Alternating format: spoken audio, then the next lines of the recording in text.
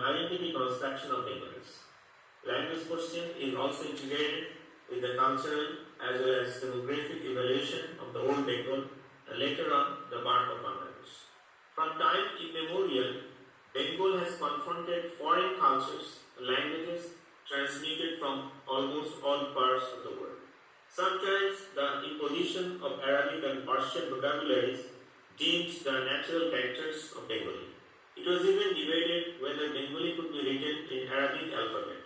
Again, the first printed Bengali book was published in Roman alphabet since Devanagari script was not available in printing press. The attempts were made vocabularies, making the language hardly recognizable as a live language or language of the people. The distribution of Bengalis into two countries based on religion affected the Bengali language as well. The language was occasionally in. However, striving amidst such adversity and hostility, Bengali has survived mainly through breaths and guards and lived lives of common folks. At present, the language spoken by the most Bengalis, especially in rural areas, is neither imposed nor stigmatized.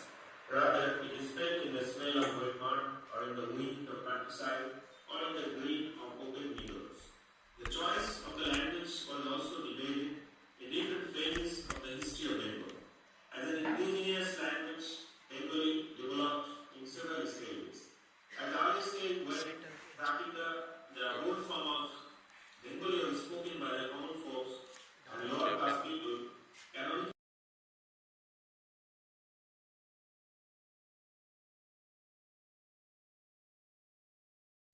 used to write books in Prakita, known as Gogo Prakita. This Prakita was considered as a form of poetry Prakita, or the Prakita spoken by the evil spirits, poeters. The language was stigmatized as poetry Prakita because it was spoken and practiced by the Buddhist priests who were not accepted by the Syncretic school of the Brahmins. However, besides, later on in the 13th century, Muslim sultans patronized Hanamkonda. They commissioned contemporary poets to write and translate literature in Bengali. Bengali was reviving in the vast domain of Puthi literature as well. Then, during the colonial period, as an orientalist or modernist project of standardization and knowledge production, Bengali language was syncretized. Nevertheless, in pre-colonial period, Bengali was existing in the oral and written practices of folk tales. Prakita form of Bengali was normal, natural, and not artificial. There is no colonial politics or coercion to divide people religiously or culturally. When Bengali was conquered by the Turks, Persian was adopted as the state language, but Bengali was always patronized. Bengali originated in the Middle Age when the language was flourishing and used for producing remarkable literature under the patronization of Muslim rulers. Then, in Puthi literature, Bengali was reborn. That is called the rebirth of Bengali, but in typical history, it is described of Bengali language and literature. And this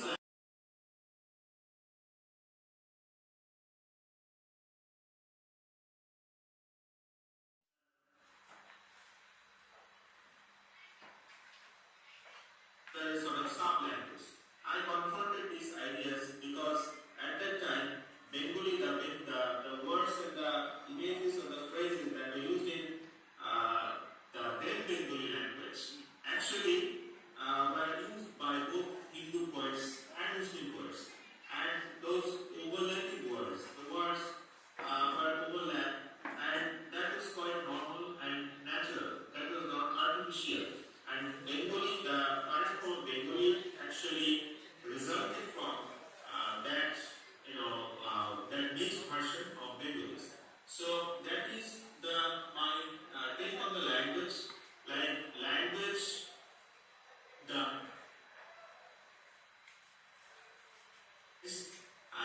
see in the speech and guards of the masses, expresses synthesis and unity.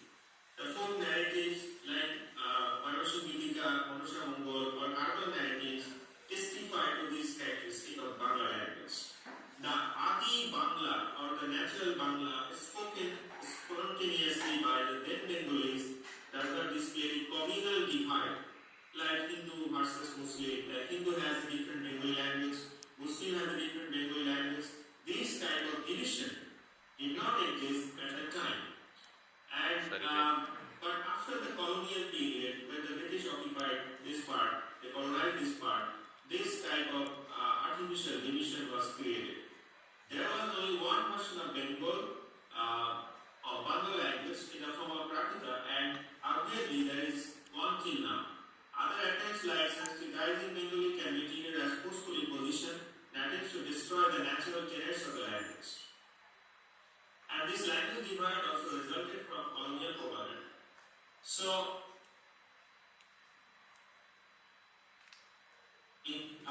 mentioning a quote from Dinesh Chandra Sen, who says that we get Bangla in its original form in Vamshi Photography. So I will not give the detailed examples from those books because of time constraints, and we have the audience from different regions actually, and this Bengali language may not be understandable to most of the audience. Is this part, religion part. So, in this part,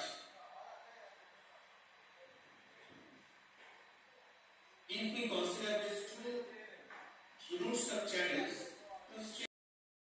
how Islam as a religion entered this Indian subcontinent, then it will be easier for us to understand the religious syncretism.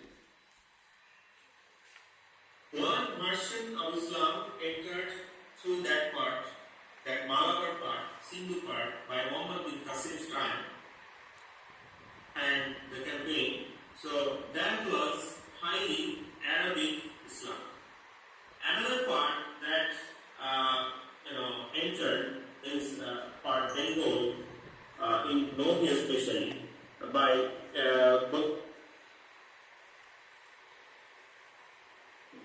Turkish blend or Persian blend. So there are huge differences.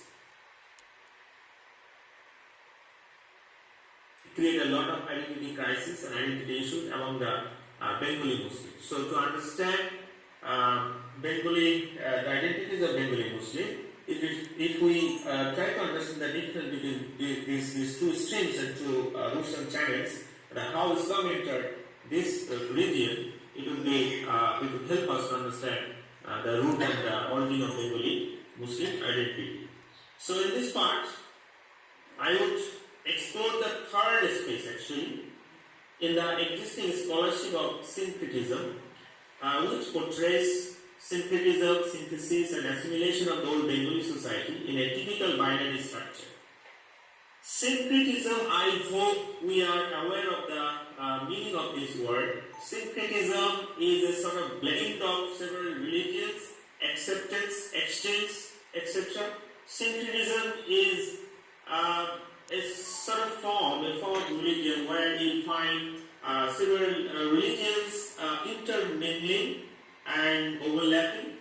The belief system, new belief system is created by borrowing the ideas, beliefs and concepts from several religions.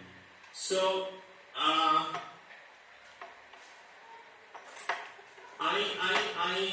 argue that by studying syncretism from the third space, actually what is the third space that I describe later on. So, we can understand the Bengali Muslim identity formation better. In a typical theory, however,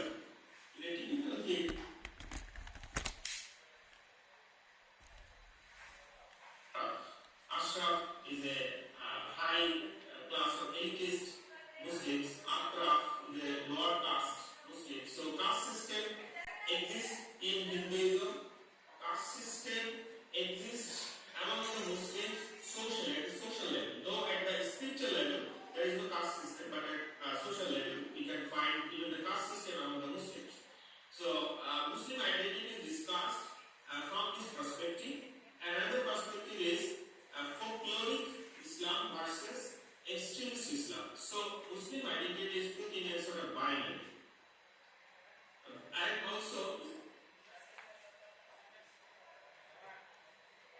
Localism versus Syncretism was going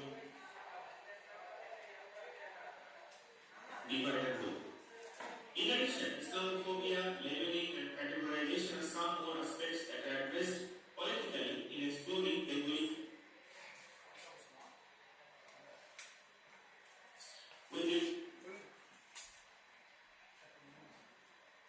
Now let me elaborate on my conceptual take for the artist.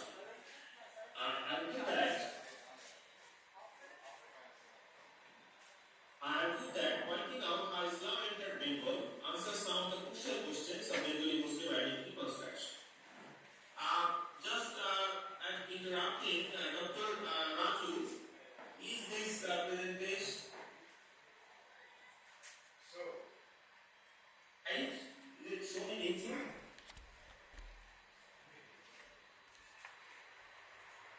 Is it telecast live on YouTube? Yes, sir. It is live on the YouTube. Okay, but some of my friends, they are calling me. Yes. That they cannot see. But the slides are not in consonance with the preparation, sir. Provided is a Sir? So the telecast is going on live, sir. they can. Due to some internet problem, these technical issues arise, but here it is live. Oh. You know proceed, sir. Okay, thank you. Thank you. So, I argue that pointing out how Islam entered Bengal answers some of the crucial questions of Bengali Muslim identity construction.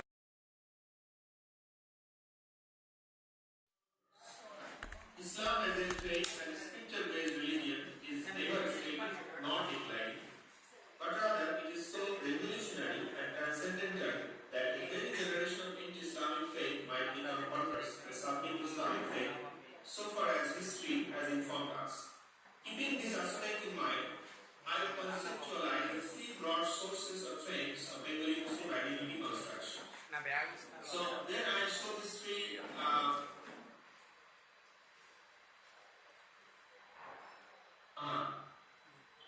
these three broad sources of trends that you can see now. One is the fusion and overlapping. That up to now I have pointed out. Sufi, street is there, Pir, that concept, and also even from Vaishnava and from Shahotia. So, and even from Hinduism, some concepts have entered among the Muslims. And there is a sect, a community among the Muslims who are known as Shia. Mainly, they are Persian based. They came from the then Persian. And also mystic cards. Number two is typical popular Islam. That is the Islamic school. There are four Islamic schools actually: Hanafi school, Maliki, Hanbali, and Shafi. And in this part, Bengal, this Hanafi school is mostly popular. And from that, there are other streams appear: Belki and Demolishing. And the number three, reformist movements. A group of scholars and activists have been active in different threads of the history of Islam. They're anti-British and anti-oppression of the authority. And I can mention some names like Habib Shoyebullah and Nisamuddin Qutbi. So those are reformist Muslims. But this phenomenon is not traced in mainstream discourses and research. Actually, sometimes we think that radical Islam or extremist Islam is a recent invention of the recent trend. We think in this way, we think politically in this way, but actually from the beginning, there was a purist trend of Islam, purist system of Islam. So, if we do not trace that part, then we do not understand the complex nature of Bengali Muslim identity. And the 15th century Bengal was the golden time of the Muslim world, and and yet Hindu cards and culture are practiced by many converts. The common villagers converted to Islam recently are mainly engaged in the worshipping Manusha. Manusha is that folkloric goddess actually. She was not the canonical goddess like Durga or Shiva. So she was worshipped even by the village folks who were converted to Islam. Even after becoming Muslim, they used to worship Manusha. So it is a historical fact that cultural and religious assimilation and syncretism did take place. Again, this fact is to still that a group of Puritans are always vocal and active against such syncretism. There were major campaigns and clashes. They are committed to demolish all practices of innovation in Islam. They literally announced jihad, holy war, against those syncretistic Muslims. They got endorsed and inspired by the Islamic texts and assert that there would be always a group among Muslims who would be the lone fighters against superstitions, fabrications, and all ills and evils in the name of Islam. And this group is known to be the Puritans. So not only the first two groups should be analyzed, the third group should also be analyzed when we discuss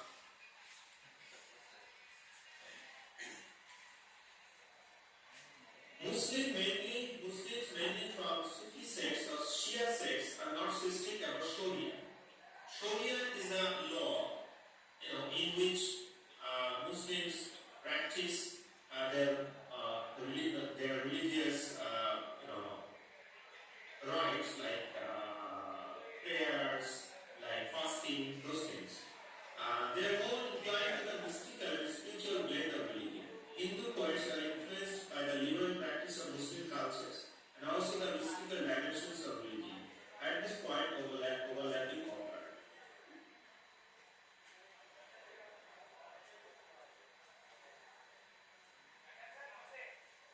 And then the several stories and myths among the Muslims are formed. To the myths and stories of Vaishnava culture or Hindu cards. For example, when a goddess like Manusha was widespread in folkloric literature, then another type of god appeared among the Muslims that is called Shuktopi. And Shuktopi and Shuktu Narayana both are intermingled and was practiced and popular among the Hindus, and Shuktopi was practiced and popular among the Muslims. The folk tales and the Puthi literature that were written on the Shukta Narayana Shuktopi, the language is the same. Narayan and Pir, they are interchangeable, these two words. So this way, this religious syncretism occurred, and Hindu people have a supernatural god, a god who has supernatural god, who can give life to a dead person. So Muslim is also supernatural god. So they invented the person like Ali, like Hussein, like Fatima. So those are the holy figures among the Muslims, but they in mainstream Islam they didn't have any supernatural power. They are like the human beings who die. But to invent the same like folk tales and the folk gods, Muslim writers, even Muslim poets invented such figures in among the Muslims. And there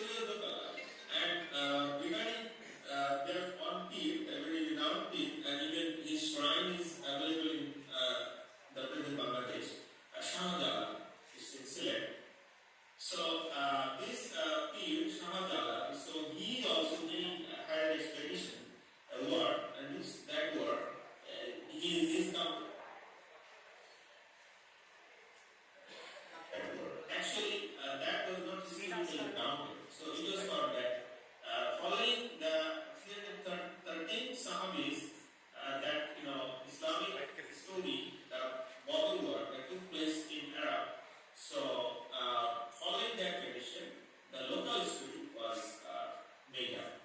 So this way actually religious syncretism occurred at that time. So I go to the last part of my paper, and I hope this part will be more interesting to know how the syncretistic beliefs and overlapping took place in the area of gender. We'll see that now. So this part analyzes the created tales from the perspectives of gender identity. It argues that the identity of Muslim women is largely Indianized or localized in the subcontinent. Muslim notion and practice of chastity and agency in many cases have been mounted by the Hindu notion and practice of chastity and agency. I will point out that there is a huge gap between how women's chastity and agency are treated by societal norms and conventions and how they are considered by Islamic norms and traditions. By citing textual references from Quranic and non-Quranic texts, for example, folk narratives, I show how Hindu or Quranic beliefs and paths have shaped patriarchal beliefs of Muslim women's identity and agency.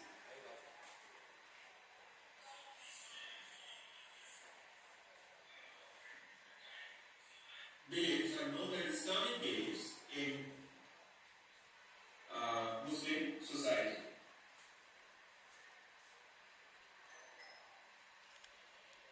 In Bangladeshi Muslim society. So let me cite some instances from some Quranic text. But before that, we should know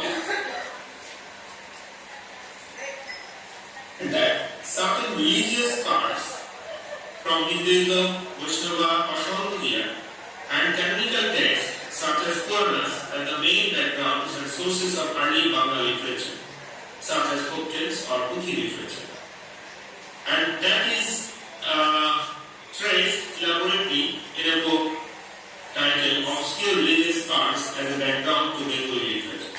So many Bengali literature, the background to Bengali literature, and Bengali literature originated from different religious tales, Puranas, and religious parts. So that is the same here.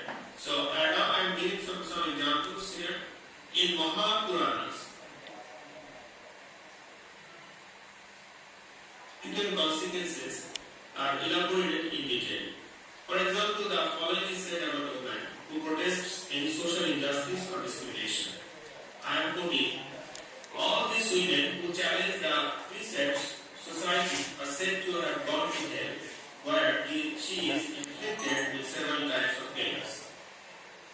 So this is said in Mahapurana. All these women who challenge the precepts of society are said to have gone to hell, where she is inflicted with several types of pains. Now if you consider the Bengal context, the Bangladesh context, one is really surprised to observe that this is how similar in Muslim society nowadays in Bangladesh, by both the Islamic preachers, especially in Waqf Mahfil. Waqf Mahfil means religious gathering, and the popular streets or public places. In most speeches delivered in Waqf Mahfil, women and hell are synonymous, and this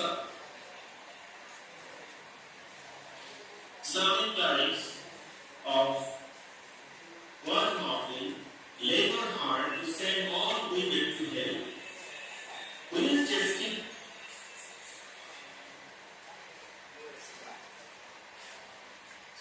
however, in Islamic scriptures, such notion about women protesting injustice message is prevalent. So, in the mainstream Islamic religion, it is not found that if a woman protests or if a woman raises her voice, will go to hell.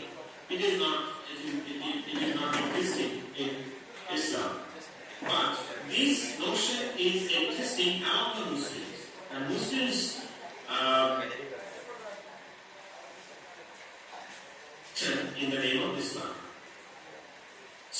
but originally it is found in Mahapurana. So you can understand the religious syncretism, how this took place. Like the religion, including Muslim women and Muslim men, are greatly shaped by the concepts that are available in Puranas. Now another example, let me give you another example. I am booking a woman who drinks an intoxicating drink is also called unchaste. This is mentioned in Garuda Purana. A woman who drinks an intoxicating drink is called unchaste. So if a woman drinks alcohol, she will become who drinks alcohol. In a country like Bangladesh, women who smoke or drink are treated exactly in the same way. Recently, this one incident has become a widespread incident in Bangladesh. A woman who was harassed, a woman was smoking actually in a public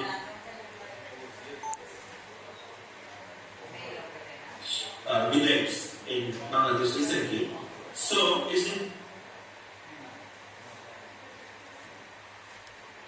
and in Bangladesh, Muslims are practicing this notion in the name of Islam. So,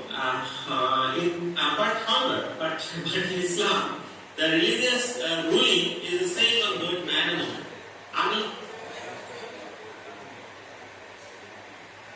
Smoking is prohibited.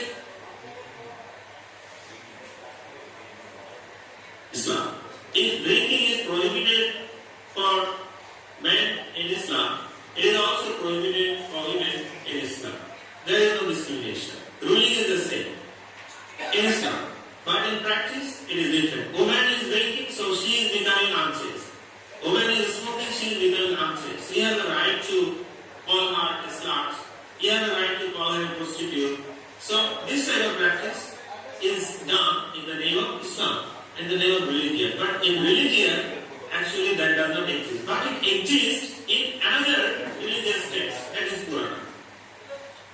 So it's quite interesting. That's why I'm putting this thing. Now another thing is that apart from physical abuse, verbal abuse, cursing, slut shaming of women in a patriarchal society, in many Indian states also you can find this type of practice. Slut shaming is there, verbal abuse, physical abuse of women. Okay? So, and it happens, it takes place both in urban and rural settings, both in villages, both in cities. Besides, one of the typical patriarchal practices is calling a woman prostitute.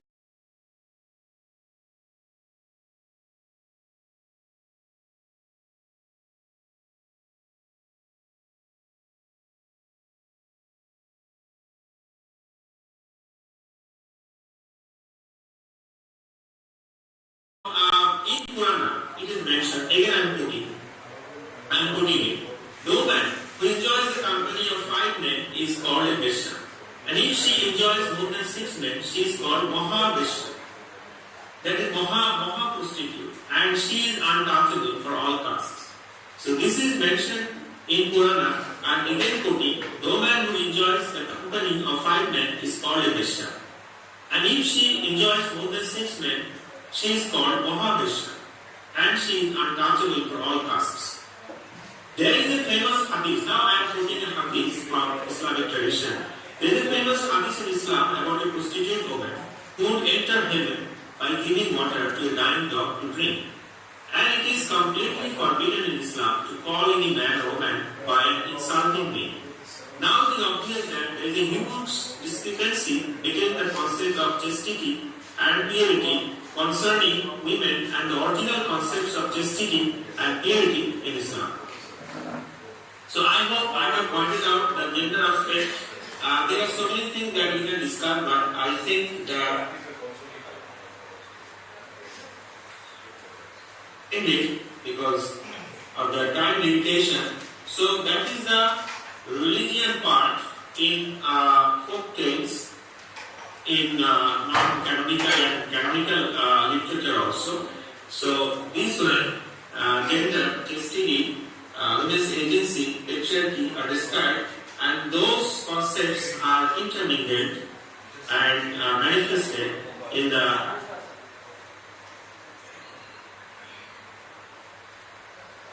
Muslim men, like ideal wife that you will find in the character like Behula. Behula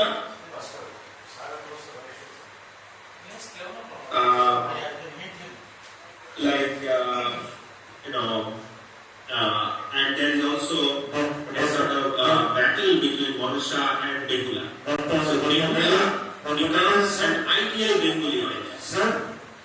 And Bengali Muslim women sometimes imagine themselves as Behula.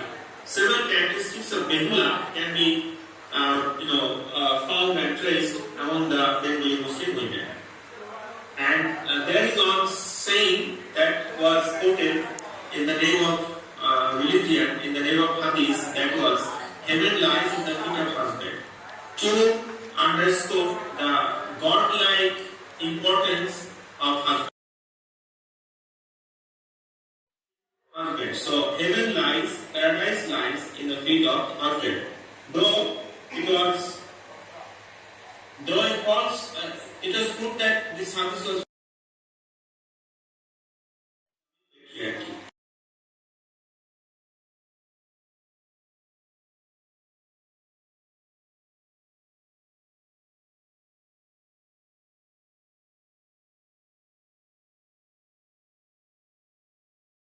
Honeymoon night, she was guarding him, and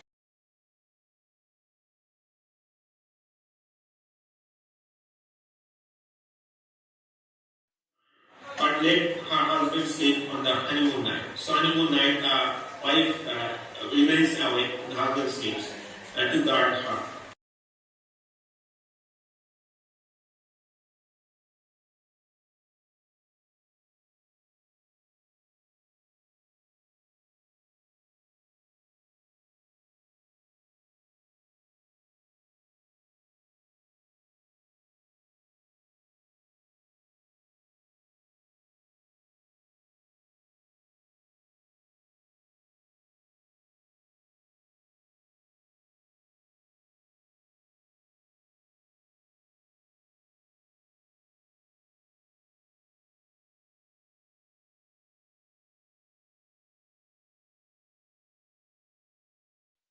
Blending synthesis and syncretism in pre-colonial folk tales. And to understand the complex nature of Bengali identity, those issues should be analyzed elaborately and in a broader way so that we can understand even the psychopathological characteristics of Bengali identity and what is going on in Bangladesh currently. A lot of identity crisis, identity politics, identity issues are going on. A lot of clashes are going on also.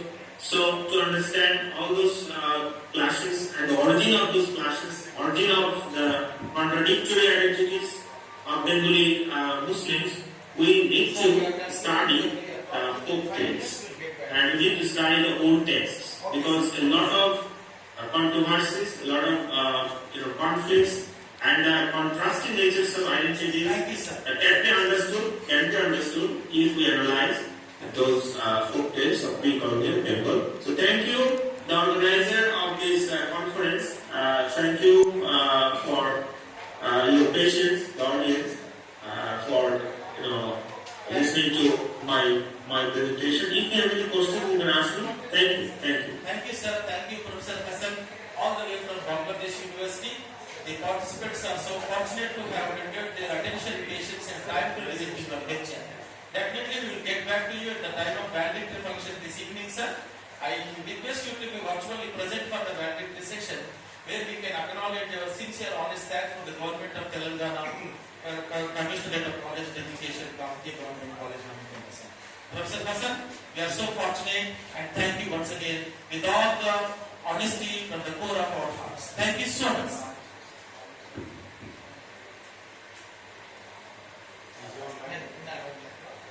Thank you, sir. Shall we conclude this presentation, sir? Some questions. Thank you. Yes. Sir, Rajeshwar sir is online. Next session, please.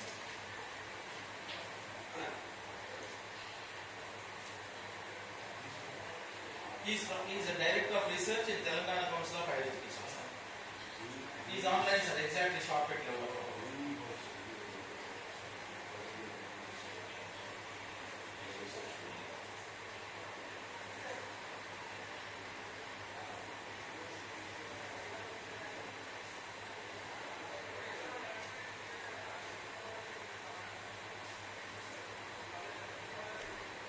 Recording in progress.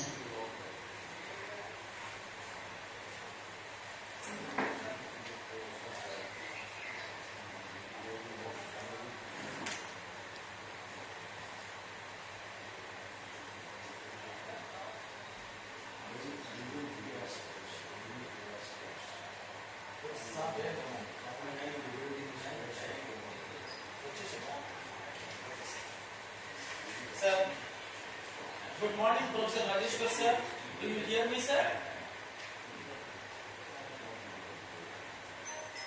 Good morning, Professor Rajeshwar sir. Do you hear me, sir?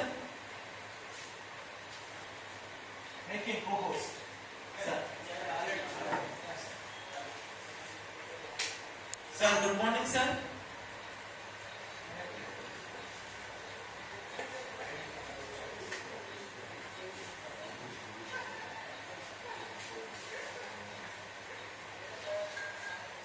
Sir, please do join, sir.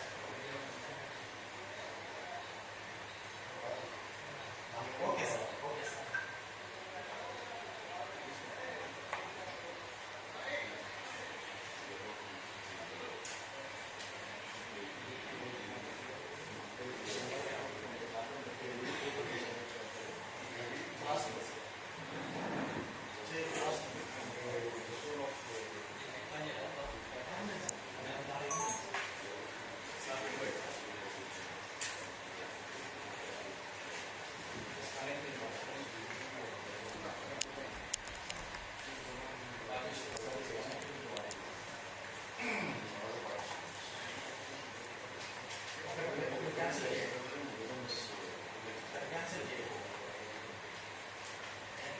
Make a host. Yes. Do that, sir. Do that. Immediate, sir. Immediate. Make a host. Co-host. Yes. You will then correct his answer.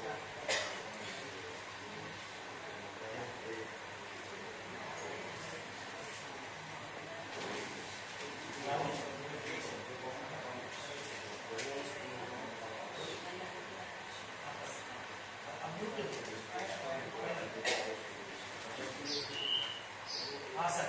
Welcome, sir. Welcome, sir. Good morning, sir. Good morning. Can you hear me first of all? Tell me.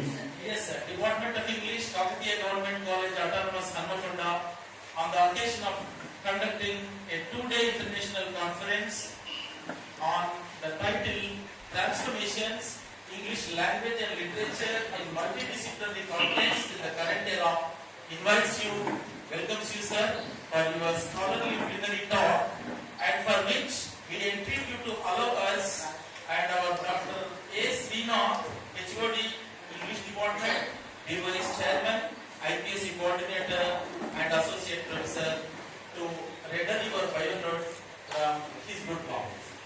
Would you allow us to do so?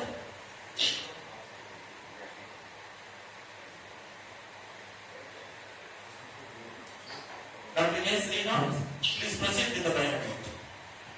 Thank you, Dr. Hanamkonda, sir. I would like to welcome Professor Rajeshwar sir to this August gathering online. Sir is the Director of Research at the Telangana Council of Higher Education, TGCHE, Government of Telangana, Hyderabad. Earlier, he was a Professor of English at several universities in India and overseas. Nalanda University, Ministry of External Affairs, Government of India. Prince Sultan bin Abdul Aziz University, Saudi Arabia, Kakatiya University, Telangana, Eritrea, and University of Joensuu, Finland. During his long career spanning more than 3 decades, he also lectured at many universities across the world, including University of Helsinki, Finland, University of Turin, Italy, University of Vigo, Spain, and University of Colombo, Sri Lanka. Professor Mitapalli is a widely published scholar with 6 books and 95 articles published internationally to his credit. His latest book, Indian Fiction and Films, Rethinking History, Society and Culture, has been published by Atlantic, New Delhi. His massive e-book, Nalanda Lectures on World Literature, 700 pages, has been described by the scholarly community as a magnum opus.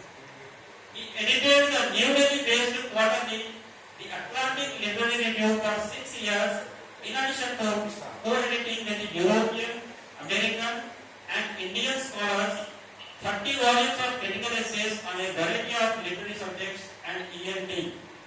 One of these edited volumes, The Male Empire Under the Female Gaze, The British Raj and the Males of, was published by the Amherst, New York-based Capria Press. Apart from these scholarly accomplishments, Professor Mitapalli sir has vast experience as an academic administrator. He recently completed a term as Dean of the School of Languages and Literature at Nalanda University. Previously, he was the head of the Department of English, coordinating officer of the UGC unit, and a member of the Executive Council of Kakatiya University.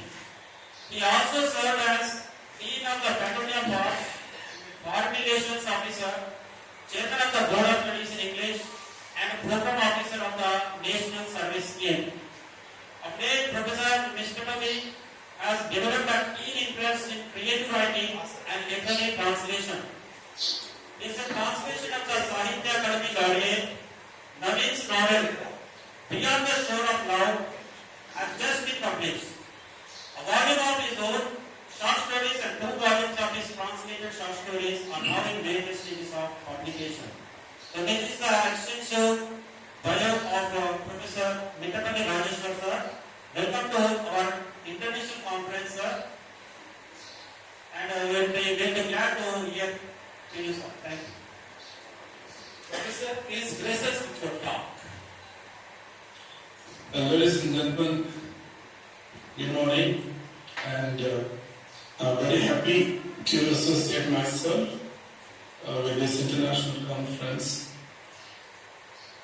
I was asked to come and participate in this conference in person, but because of work pressure, I just couldn't make it.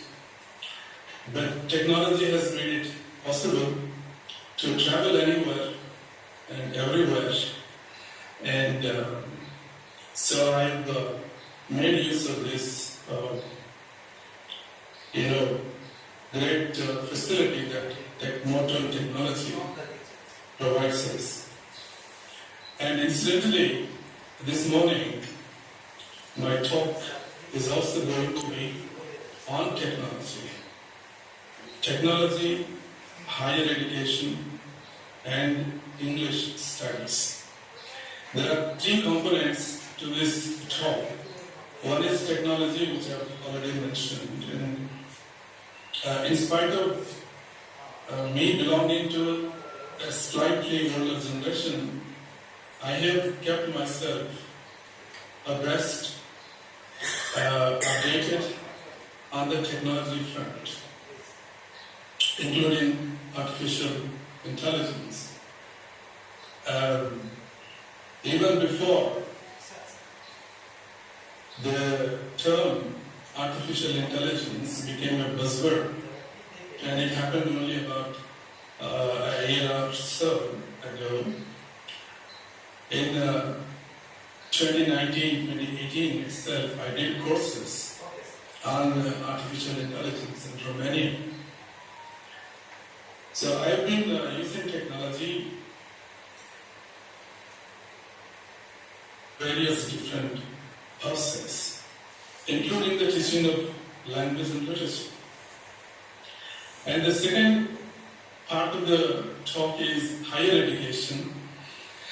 In the introduction, they have said that I am associated with the Telangana Council of Higher Education as the Director of Research. So that has kind of encouraged me to bring in the concept of higher education.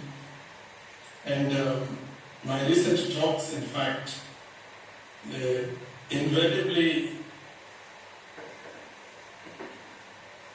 it's various problems and various needs and so on.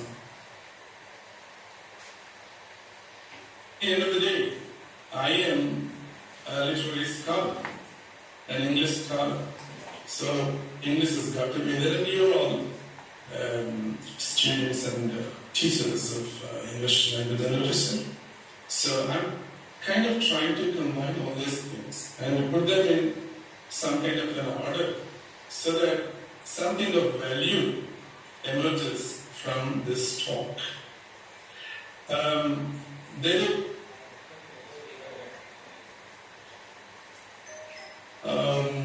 I should have come up with a proper PPT.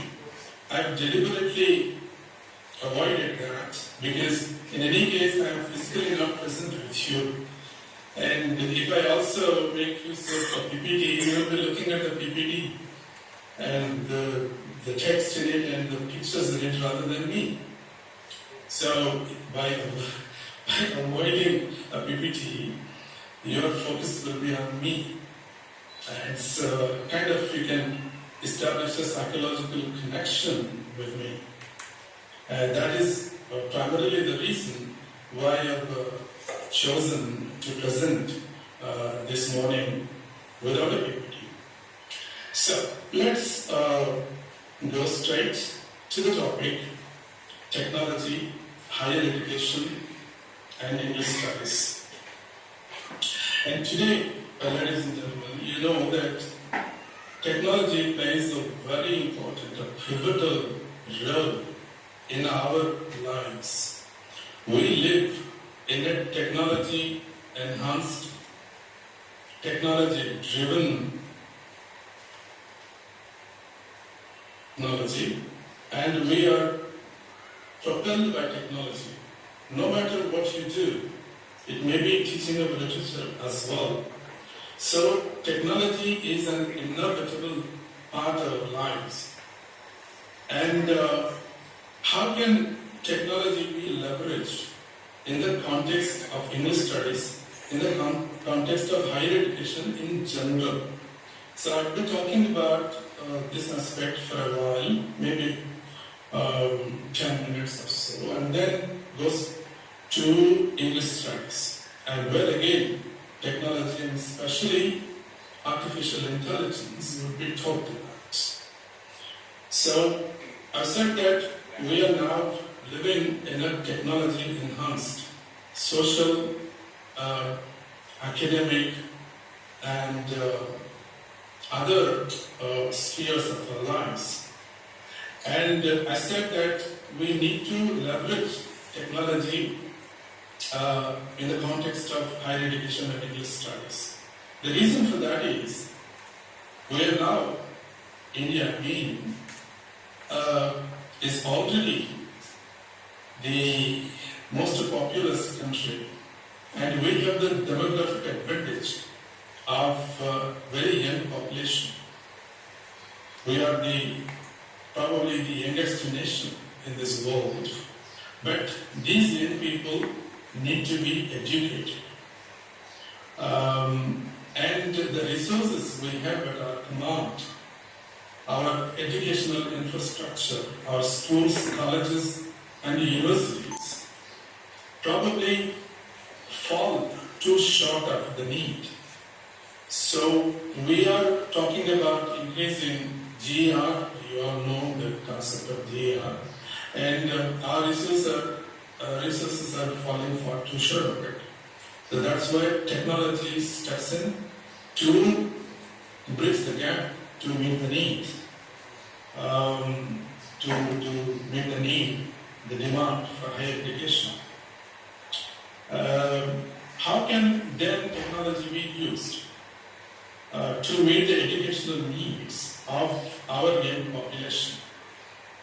That we will be talking about a little in detail.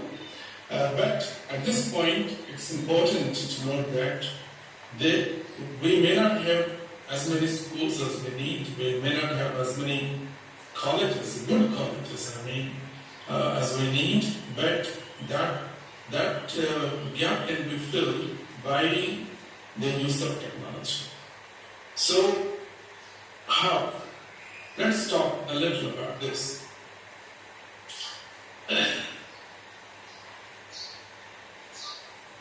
How does technology help in this process? So that's a question.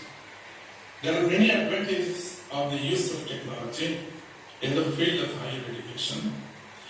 One is that it contributes to the improvement in the learning process.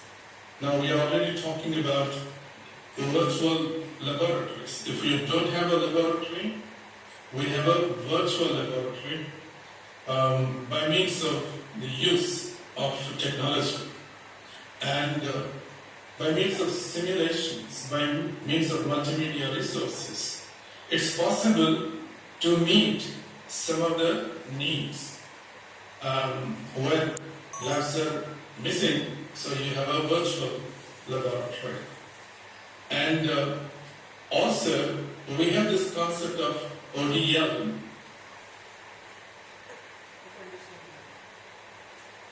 It's not exactly a new concept.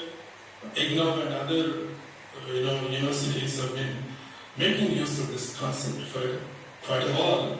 But today it has become even more urgent, and it has become also very easy.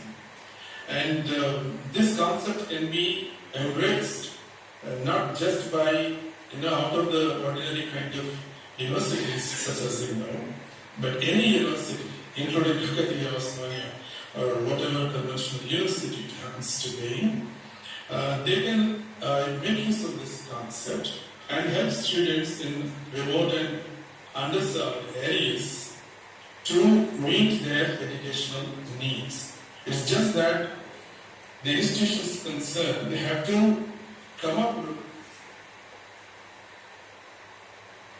institutional development plan. We've been talking about this on some other occasion. Maybe we'll talk about IDP in greater detail. But institutions concerned, the universities concerned, the colleges concerned, have to have a proper plan by means of which you will be able to reach out to the students and meet the educational needs of students in underserved areas. And technology has certainly made this possible. And technology also offers, including AI technology, learning opportunities. And you all know probably that the SWAYAM and the MOOCs, some of you have in fact contributed to these concepts. They've been developed by IITs, IIMs, and other elite institutions. And all these materials are available. And what do?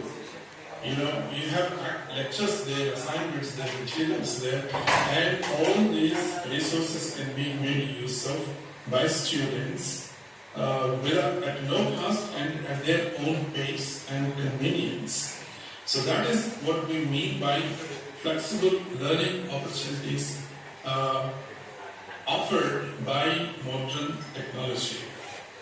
And technology has also made it possible to have a better teacher-student interaction.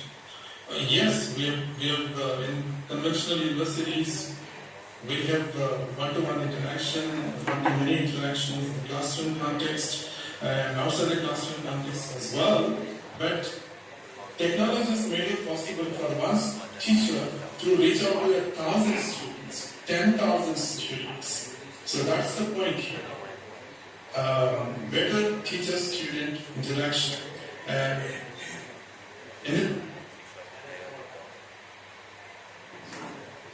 Discussion forums, chat platforms, video conferencing, and many other means of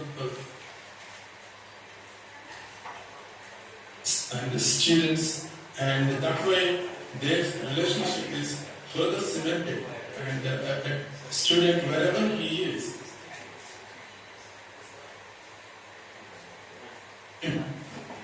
And another interesting thing is the access to educational resources within India, wherever they are.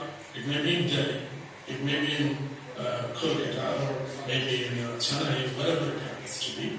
And also globally, you can subscribe to libraries, or your institution can subscribe to libraries.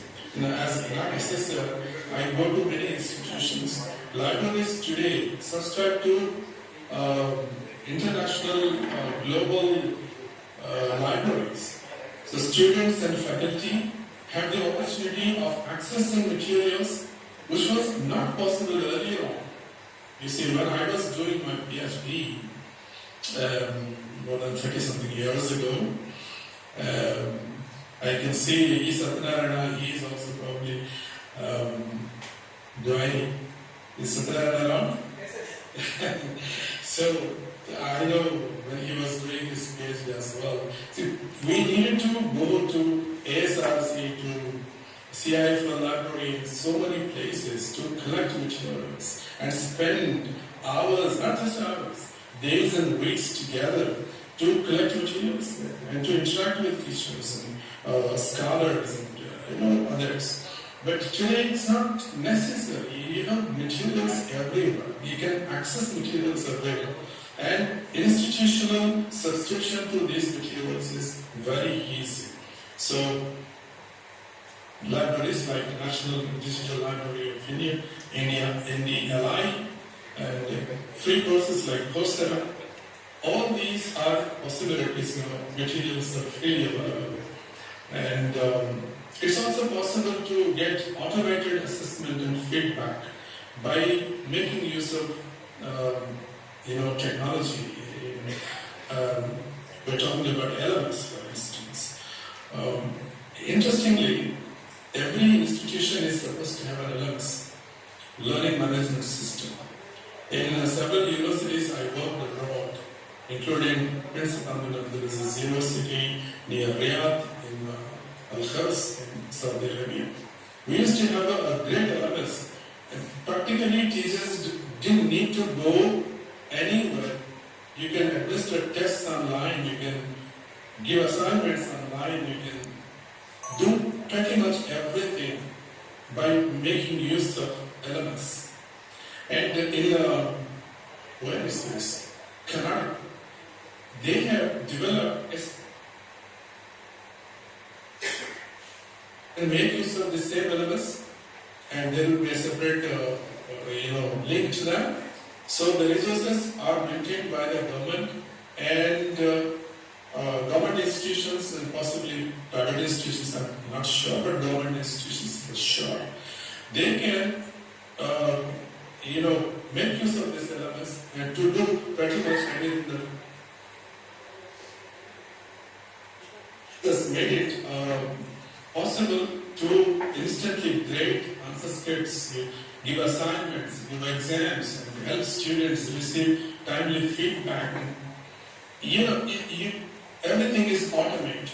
Everything is automated. You don't have to do much in physical terms, because in doing things in physical terms is very taxing and very time consuming. And there's the possibility of going wrong somewhere, errors, human errors. But technology doesn't make errors if you handle it properly. And also research opportunities.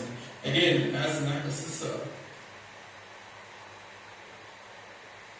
file their research profile And teachers earlier on used to find it very difficult to find access to materials, to have opportunities for publication, and even to come up with a proper paper and have it checked and cross-checked. But technology has now made it possible to do research in a lot better way, and also to collaborate. Somewhere in Europe, in Turin, or in Vigo, some of the places where I worked, you see, I still have collaborations with my colleagues at the University of Turin, and one of them, Pablo, his name was mentioned in one of the verses. He was here just a couple of days ago. So we've been doing projects. He went 10,000 kilometers away, and I here in Hyderabad. We've been doing projects, research projects, and pretty good ones at that. And all that is possible. And another important thing is, I already mentioned artificial intelligence and data analytics. This is a very important modern technology which has become available to us. People are still getting used to AI, and some people are in fact also misusing to generate articles and things like that. But every technology has two possibilities. One is use it properly, and the other one is misuse it. Anyway, we are only talking about the positive side of the issues. So artificial intelligence and data analytics will help us in tools like platforms like Immersive. They help us in identifying gaps in learning, in analyzing and making informed decisions on resource use, and also to support struggling students. And data analytics is probably aware of this concept. It helps us in pinpointing what is wrong and how to attend to it. So,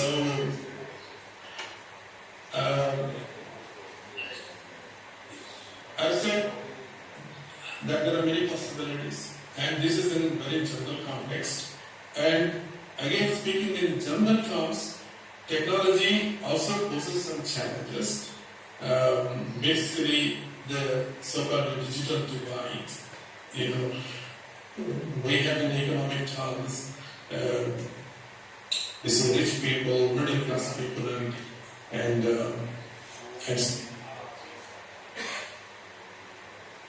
digital divide. Those are conversant, those are familiar with digital technologies, and those who are not. And that's a huge gap obtaining between two classes. Here, these two are classes in terms of knowledge, in terms of the use of technology. So that is an important aspect. There are a lot of people in India, in spite of the fact that Indians are known to be very techno-savvy people. If you are walking in the streets of, for example, any African country or European country, they take it for granted and they identify you as an Indian. They take it for granted that you know everything about technology. Sometimes strangers walk up to you and ask you, look, mister, I have this problem with this smartphone. Could you please fix it? They automatically assume that Indians know everything about technology. So this is the kind of image we have abroad. But in spite of that, we also have a lot of people up to date on technology front. Text identification. You have to take that part of the population also into consideration. And some teachers also have reservations about in the use of technology. They think that they'll become redundant or somehow they put up psychological resistance to it. And there are always these concerns about data privacy and cyber security and also ethical concerns, considerations, issues. Ethical issues will generate, for example, somebody wants to publish an article, it generates an article using the top process all. So that's an ethical concern, isn't it? So it should not. These are some of the concerns, but as I said already, when you embrace a new concept, there are bound to be some issues. That doesn't mean that you must not embrace the concept. You have to make yourself aid and then leverage it properly. And if there are any issues, ignore them. So, let me now come to English studies. Okay. How, specifically in the context of English studies, English language representation, how technology can be made use of. Now, and not just here in India, but in countries like China, Japan, which are very techno-savvy countries, and they are making use of technology to teach English. You will have to Google and find out what all they are doing. This is not the time to explain everything, but I'm only mentioning this. People where English, countries where English hasn't been second, third, whatever language, have now made use of technology and started teaching English language. And in the context of India, English literature is also an important component of English studies. And like in general terms, in the context of teaching of English language and literature as well, technology can be profitably made use of. For example, language acquisition and practice, and also literature studies. What does technology have to offer? It offers, for example, speech recognition technology. It corrects pronunciation mistakes. Earlier on, generations together continued with mispronunciations, and they passed on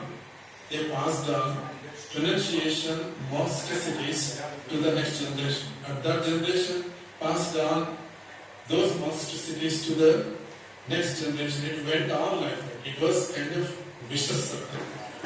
There was no way of cross-checking whether a word is properly being pronounced or accent the person has is acceptable or not. In terms of usage. But there were the desktop dictionaries, but it was a very cumbersome process to check and find it. But today, you just key the thing and you have it on your screen. Whether a word is properly being pronounced or not. You see? So that is what we mean by speech recognition, technology, and correction of pronunciation.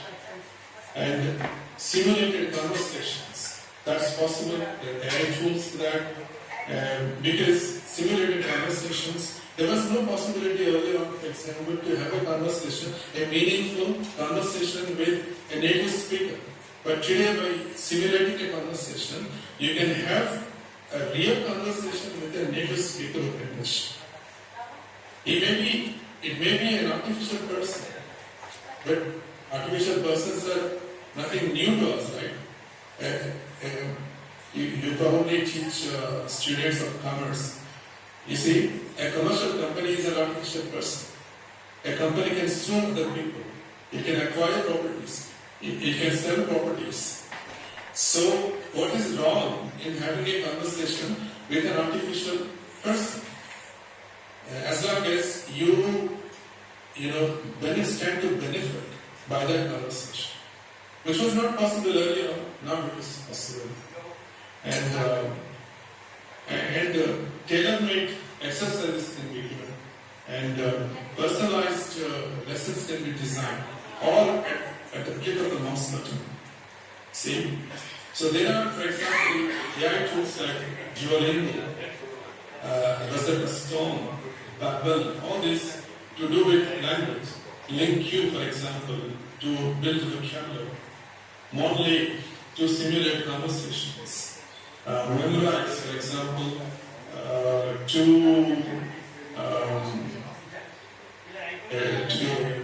it gives video examples from native speakers to improve the language and retention. And the Elsa Speak also attends to pronunciation problems. And on literature front, you are all familiar with Google Bard, but many people might not have made use of it in the proper way.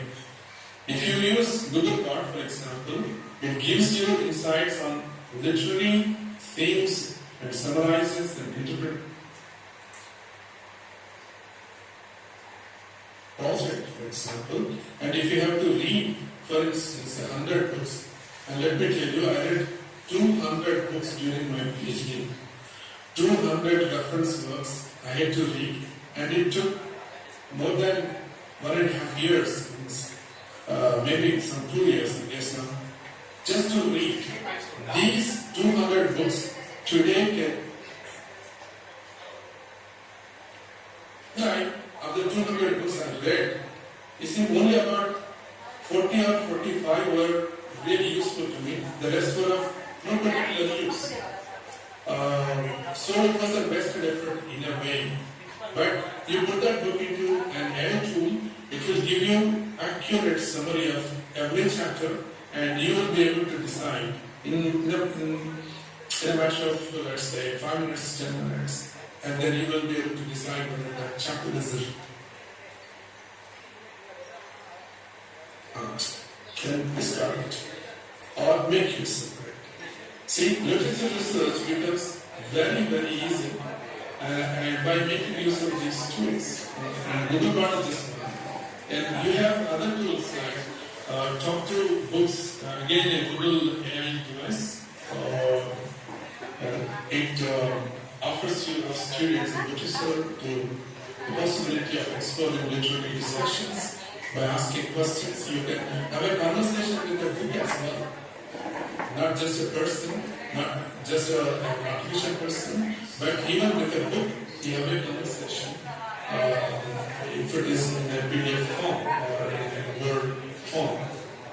And there is this wide tools which helps in the word patterns, themes, and language use. Scholars is another, it summarizes long research papers. This is another part of the research.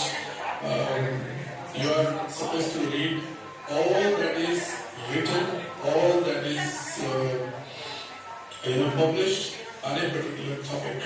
Sometimes there could be 200, 300, 500 papers. How are you going to read all of them? There isn't much time, so you just put it into Scholarship. It will give you summaries of the long research papers, and after some criticism on it, and you'll be able to make an informed decision about making use of that material or not. And similarly, there is this cloud AI, which interprets literary text. And there is a poetry genius, which also explains and interprets complex verses. Many people, the moment they find it difficult to interpret a complex verse, they discard it. But instead of that, make use of technology. Okay? And for more on the literary research, for example, you have a tool like Zotero, Z-O-T-R-O, and it's a reference management tool. I've just said something about LMS, which is the learning management system. But for research as well, you have a local LMS, which is JETRO, it's a reference management tool for PhD researchers and others. And it generates citations and creates bibliographies automatically, making things pretty easy. And also Cite, SCITEAI, it analyzes citations that appear at the end of articles, for example. And you'll be able to have some leads. If the citation is really useful, you may go to that citation and then explore more. But you need to have some information about it earlier on, so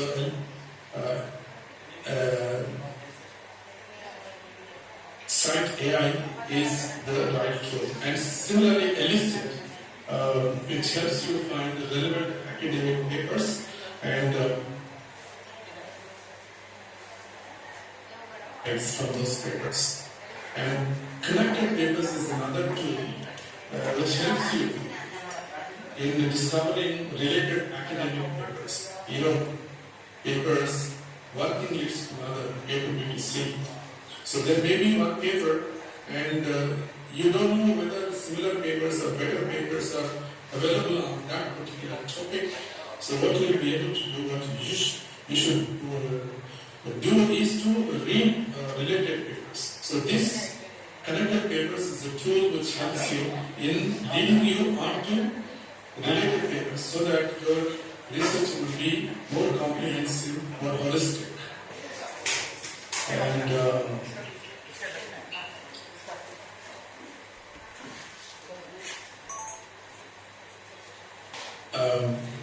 technology can also help us in classroom engagement and feedback.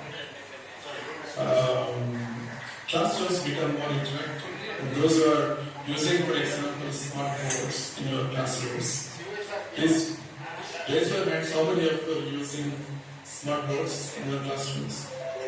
Anybody? 2, 3 people. Right? That's great. Because as an assessor, we insist on smart boards. You see, so you probably know all these things anyway. How classrooms become more interactive. Classroom teaching becomes more interactive. And how students immediately get more interested in the possibility. The other one is creating quizzes, and there are tools for that. And analyzing common difficulties among the students, slow learners, and also tools to give instant feedback to students in a friendly, supportive way, not to fault the students. As teachers, we should never fault the students. Students are our charge, so we have the responsibility to take them from a lower level of learning to a higher level of learning. There are also tools on translation and multilingual support, but I probably skip.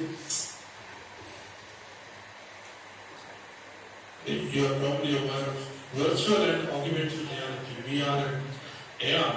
You see, there are tools now because virtual reality in the literary studies have a great possibility. You see, for instance, if you are teaching Shakespeare's Hamlet, you will have to describe Hamlet looked like, how Hamlet fought, what was his wardrobe, what kind of sword he had. You have to describe everything, assuming that you know everything. And then you have to make it a reality to students. Because we are far removed from Hamlet's times, we are far removed from Hamlet's place of residence, we are far removed from Hamlet's culture. Even English people also find it difficult to go back to Hamlet's times, hundreds of years ago. He was not an Englishman, but a European at least. You see, The problem here is being teachers of literature. We need to concretize a lot of things to students, including wordplay, the way characters spoke. How do you do that? Earlier on in the classroom, the only device available to you was the word of mouth. You have to describe, and students visualize things on their own. But now you can simulate a lot of things. For example, there is this VR tool called Engage VR. It gives allows virtual lectures, storytelling, practically everything you need. So you just make use of this tool and you bring Hamlet styles into the classrooms. The way they text, the way they did everything. You see? And also immersive VR, it offers possibility of creating immersive English conversation. You ask the student to have a conversation with Hamlet. He'll come and say, Hamlet, how are you? And you imagine how Hamlet responds. You see, in his own classical Shakespeare language of Shakespeare's time. So you have that immersive learning experience. You are virtually going into the world of Hamlet. Okay.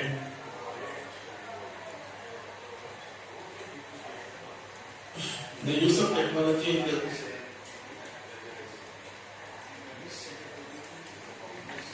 when you use artificial intelligence and other modern technologies in the context of teaching English language and literature as well.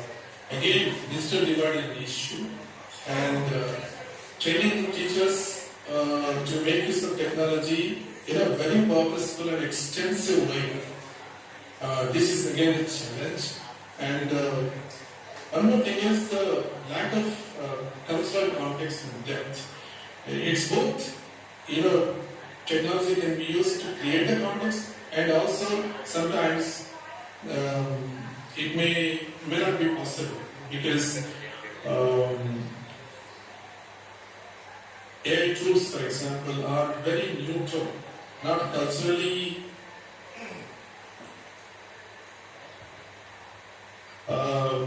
Another challenge is the critical thinking and creativity problem. Earlier our students had to think on their own.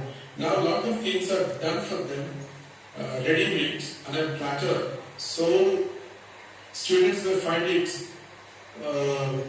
difficult to keep their critical thinking skills, their creativity sharp all the time. That's another issue. And deep reading skills is another problem. Earlier on, you asked, my teachers asked me, I also used to ask my students during my earlier phase of my career. You see, okay, these are the books, you read and come back to the classroom next week. That helped.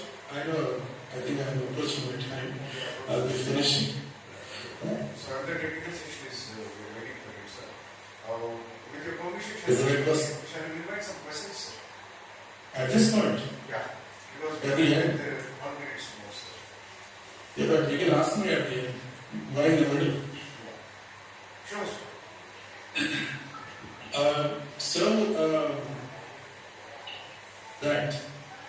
Deep reading skills. This is, earlier our students had to sit with the books and physically refer to materials, and then so they had to read word by word, sentence by sentence. And now it is, most of the time it's not necessary. Lots of the link to the practice of skimming and skipping things and all, and deep reading skills would be a casualty.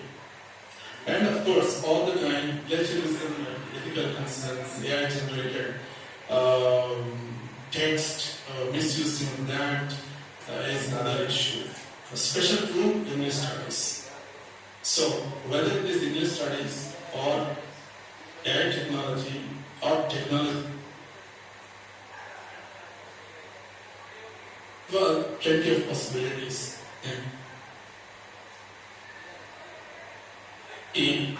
Unlike a lot of other countries which are left behind on the technology front, India is far ahead of a lot of countries. So we are not a rich nation, but we are rich in a different sense. We are techno-savvy people. So we have to leverage technology, and what are the future possibilities given that mindset we have, given that readiness, willingness we have. So there is this possibility of more advanced virtual tutors offering personalized lessons. Best for them. It may lead to loss of some jobs. Although many people say that teachers are the last to go, still important to note that teachers also may, some teachers at least, may become a little redundant. But that's because of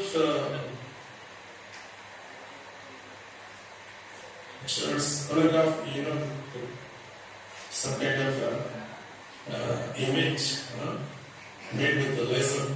And he comes in front of you and explains everything. And he sits on the wall or stands to the wall and then explains everything. It's almost like a teacher coming and explaining everything. So that's the next possibility. I'm visualizing this on the basis of a lot of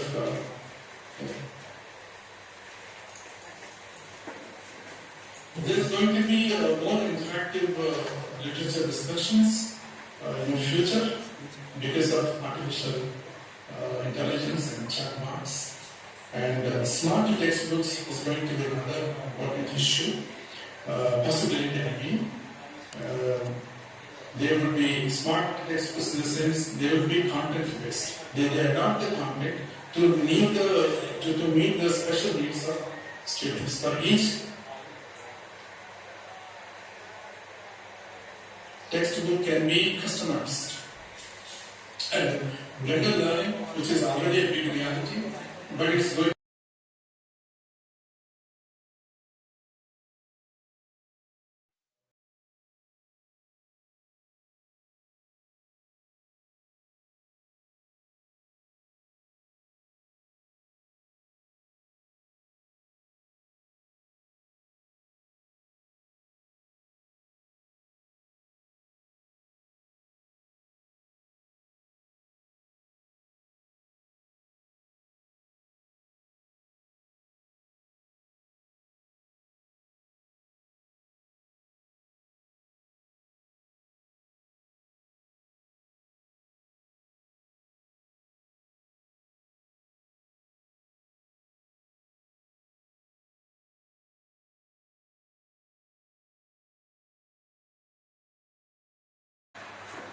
in a matter of 3 or 4 months, unless you update yourself on a daily basis.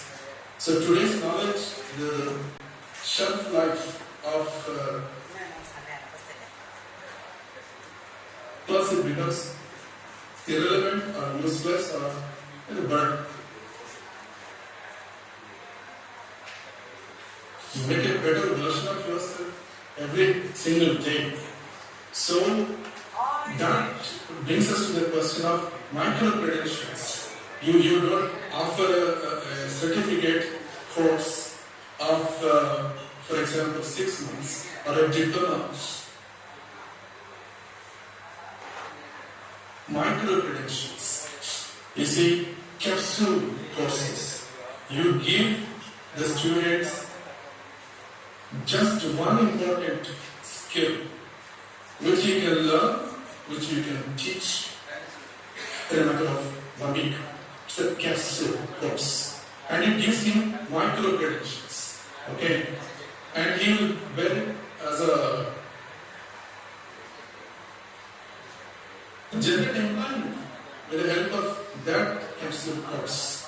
Because it needs the current need of the society in a matter for a certain amount of time. Let's say, learn new things. So all that is possible only with the help of technology, you see. And in the context of English also it will be like that. In the context of literature also it will be like that. And in the context of every other domain of knowledge. And then in the context of literature again, there is bound to be what is called AI-driven. What happens here is AI will create interactive adaptations of classical literature, transforming novels, for example, into immersive digital experiences and animations and simulation. Infinitely easy. And in fact, you can also have a simulated author interviews. Earlier on, if you had to interview R.K. Narayan, you may not know this, but R.K. Narayan used to charge $100 for each interview. And people had to wait for a long time. But today, AI would learn all about R.K. Narayan, and then you can, an intending student of literature, an intending scholar, PhD scholar of literature, can simulate a conversation, an interview with R.K. Narayan. Any dead or alive author. You can even interview Aristotle. No problem. AI makes it possible. So these are some of the possibilities. So I spoke about the use of technology in India and the need for it because we have a very young population and our resources are limited. So technology would be the right thing to use to meet the learning needs of our master population.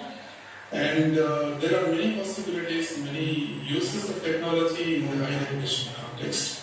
Then I said some important things about the use of technology in the context of the teaching of English language and literature.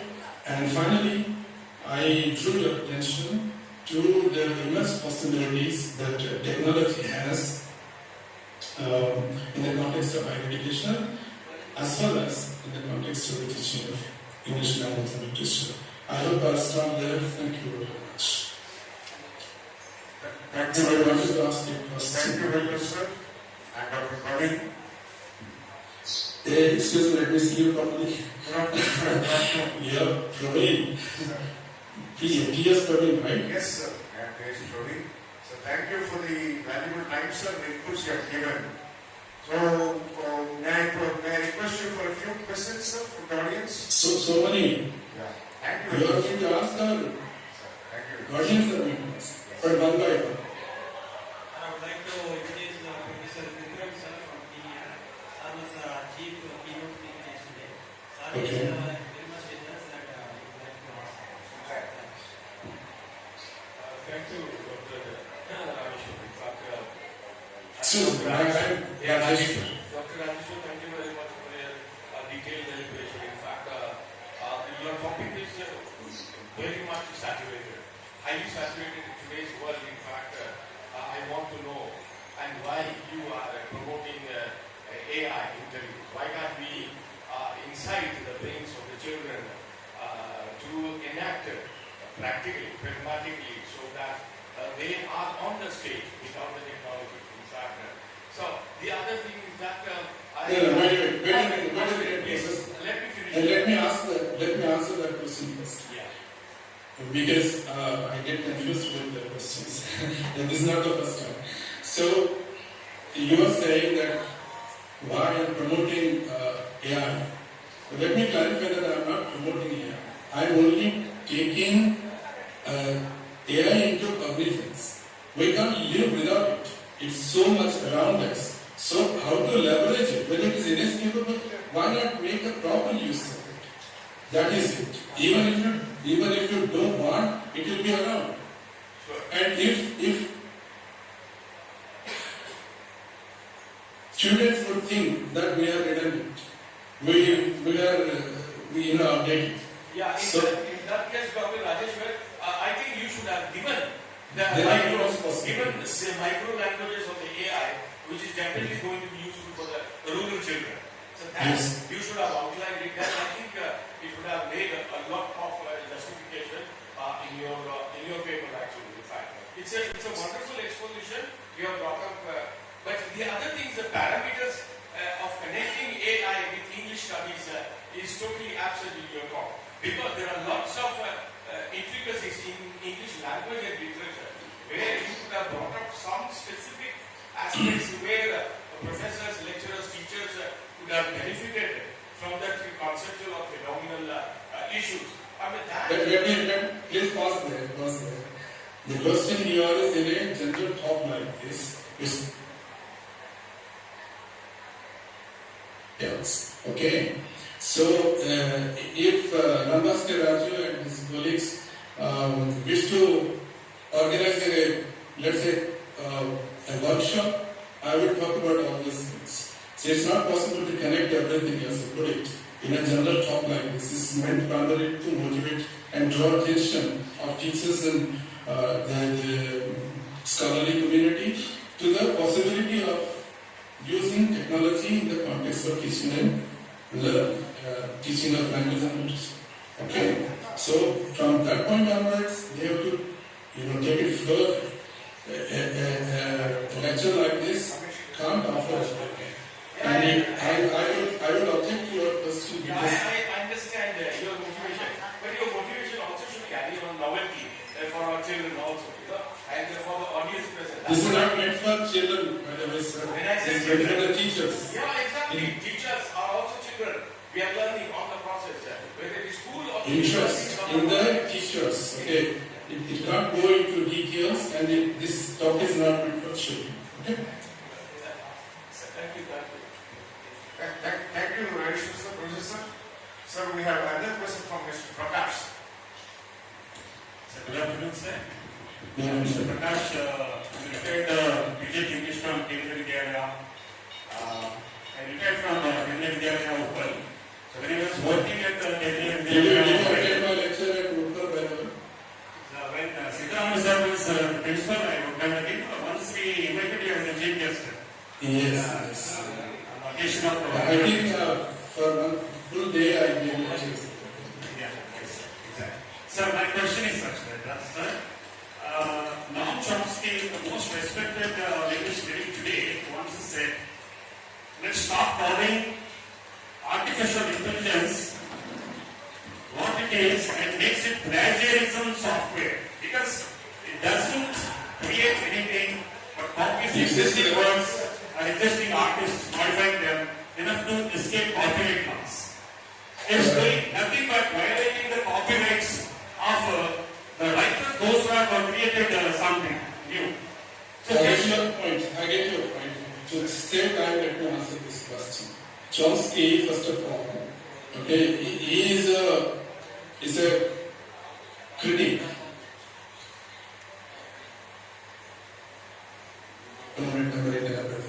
That's okay, I accept his argument for the sake of argument.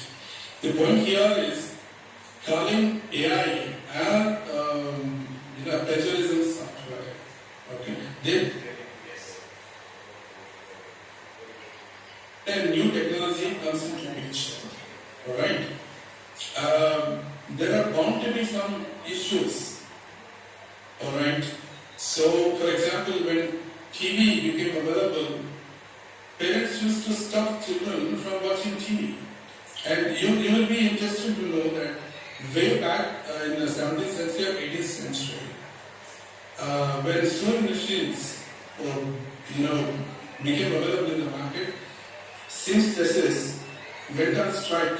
You should not bring the sewing machines into the market. The reason for that is they didn't want the technology to be introduced because it cut into their livelihood. Just imagine if they had their way, do you think civilization would have progressed? And very recently, during the 1990s, when computers started to be introduced in government offices, including LIC and banks, LIC workers went on a strike. They didn't want the introduction of computers. They were apprehensive that their jobs would be gone. And do you think if they had their way, today LIC would have survived?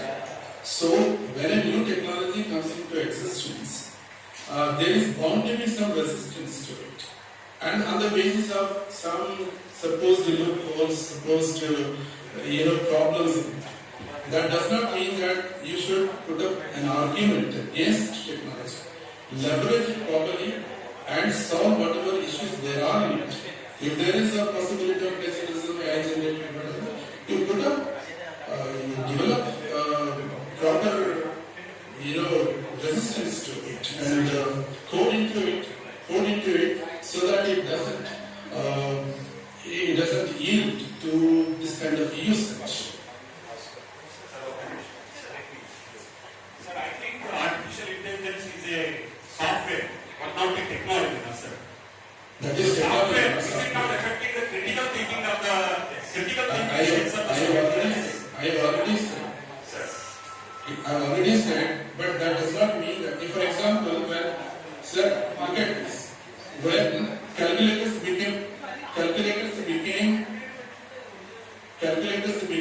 available, you see, earlier on, I used to learn tables and do calculations. When calculators became available, we started making research. But we also became very productive. You see, the calculations that you could manually do over a period of, let's say, 1 hour, in a period of 1 hour, you could do now with the help of a calculator in a matter of a few seconds. So, which is better?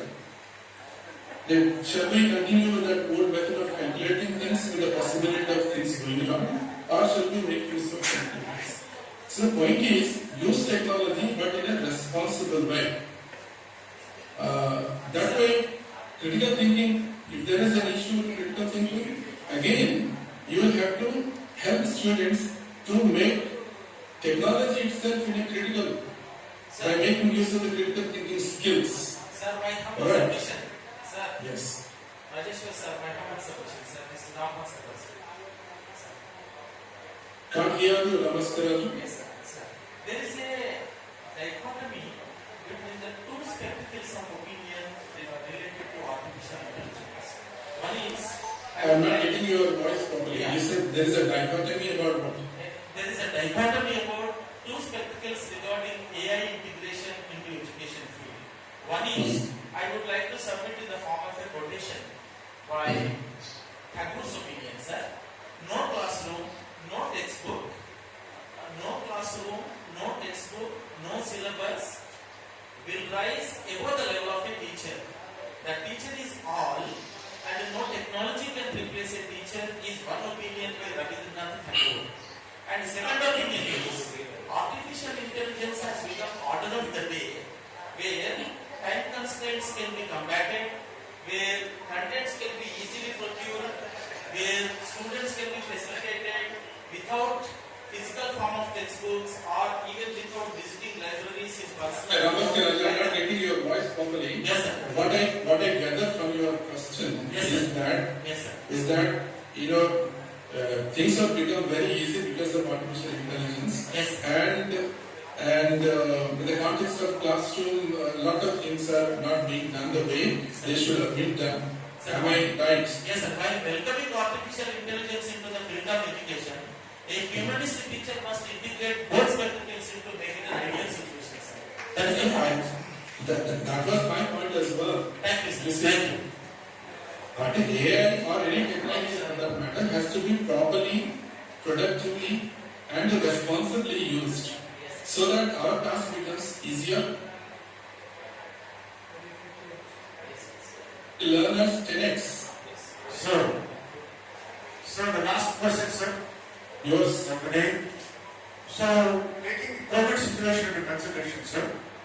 So, the robots were serving the patients because the nurses were not allowed to go inside at times. And they gave medication to the patient on time, everything went on punctually, but the patient died. In the other instance, the nurse was serving the patient and she was talking to the patient now and then. So the patient could have got relaxed and relieved and he did not die, sir. So the difference is artificial intelligence and human intelligence. Human touch. Your comments, please, sir. Well, I'm not saying in the context of classroom teaching. In the context of the college and the university. Yes. Sir. The talk delivered by you in this plenary speech. That human touch should disappear. I'm not saying that. Yes. What I'm saying is that a teacher could be a lot more productive, lot more effective, and he can give as a teacher a lot many things, lot more things to students by making use of technology. Agreed, sir. Your talk has set brilliant ideas among the participants of this plenary session, sir. We are so fortunate to have got latest inputs of English language and literature studies currently in vogue today, sir. The participants are extremely satisfied with the content inputs rendered by you in this plenary talk, sir. We always remain indebted to you for always your scholarly talk, and you are always a welcome guest in contexts like international conferences across the world. You are a mature teacher with professional excellence, and we definitely salute to your plenary talk this afternoon, sir. Looking to time constraint, kindly allow me to end the session while we acknowledge your rendering in the valedictory session that starts with 3:30 p.m. around this evening, sir. Thank you so much. Thank you so much. Let us give a big round of applause. Thank you so much. And once again, let me say that it's always a great experience for me to either physically travel to your college, KDC, or otherwise. It's a great experience, and I will certainly remember this occasion for a long time. Thank you so much. Although we miss you in person, we are abundantly rewarded with your talk, sir. Thank you so much. God bless you, sir. Thank you, sir. Thank you, sir. We sign off. Thank you, sir. Dinesh.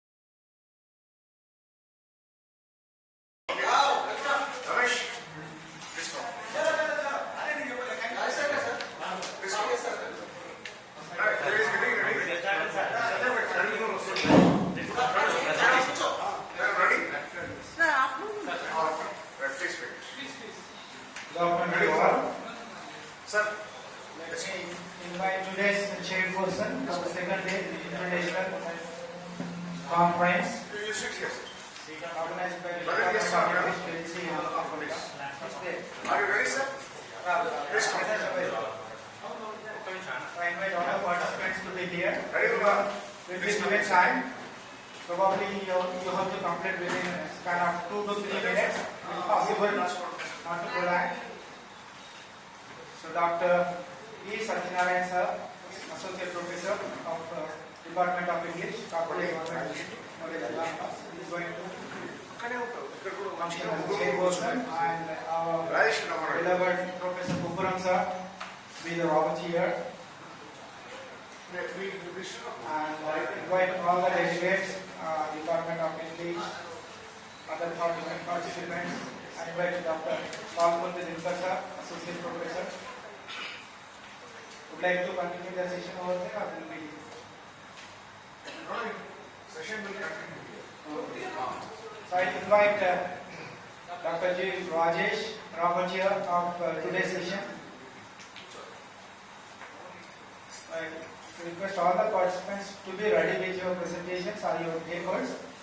So we will be brief by presenting your concept on this particular theme. So I would like to invite Dr. P. Satyanarayan sir to continue the proceedings of this session. I invite Dr. T.S. Praveen Kumar, Associate Professor, to be answered the ask. Please begin.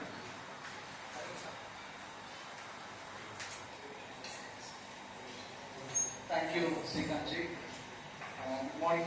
Good morning, sir. Good afternoon. I invite all the participants of this session.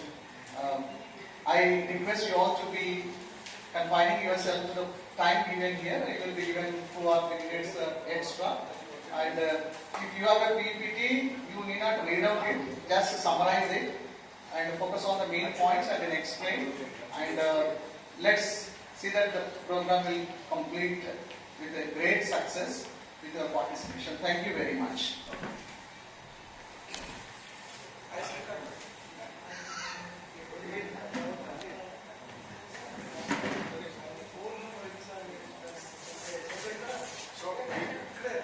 Dear participants, a very good afternoon. This is the third technical session. This is the third technical session. Actually, it is supposed to start at noon, but because of the February talks, we were able to come here at 9. And we have to stop at 1 o'clock. Now it is not possible. So we will go to 1:30. 1:30 is the deadline. I request the participants to take 5 minutes of time, extendable by 1 more minute, because it will be followed by discussions. And one more thing, if it is not possible for the other participants, we will continue after lunch in the same way. So now I think 4 to 5 participants will conduct the presentation. Remaining will conduct after lunch, because they will be waiting for the lunch. 1 o'clock we have to discuss. By 1:20 we will leave the room. Please cooperate with us. Thank you. Now I request Dr. Yakub sir to come and make this presentation.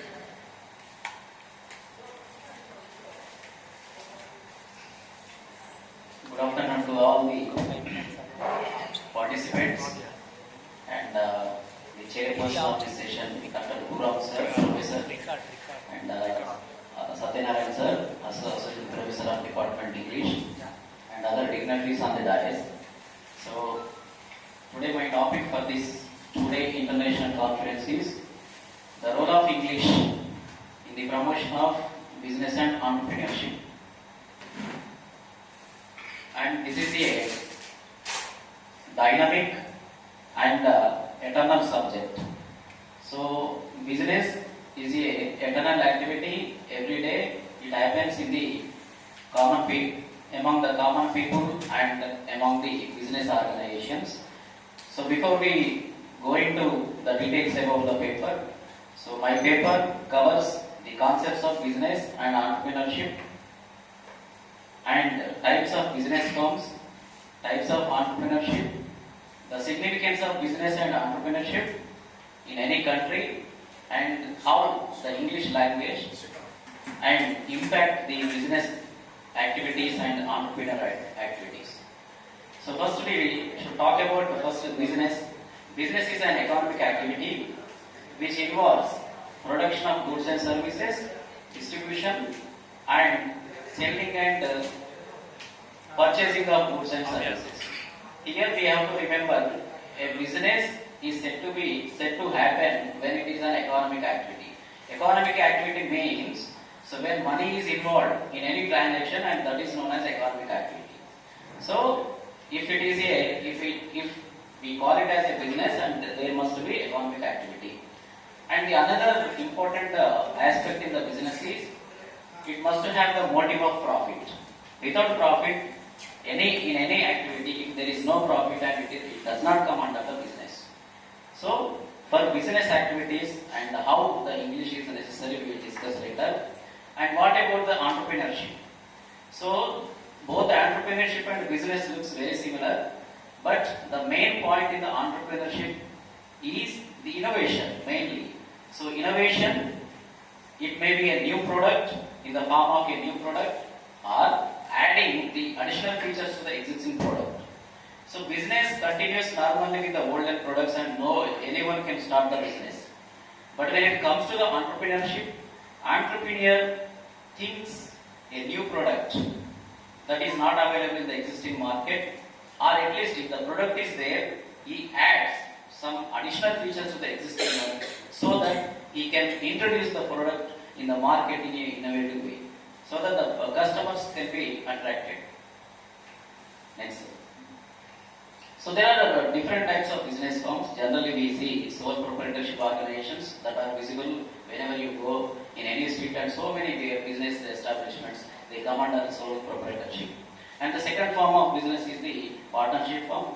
Whenever two or more persons come together and start a business, then it is called as the partnership organization. And the modern common business form of organization is the joint stock companies.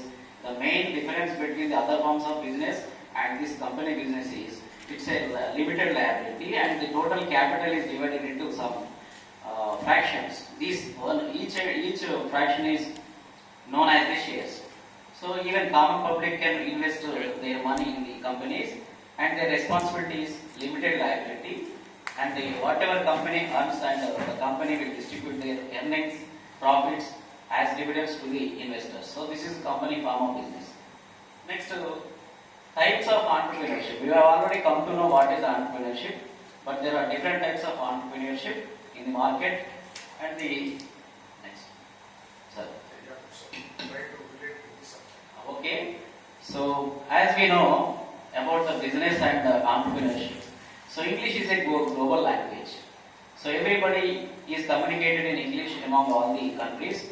When your establishment or as a person you have command over the English, so English is useful in the formulation of the business plan especially, because when you go through the different forms of business plans which are adopted by the MNCs or in other companies or in other countries, the successful companies, when you have the English knowledge, you can go through all the business plans which are available globally, so that you can apply whatever plan that is very useful to your company or your organization. That way you can prepare a good plan, a business plan. And the second one is to create a brand value. English is useful because in marketing, language is very, very important. Communication is very, very important. If your product is very qualitative, if you don't communicate properly, you cannot sell your product in the market. That's why, so whenever the companies which are using English, so as an in the international market, and they can sell more and more products in the global market. So that is also one of the important factors. The third one is, whenever you plan any business, you have to get so many permissions from different departments.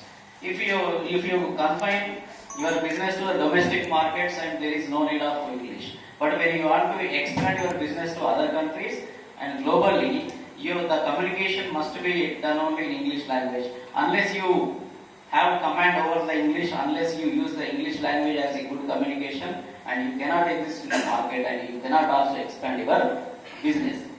And the mainly to form even the contract also. When we want to tie up with any company which is working globally, so we need English language. Without English, we cannot come to an agreement. We cannot formulate any contract.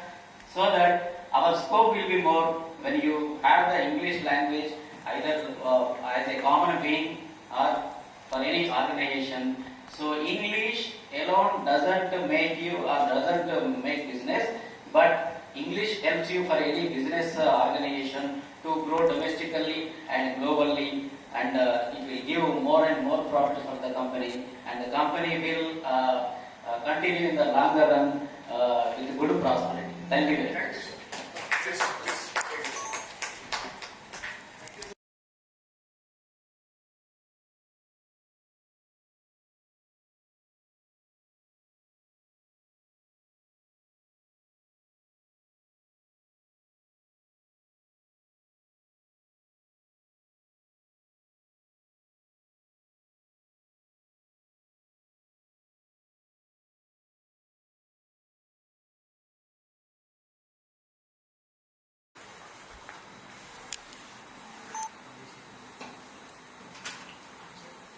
So 1 minute.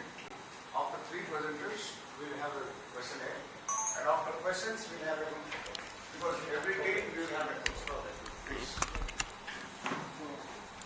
Good afternoon, the dignitaries on the desk. I am Dr. D. Krishna from Government City College, Associate Professor, Government City College. So the topic, my topic is ecofeminism and intersectional environmentalism.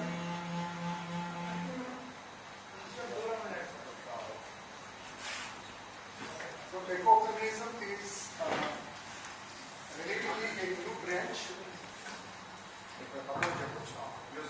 So ecofeminism is relatively a new branch. It is a combination of ecology and feminism, or ecocriticism and feminism. So here there are 4 components: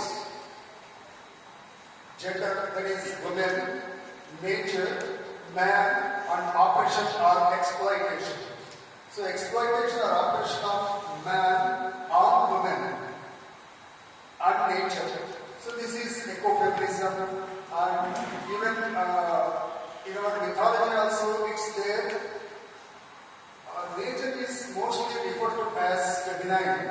For example, if we take our rivers, we call them Nadi, and we worship snakes as Nagadevata. And the king of snakes again, Nagarasu. So everywhere there is distinction, everywhere there is discrimination. And we have a saying in Sanskrit, Nadinam Sagaro Gatihi. So all the rivers should match in the sea or ocean. In Manusmriti also we have the saying that the dependence of women on man. For example, women are dependent during their childhood on their fathers, during their youth on their husbands, and during old age on their children. So throughout their life there is dependence. So this sort of discrimination or exploitation or oppression in different forms is there. And in the same way, nature is also exploited by men. Rabindranath Tagore in his introduction to Bonamani says the language of the nature is the eternal language of creation. So he feels sorry at the way man exploits his nature. In his Vrikshavardhana, in his book Vrikshavardhana. And everywhere it's like that. And the ecofeminism movement, there are so many leaders for this ecofeminism. And from the Indian point of view, Vandana Shiva is the most famous leader. And we have different movements also. Like for example, Chipko movement initiated by Sundarlal Babura, and we have Narmada we have silent value movement in Kerala. So and we also have green belt movement, which was initiated in Kenya. So these are some leading movements regarding ecofeminism. And if we take the Indian perspective, Kamala Markande's Nectar in a Sea and Henry died by Bush. A reverse Sutra Gita Mehta, the goddess calling Saraswati Roy, Fire and the Mountain by Ekadesha, Staying Alive Women, Ecology and Development by Vandana Shiva. These are the major eco-feminist works. And on the global scene, we have so many works like Women in Nature by Susan Griffith, The Death of Nature, Women, Ecology and the Scientific Revolution by Colonial, Solar Storms by Linda Hogan, Feminism and the Mastery of Nature by Valedictory. So these are some of the major works on the global scenario. So ecofeminism throws light on the different ways in which nature is exploited and the different ways and means throughout her life how gender, that is, women are exploited or oppressed by the opposite sex. So this is ecofeminism.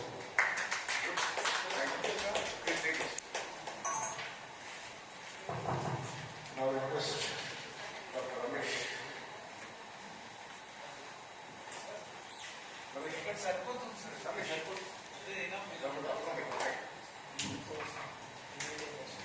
Hello. Okay. Yeah. Good afternoon, the respected chief guest and distinguished faculty members of Bharatiya Government Degree College from the Department of English on the days and of the days. This is Dr. Adi Ramesh, Head Department of English, Government City College, Hyderabad. The topic of my research paper today is Linguistic Decolonization and the Post-Colonial Paradigms. Theoretical convergences and divergences in the works of Chinua Achebe, Ngugi Thiong'o, Frantz Fanon and Spivak. We know that the paper discusses the importance of language in African culture. We know that this language, that when it carries tradition, culture and identity, of course values also. The paper examines the detail of ideas of famous thinkers of all these four, Chinua Achebe, Ngugi Thiong'o, Fanon and Spivak, about the usage of language in their works. Coming to the point, Ngugi Thiong'o, in the beginning he wrote first four novels in English.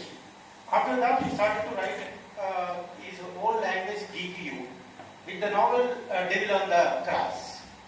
And he got the importance of local language because when he visited a village to play a drama, that is called I Will Marry When I Want, that is the title of the novel.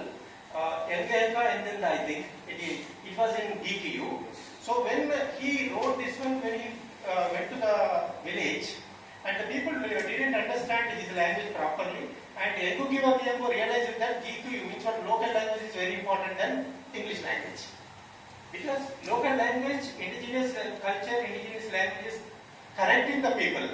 That's why he started to write his own language, GQ, with the Devil on the Cross and Martyr. And also he counted African writers to write in local languages only, not in English. At the time, Chinua Achebe, who wrote his works in English, who was very famous with Things Fall Apart, he argued, mother tongue is okay, but at the same time English language is very important because Ngugi Thiong'o also got importance with English language, not mother tongue. There was counter and recounter between Ngugi and Fanon. Here, Achebe's work, the essay, the African writer, the English language is very important, whereas Ngugi Thiong'o's decolonizing the mind is very important. And when Chinua Achebe said that English is very important, Ngugi said decolonize the mind. Because when you write in English, you are following England at attitude. Means what? The British attitude. British culture and their language you are following. That's why you, first of all you decolonize. So if you write it in your mother tongue, otherwise local language, you can decolonize. Otherwise you are going to colonize again with your writings. He argued, and Dugivatiango. He said, coming to the French woman who said, he talked about how language determines identity and psychological freedom, whereas Spivak emphasizes the challenges encountered. See, Spivak here, she mentioned about the subaltern people who could not explore their ideas and feelings freely without any hesitation. Here, language and culture interlinked. Language and culture interlinked. Those who suffered under domineering people, they are not exploring their... Here. Finally, so as we have scanty time, I would like to wind it up. Finally, Ruki says, write your works in mother tongue, translate into English to reach the global readers. And there is a big argument, but of course time is. Thank you very much.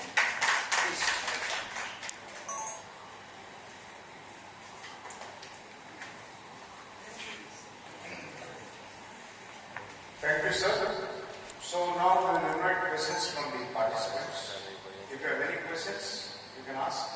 Else, the chairperson and Sir Master, and especially invited Professor Sir, will ask you some questions.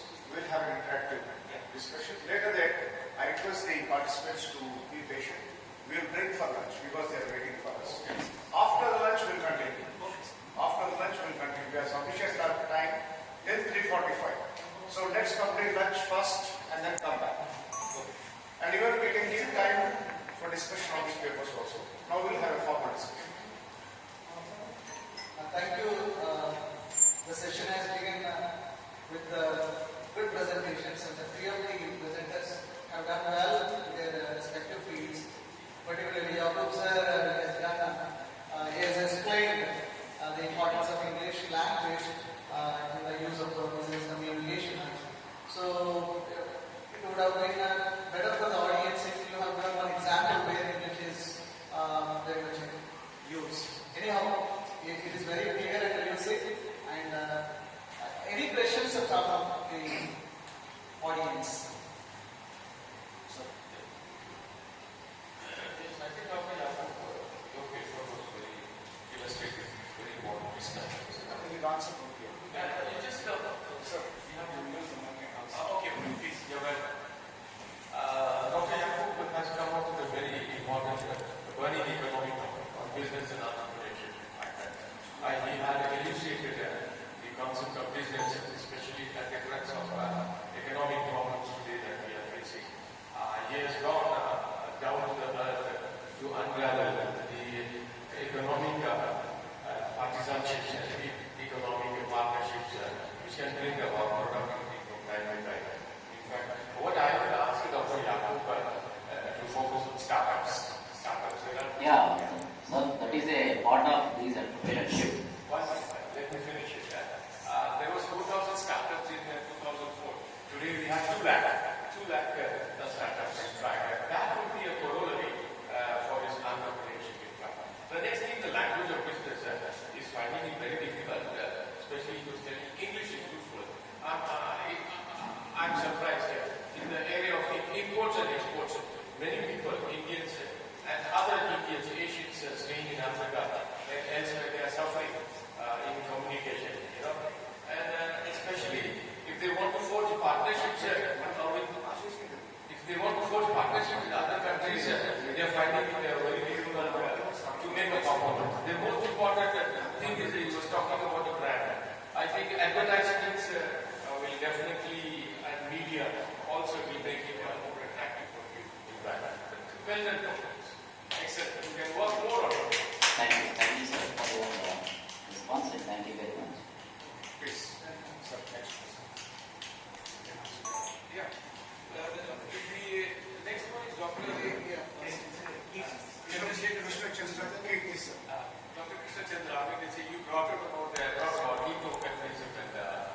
sustainability and that, how many women leaders have been empowered to promote eco-feminism? That's a big issue. I mean, nobody can answer. It's not possible also. It's not possible. That's one thing. Statistics is very much backlagging, in fact. And most important is that our constitution, if we really want women empowerment to promote eco-feminism, it should be constitutionally ratified. And that is not 33% they say in the parliament, but I think not more than 3% of them. And moreover, these women should come out boldly on the street to fight out for their rights. Because as you said, I really pity the woman carrying threshold with lots of jobs in their house, taking all the work of men, carrying children. It's not their fault also. Why they are not coming out is the taboo, the cultural and the social taboo. But we can always promote some kind of awareness. People are coming out in Delhi, many parts of Central India, and they're brave, they're fighting out. Even in Tamil Nadu and Kerala, they're sitting on the streets to fight against the police, to fight against the rights and other things and all. They are doing it in fact. But those are the women who are affected economically. They're backward also. They are very tough on the slums and on the streets. I'm talking about the real educational awareness which should be created by the women in academics. That will really speak glories. Otherwise, your topic is burning also. You can do much work in detail. Take case studies. If you're working on a particular district or region, take case studies. That's enough. If you work on that region or area, I think it will be a role model for many in the states or many districts in the Delhi. Talking to the African, Dr. Ramesh, African point of view, there are lots of many writers in fact. Most of the African writers, especially in Kenya, they have been fighting against the British colonialism. And most of the writers, they have influenced the local farmers and villagers to come out of their bondage. These people have removed the slavery, the bondage capacity. Many of the white people have kept the local people under suffrage, under economic suffrage in fact. That they have been released today, many of them. And not only that, the decolonization concept is very much deeply impacted from the writings of the African people, African poets, especially J.K. Diop. J.K. Diop is a very revolutionary fellow, very revolutionary. Walter Rodney is also a very revolutionary fellow. In fact, these are the people who actually condemned British colonialism, and they went aggressively under the bush to fight in armed conflict. Other thing is that they were also the drivers and promoters of language and culture.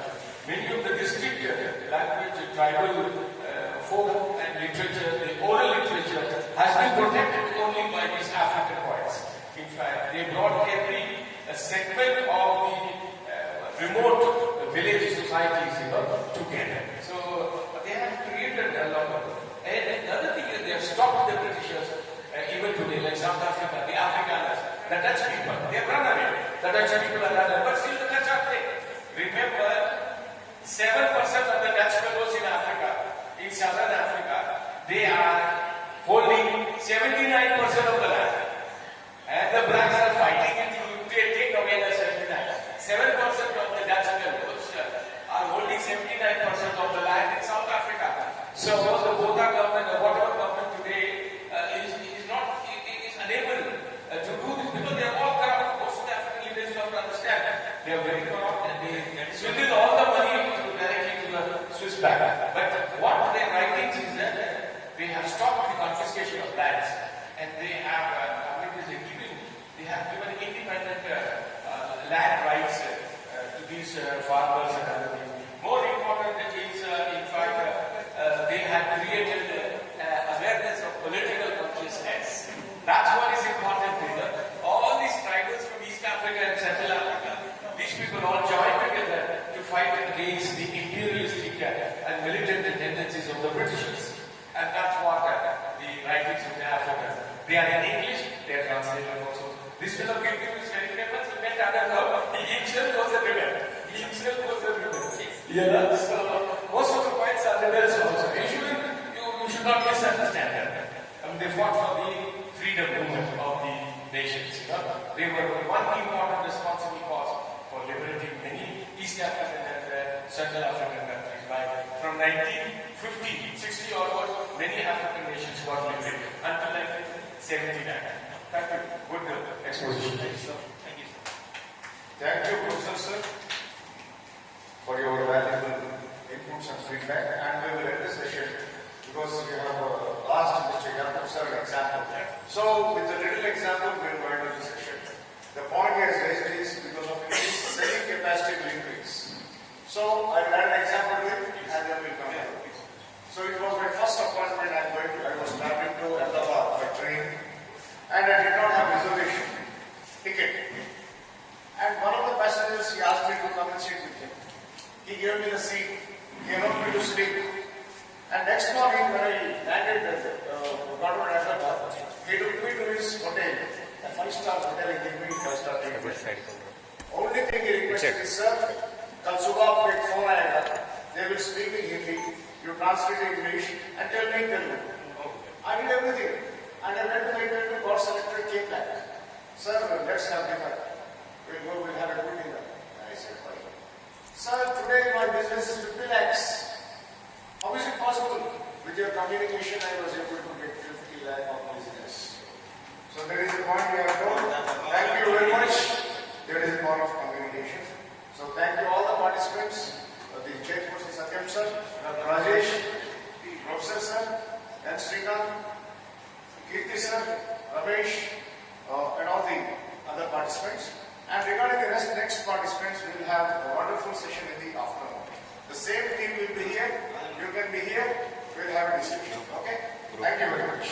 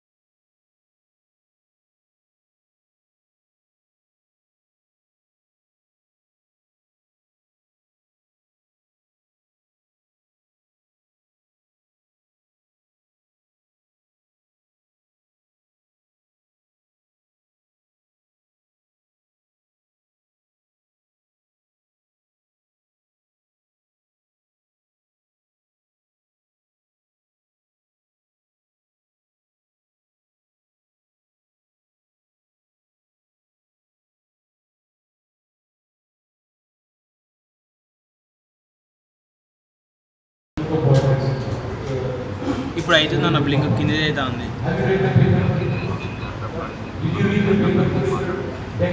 Okay అన్న. Let's talk about organic compounds, which is going to the future. We are talking about biotics and we are using botany for cultivating sustainability in our country. Tree planting, kitchen gardening, any kind of aquaculture, any kind of culture, sericulture or horticulture, in fact, that integrates rooftop, anything. In fact, when we take kitchen door plants, indoor plants, gives you more oxygen, more life, gives you a feeling of that you are in the environment breathing good oxygen. You see? And your house is also cleansed by removing carbon monoxide also. Your topic is very, very interesting. You have to work on that particular environment with the entities that is available. What kind of plants, what kind of insects or animals or birds, or what kind of trees are present there, that will give you an economic or the physical sustainability of that particular region, and that will become a case study for you. That will become a thesis for you. You did not concentrate on every area. There's a particular area which is affected, which has to be cleaned. Once upon a time, Valedictory was almost barren and desert. Today, it's completely clean because of tree planting. Millions of plant saplings are being promoted by every NGOs and government and so on. So this is how you develop a kind of green agriculture or a green sustainability. And eco-politics, yes, economic and environmental interesting. They are always telling you. Most of these poets and poetess, they are sitting on the grasslands or on the shores of the river or any pond or some kind of busy urban area, imagining and writing what is really happening in the society, affecting the community, the nation, and the environment as such. From that you can learn small snippets and institutes, which I think you can write stories of pages. నాదంటే check చేయను, ఒక్క నిమిషం check చేసి. Because it's a ocean, you cannot focus on other areas. Whichever you find is rich in economic sustainability through this environmental literature or the literature written by the poet, It's a very new topic. You can work more on it. Yeah. Second, I want to talk about very active, talking very vibrantly about education. I thought that she was born to the 21st century. She must have born in the 21st century. That in fact. You're very shrewd. You're talking about learning center and approach. You're talking about task-based learning, project-based learning. You want to remove this studio fact. The rote learning, everything in the classroom, whether it is a matriculation or a CCSE or an IGCSE in fact. Now, I just wanted to know whether formative or summative assessment is useful. If summative assessment is useful, it has its own challenges. If formative assessment is useful, it has its own challenges. So, what are the criteria that you are going to produce? Do you have a master plan? Do you have a master plan? And will you make an assessment regularly in the classroom? Individual attention is needed. I do understand everything is teacher-centered, but have you got trained in pedagogy for making the classroom wise and making the students learn on their own? Project for education, you do it, but their mothers are doing it at home. And when they come back, they give you a very low, very nice experience. So are they really doing it? Are you cross-classifying? Are you having a brainstorming discussion with the child afterwards? So this is a very, a very useful and a very advanced aspect of task-oriented jobs, project-oriented jobs. I do understand if you talk to the students and you explain them the experiment, they learn it and they move on to further generate more ideas. That's very important in fact. As a teacher, you are also ఆవ్యాలు ఒకసారి అట్లా ఆవేశాలు వేసిన into production. That's very important at the end of the day. Not simply correcting their rules and parts. What special things they have written. Are there any changes in their writings? That's how you can find the mentality. You find that for a fellow, an idiot, for a stupid, sitting behind there, okay, answering nothing to the teacher. Don't think that he's blind, he's idiot. I was an idiot in my class. My teachers used to always leave me, tell me, rascal, you fellow sitting behind doing nothing.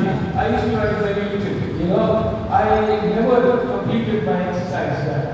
But once I left my school, I don't know what happened with that. You see? So it's all what you learn in school, the child carries on memories in his future. Develop more ambitious projects for private guy, you know. So you have to bring out the speeds. What speed you are using or using the children, you know.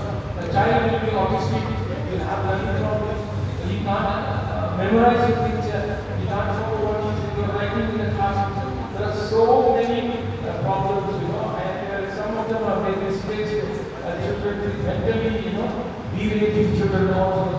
And moreover, you have to strictly warn the parents that teaching comes only the instruction at home so that they can come to the results and answer the teacher.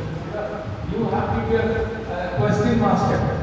You have to question master and they have to pay the services that you are giving at the end of the day. Well, it's a very good budget. You have to monitor. You have to monitor and all implement all what you said in your paper. You have to find that as blueprints, a manuscript. You have to have a manifesto for each and everything what you are talking. Otherwise, it will not be applicable. You have different mental qualities, different types of teachers. You will teach a go in the next year, another teacher will come. She will teach in a very different pattern. You see, you have to acclimatize and integrate the pedagogical aspects within the primary or post-primary or the high school or the higher secondary or the college level. So these are something very integrated. You can't learn it in a month. But well, then you try all this talk. Yes, coming to the next one, the paper, deeply underusing the topic about next on the point of beauty, myth and racism. Why don't we reimagine and conceptualize BMR, beauty, myth and racism? If you really want to promote the holistic community, if you want to promote the peaceful coexistence among men and women, it is not the beauty of the system that is going to feed tomorrow. It is what kind of innovative ideas, the kind of contributions that woman or a girl is going to give. And you are a lecturer, in fact, isn't it? Right? And you have been going from different places. If just anybody bother what color you have, what beauty you have, which race, which caste you have, no. They only bother what you can give from your brain. You see? So this concept should be neutralized. You know, although it is written, I cannot change this writing, her writing. How can you come up with substantial interpretations? Your substantial interpretations are necessary to make the topic very novel. Good, you're doing a very good job. Right? Dr. Sujat, in fact, therapeutic modalities, in fact, creative writing. Yes, I think you pray a lot. You go to Ganesha temple, you go to Hanuman temple, Jai Hanuman. You sit there, you write 1,000 papers, small papers. Jai Hanuman, please give me a good job. Jai Hanuman, please give me a good health. All this Jai Mataji, why do you do? You want mental service, isn't it? You want mental service of that. That's creative writing. Creative writing doesn't mean that you are going to write and become a professional or an academician. Creative writing starts when you were born, when you were a child. You used to play, kick around the toys and other things in that play, naughty things with your mother and brothers and sisters. And as you grow up, you catch up to the next books and books you scribble. Scribbling. The scribbling phase is a creative writing. And that's where you find your mental saying, your mother is looking at you. Oh, very bad girl. You're always scribbling, you're smiling in a notebook. That is the enjoyment your mother gets from watching you. It's a therapy. It's a therapy which is not happening. In fact, all of a sudden we remove the fact we keep on pissing on the ground. Oh, bloody shit. This is a soil. She comes and cleans. Everywhere we find that therapy is there. Creative writing. Well, this creative writing actually cures psychosis. Psychosis is a particular disease of a person when he loses his mental balance and he loses his remembrance power, dementia, he becomes dementia. So psychosis also is a very good example. And moreover, the therapeutic model also indicates the various societies and cultures. It promotes values of a particular community where you are staying. In fact, I think this topic is also very much highlighted in your life, in others' life also. Good question. Thank you, Professor. So, this thing got presented papers is innovative ideas. That is on the importance of nature and a lot of indigenous groups and all the three. And are working as expertly. Very good. So, you can make innovative ideas and do work on it. There are more future to do. And SRI can have senior teachers who can help you. So, try to help it and try to help the students practically. Okay? Directors all of them come here so they can help program. Yes, sir.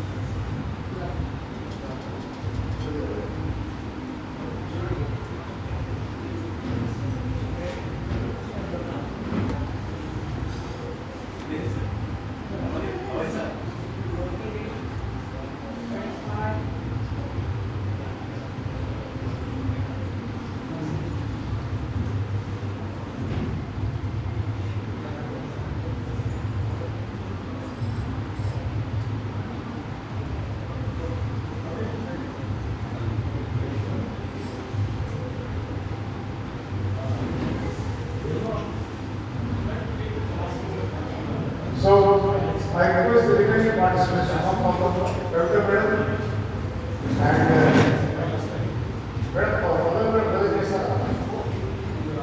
if you want to present, please come. I'm not going to present that. I don't know. Madam, come here.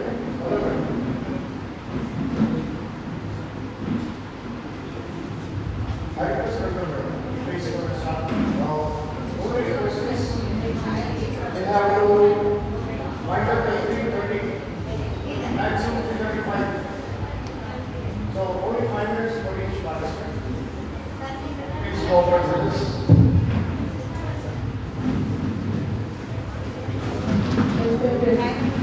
Chairperson of this technical session, Valedictory, another department, agency, and all the deputy officers and officers. A very good afternoon to one and all.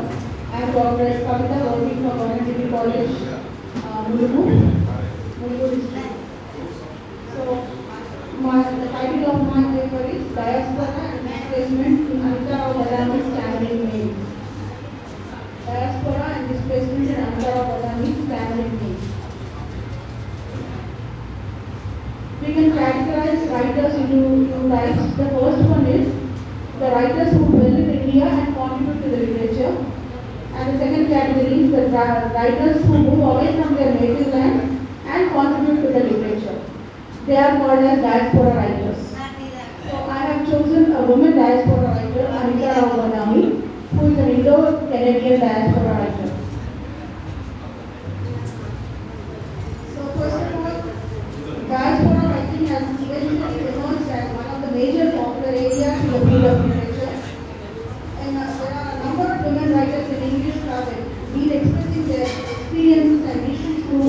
these powerful beings. And it's an undeniable fact that both men and women writers fall into this category of diaspora.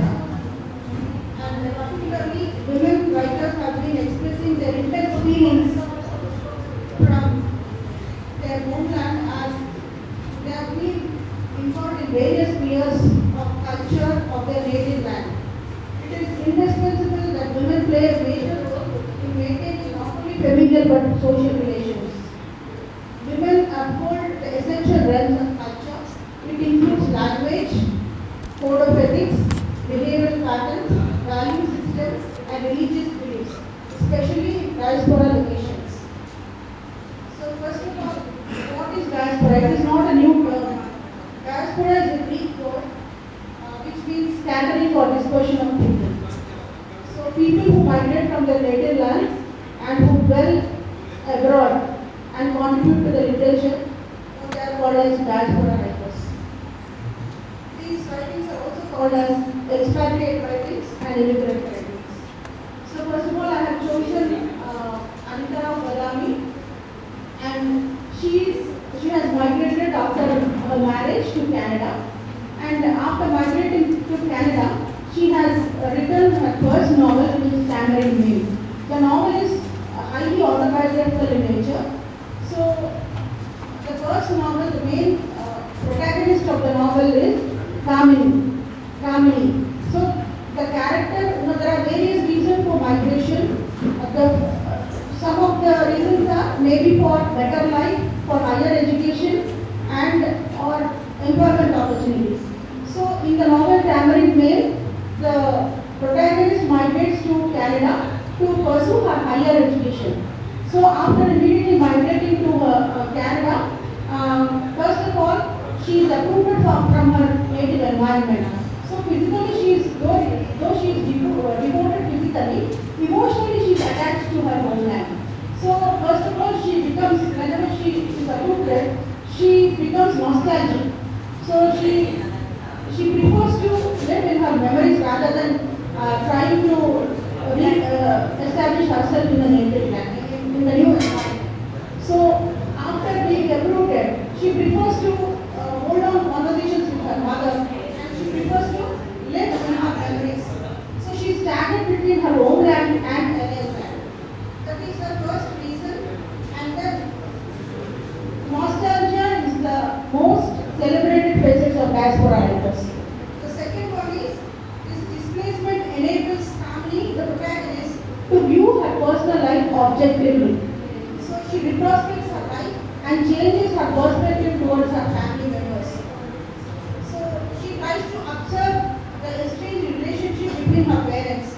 She tries to find out the cause for her mother's discontentment in the grand railway house. She also notices the change of her mood of her mother when they move to her grandparents' place. And Madhavi writes about the social institution of marriage that curves the life of women in her motherland. And Kamini understands that her mother is trapped in the institution of marriage. Her father maroons them for a fortnight in a railway quarters with her servant, and she doesn't bother about them. In her childhood memories, she adores her father for his gentleness. But later on, when she grows up, after migrating to Canada, she realizes that it is because of her father's independent behavior that her mother has become discontented in life. And Kamini recollects that her childhood days, the reason for her unhappy perspective in her life, that she and the homeland, and distance enables them to view life and people of the real ones objectively. They reconstruct their past through memories which reflect the past. Other speaks about it because expression is very particular. They have a complete executive. Only 2 minutes of time, please. Even there is less time, so I want to, without seeing this paper, I want to speak clearly. On the eclectic approach, I have got 14 years of teaching experience by teaching in junior and degree colleges. So, through this experience, I got according to my experience, one should follow the eclectic approach. That means eclectic approach includes teaching. It never gives fruitful results in teaching and learning. When we follow all the methods of teaching, then only the teaching and learning gives much effective. We should not follow only one method of teaching. We should follow all methods of teaching very take-wise and learning. This is my.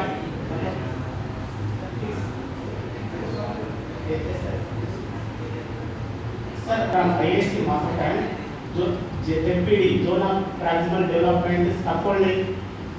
The teacher should be only facilitator. I heard this kind of words. The teacher should be only facilitator. Teacher should be only guide. But I don't agree with this. I am fed up these words. I am fully opposing these words. Oh, teacher should not be only facilitator. Teacher should not be only guide. Teacher should give 100% participation, because teacher has more knowledge than student. Okay. Sir, you have come up with a very good conclusion. Teachers, so your presentation elevated the standard of teachers. So teachers should come 100%. Very good. We have to practice. The last participant, please sir, please sir.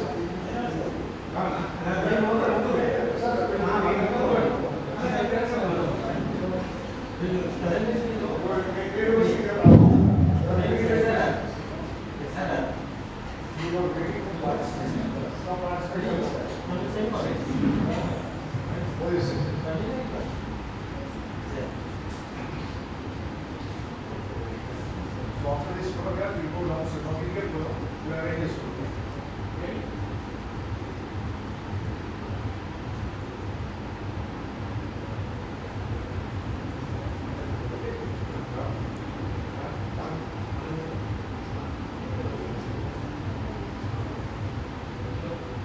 Okay, right. So, the final word.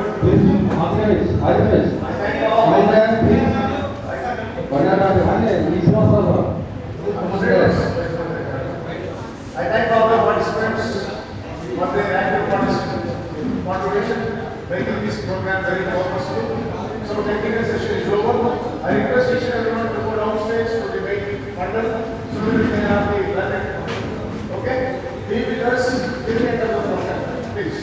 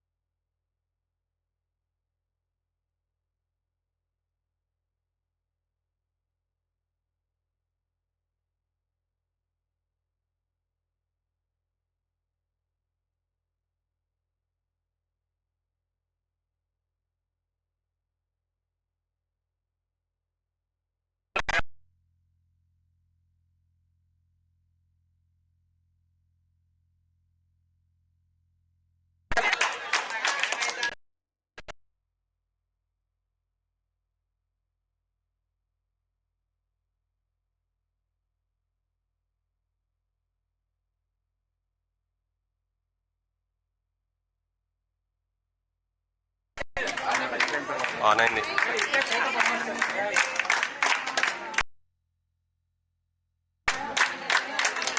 ఇంకొకరా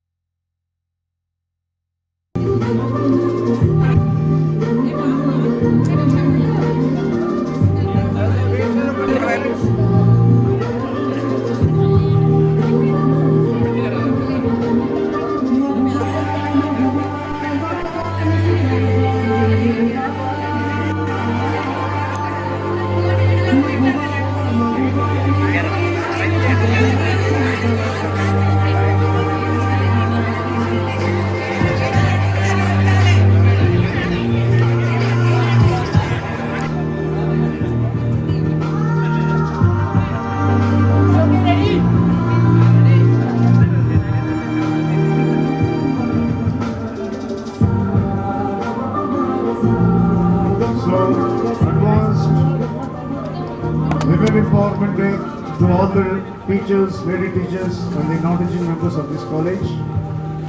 I request all the teachers to cooperate and take your seats in the audience so that we'll start the program. Participants are waiting for.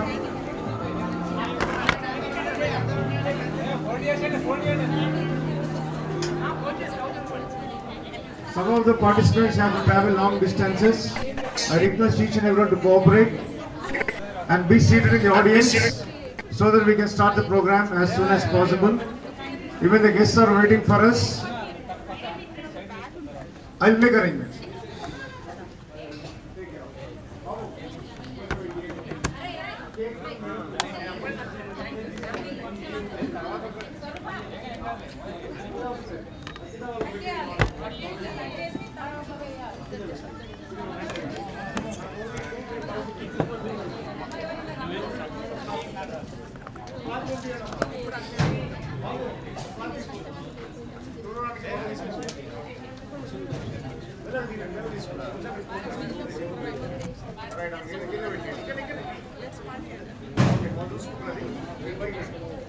అన్న ఈ central అద్దె ఇది తీసారు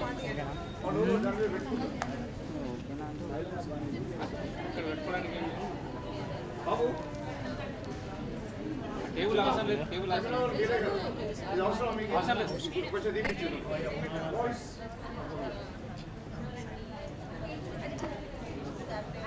దొరికిందా taste నాయి కూడా తీయాలి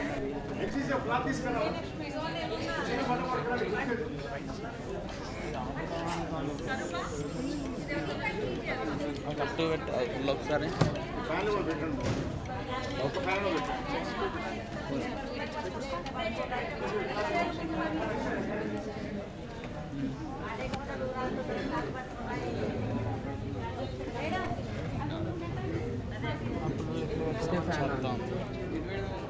stage మూకన పెట్టకూడదు, స్టేజ్ తిప్పుదా. ఓకే ఇంకొంచెం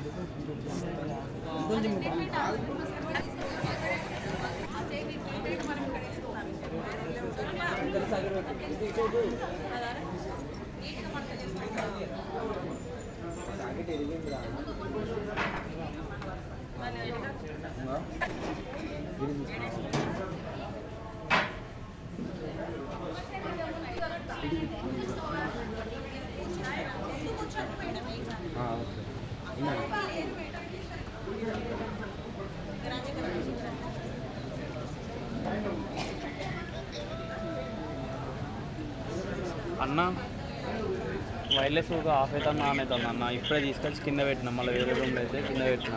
వైర్లెస్ ఆఫ్ అవుతుంది ఆన్ అవుతుంది. హలో కనెక్ట్ అవుతుంది మళ్ళీ పోతుంది. Battery problem. ఇప్పుడే పెట్టినా బ్యాటరీ. అదే పెద్ద తీసేసి చిన్నది పెట్టిన.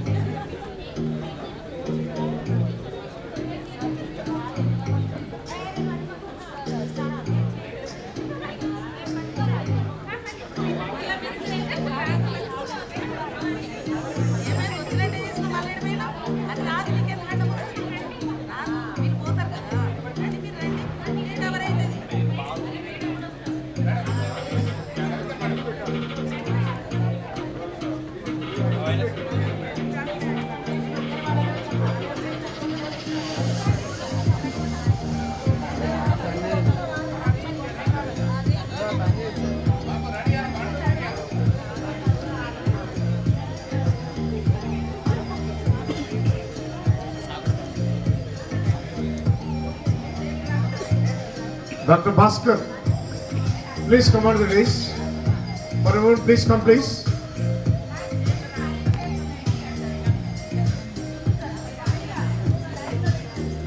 Only 1 minute, please.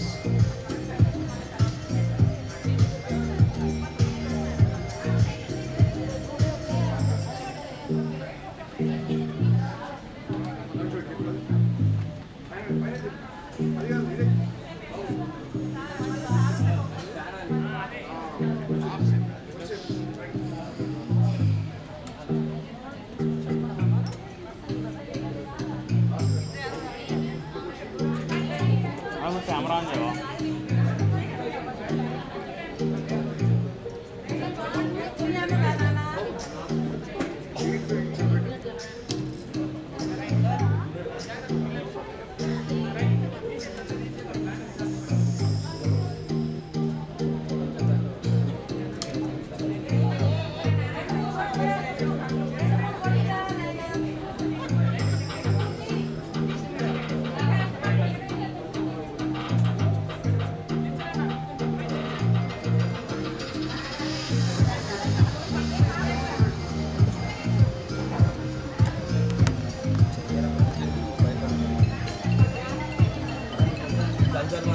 కరెంట్ జోలికే పోతుంది.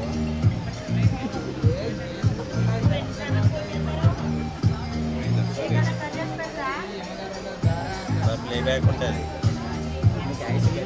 ఎవరైనా రన్నింగ్లో లేకుంటే ఆఫ్ అయితే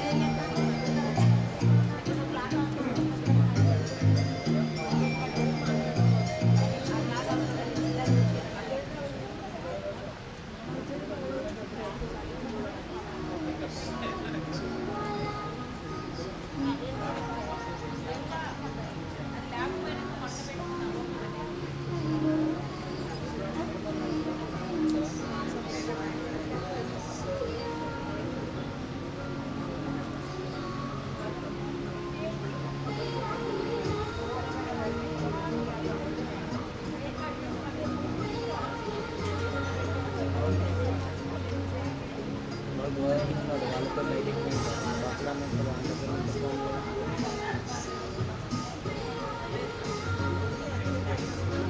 అప్పుడు బాగానే పంపించాను అంటే మీరు ఇద్దరు ఉన్నారు వాడని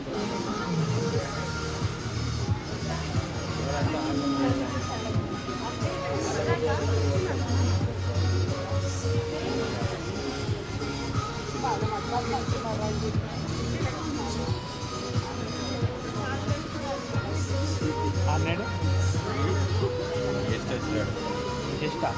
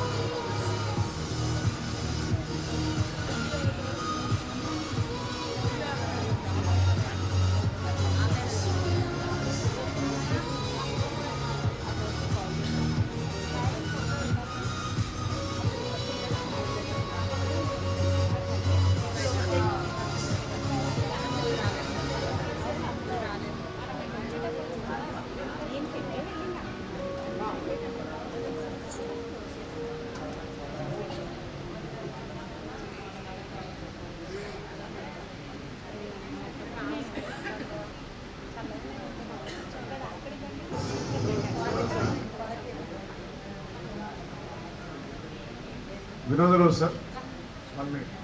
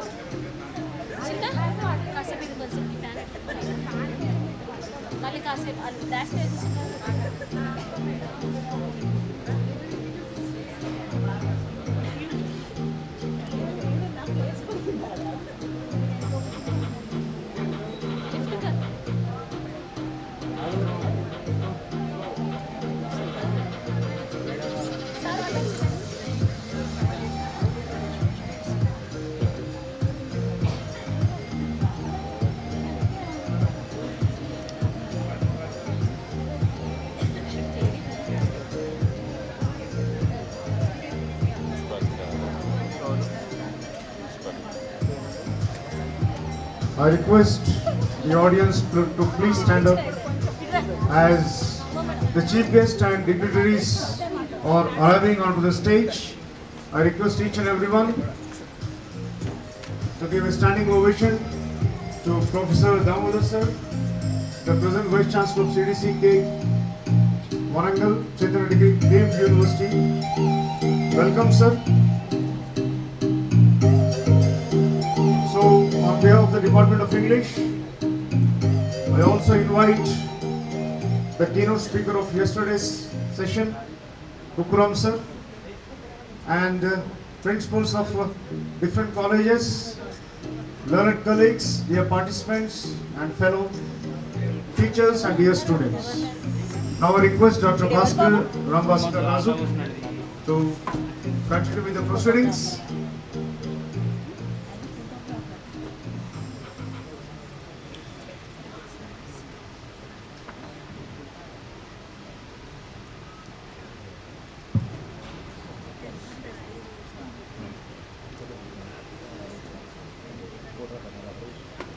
శుభ సాయంత్రం అందరికీ నమస్కారం. Good afternoon to one and all. Department of English, Kakatiya Government College, Autonomous, Hanamkonda, Telangana State, India, welcomes you all for the valedictory session of the 2-day international conference on transformations, English language and literature in multidisciplinary context in the current era.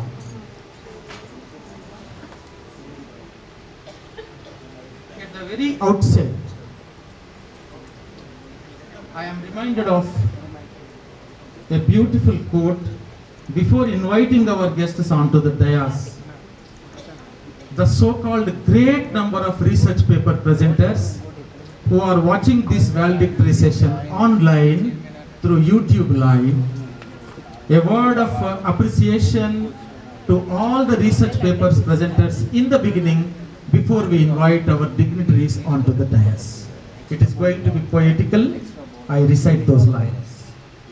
Like, dear paper presenters, like constellations in the night sky, your ideas lit up our virtual space, connecting thoughts across distances. Thank you for making 2-day conference a stellar beginning and a courteous ending. I now invite our institution's beloved and dynamic principal, Dr. G. Raja Reddy sir, to chair the occasion on this August dais. Let us give a big hand. I request Pallavi madam to come on to the dais and honor sir with a book.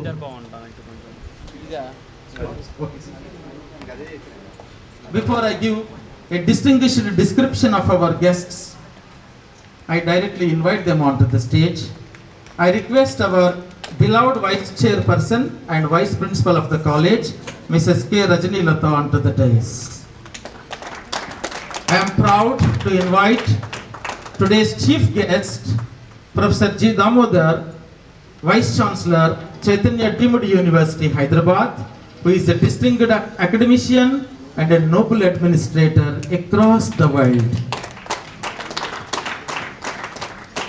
I now invite Department of English Head, Board of Studies Chairperson in English, IPSC Coordinator, and Associate Professor of English, our beloved friend, Dr. A. Srinath, onto the dais.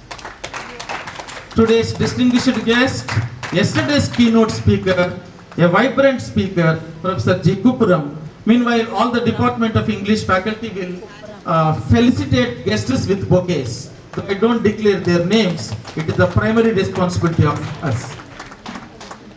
Professor G. Kupuram sir is from Masindo Muliro University, Kenya. He will be back to Kenya on April 11th again. He is on vacation in India today. Our staff secretary, who is known to have delivered his primary role of extending hospitality to all of us for the 2 days, Mr. M. Ravi Kumar, on to the dais. Our college examinations controller, Dr. I. Shivanagasrinu, is requested to come on to the dais.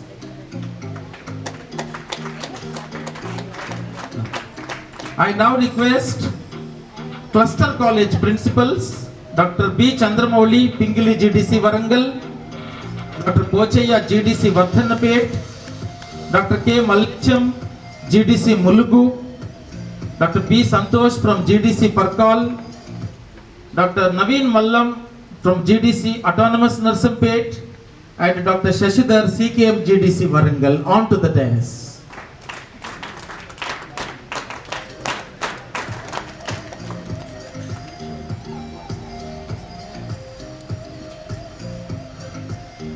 Honorable, since this is YouTube live, it is my primary responsibility to honor our Collegiate Education Commissioner, Madam A. Sri Devasena IAS, to virtually come on to the dais on this valedictory occasion.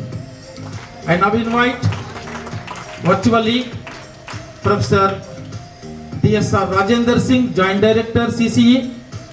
I am happy to invite our Dr. K. Surendra Reddy, General Secretary, PGCGTA, onto the dais.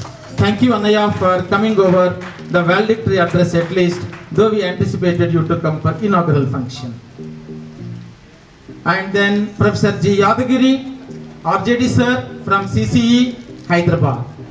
It is my equal responsibility to invite virtually Professor Balakishta Reddy sir, Telangana Council of Higher Education, to be virtually present for this valedictory ceremony. And Dr. Prashant Mute, Editor-in-Chief, Langlit Org, also promised to be virtually present for this valedictory address. With these words of welcome, I hand over the proceedings of today's valedictory session to the chairperson of this conference, Dr. G. Raja Reddy sir. With his permission, things will continue. Thank you so much.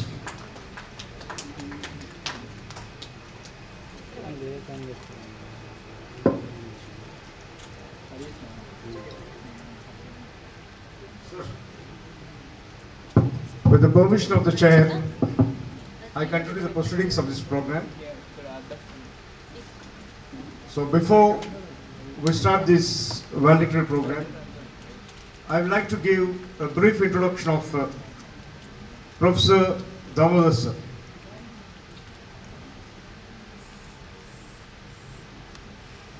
Damodar sir, presently he is the Vice Chancellor of Chaitanya DMD University, and he is a well-known person, not only in Warangal, but at the national and international level. So, I have been given a sheet of his profile, academic, research-oriented, administrative, contribution to the nation and to the society.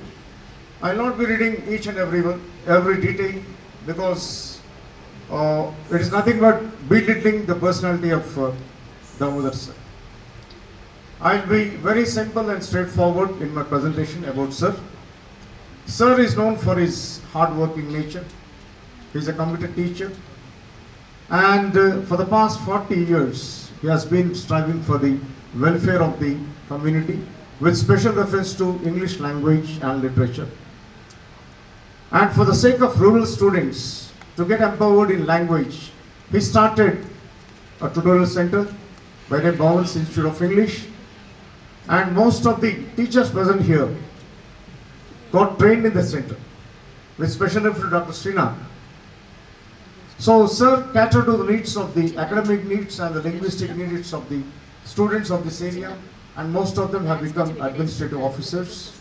But sir remains the same. He's a catalyst. He never undergoes any change, but he facilitates the society.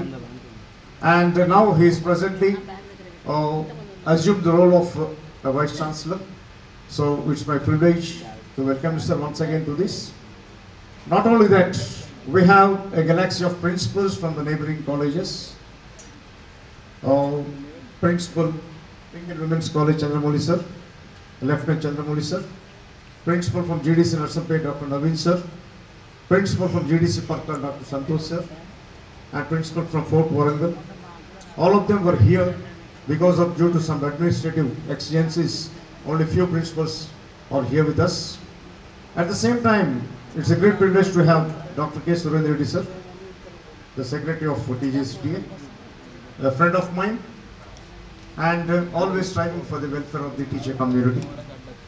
And I know him personally, the way his approach, the way he deals with things with administrators, and also he is a bridging gap between the teachers and the administrators as a liaison officer.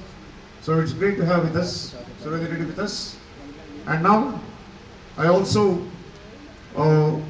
introduce the yesterday's keynote speaker, sir, Kupram sir. So he presented a very impactful, precise keynote yesterday.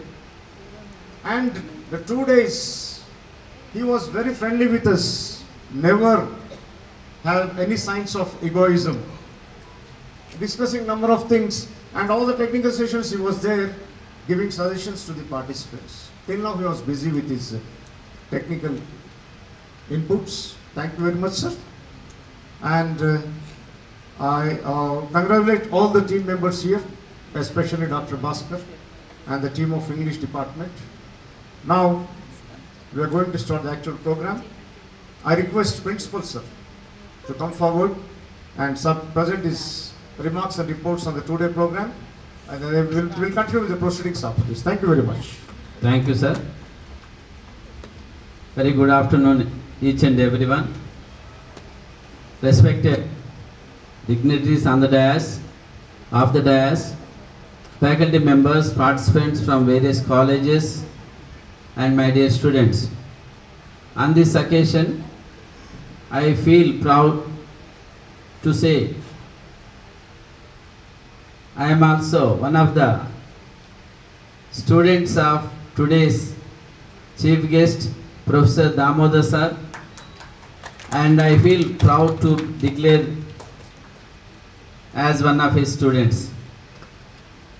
Damodar sir used to explain its English subject with easy tables. He used to tell you learn only one tenses table.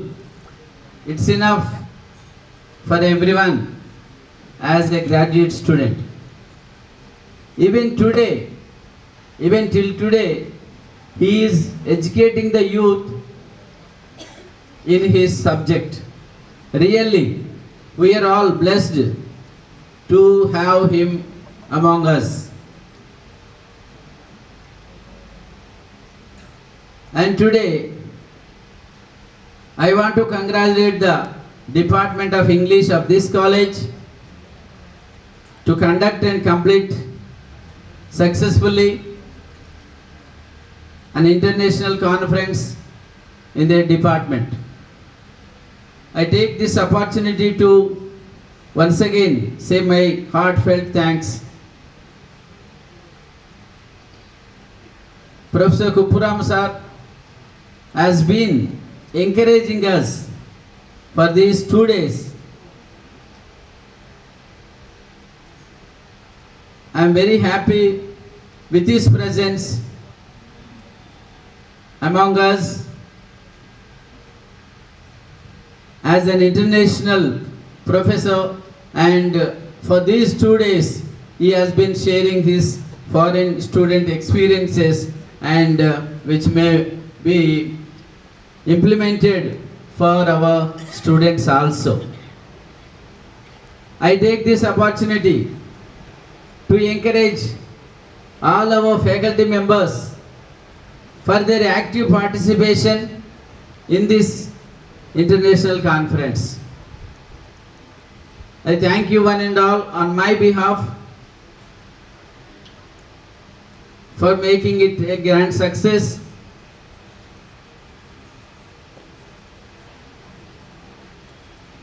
Regarding this international conference, our convener will read out the complete report of this conference, but I take this opportunity to thank each and everyone who cooperated, extended their cooperation financially and literally and in many ways. I thank you one and all for this giving good opportunity. Thank you, sir. Thank you very much, sir. Now I request Dr. Ram Bhaskar Raju, the convener of this program, to come forward and present the response and outcome of the conference.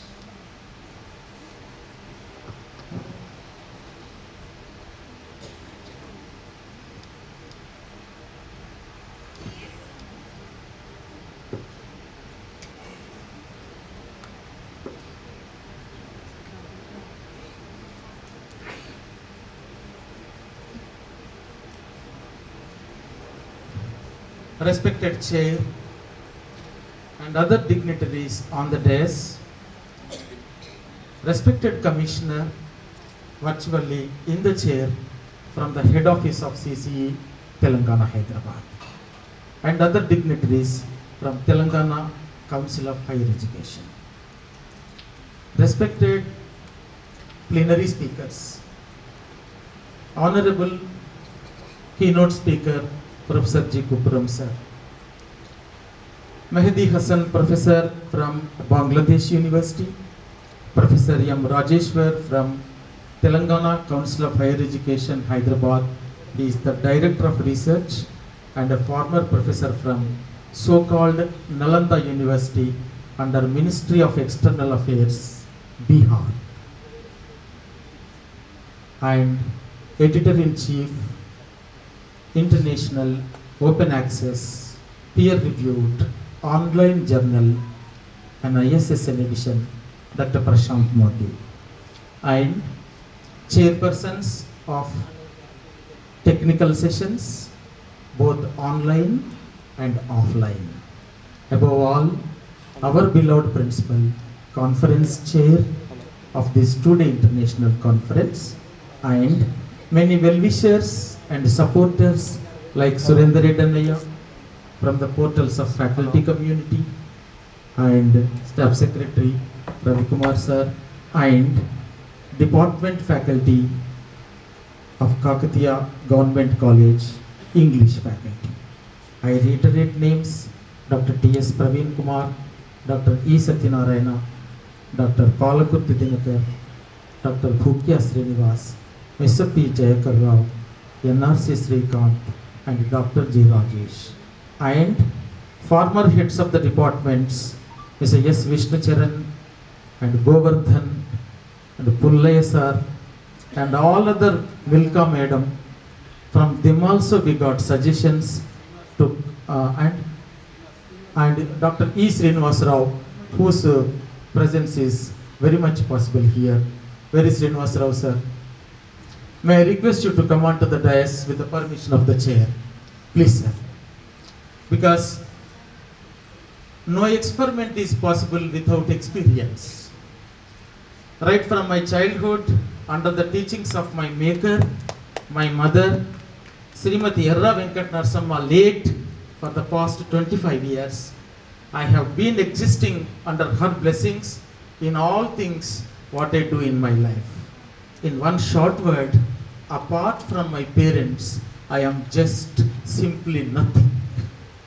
all credit goes to God, all glory goes to parents.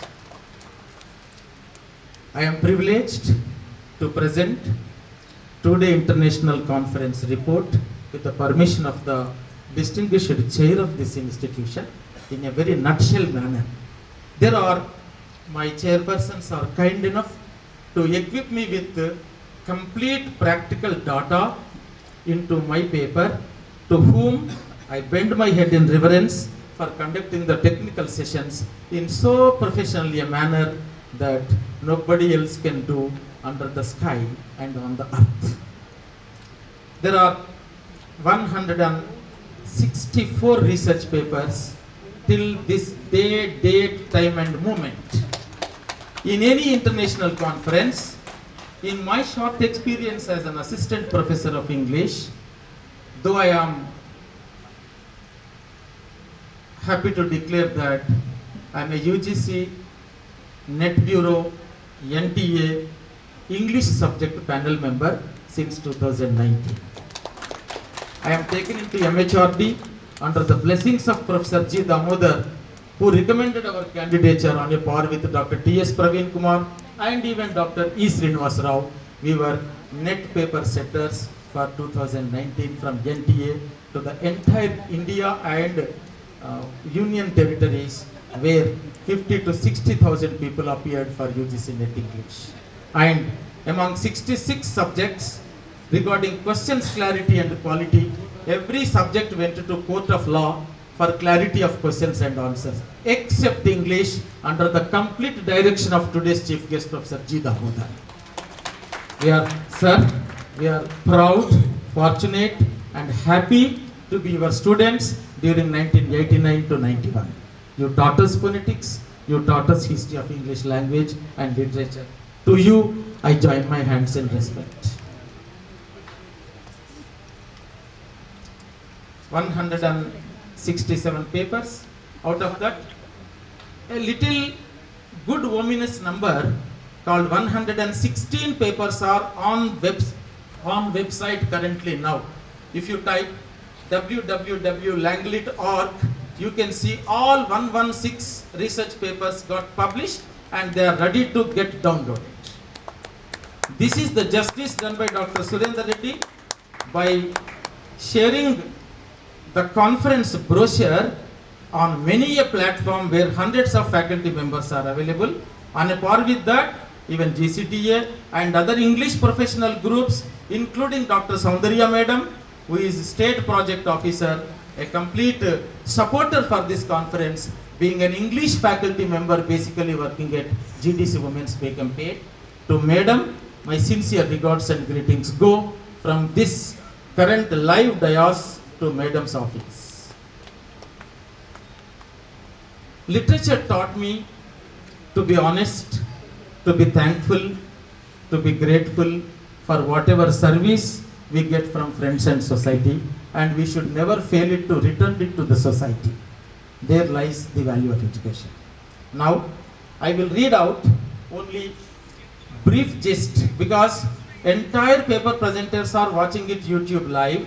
If I read out complete report as requested by our respected principal, total online presentations 44, total offline presentations, total online presentations 60, latest information, and total offline presentations 55. 60 plus 55, you can count the number.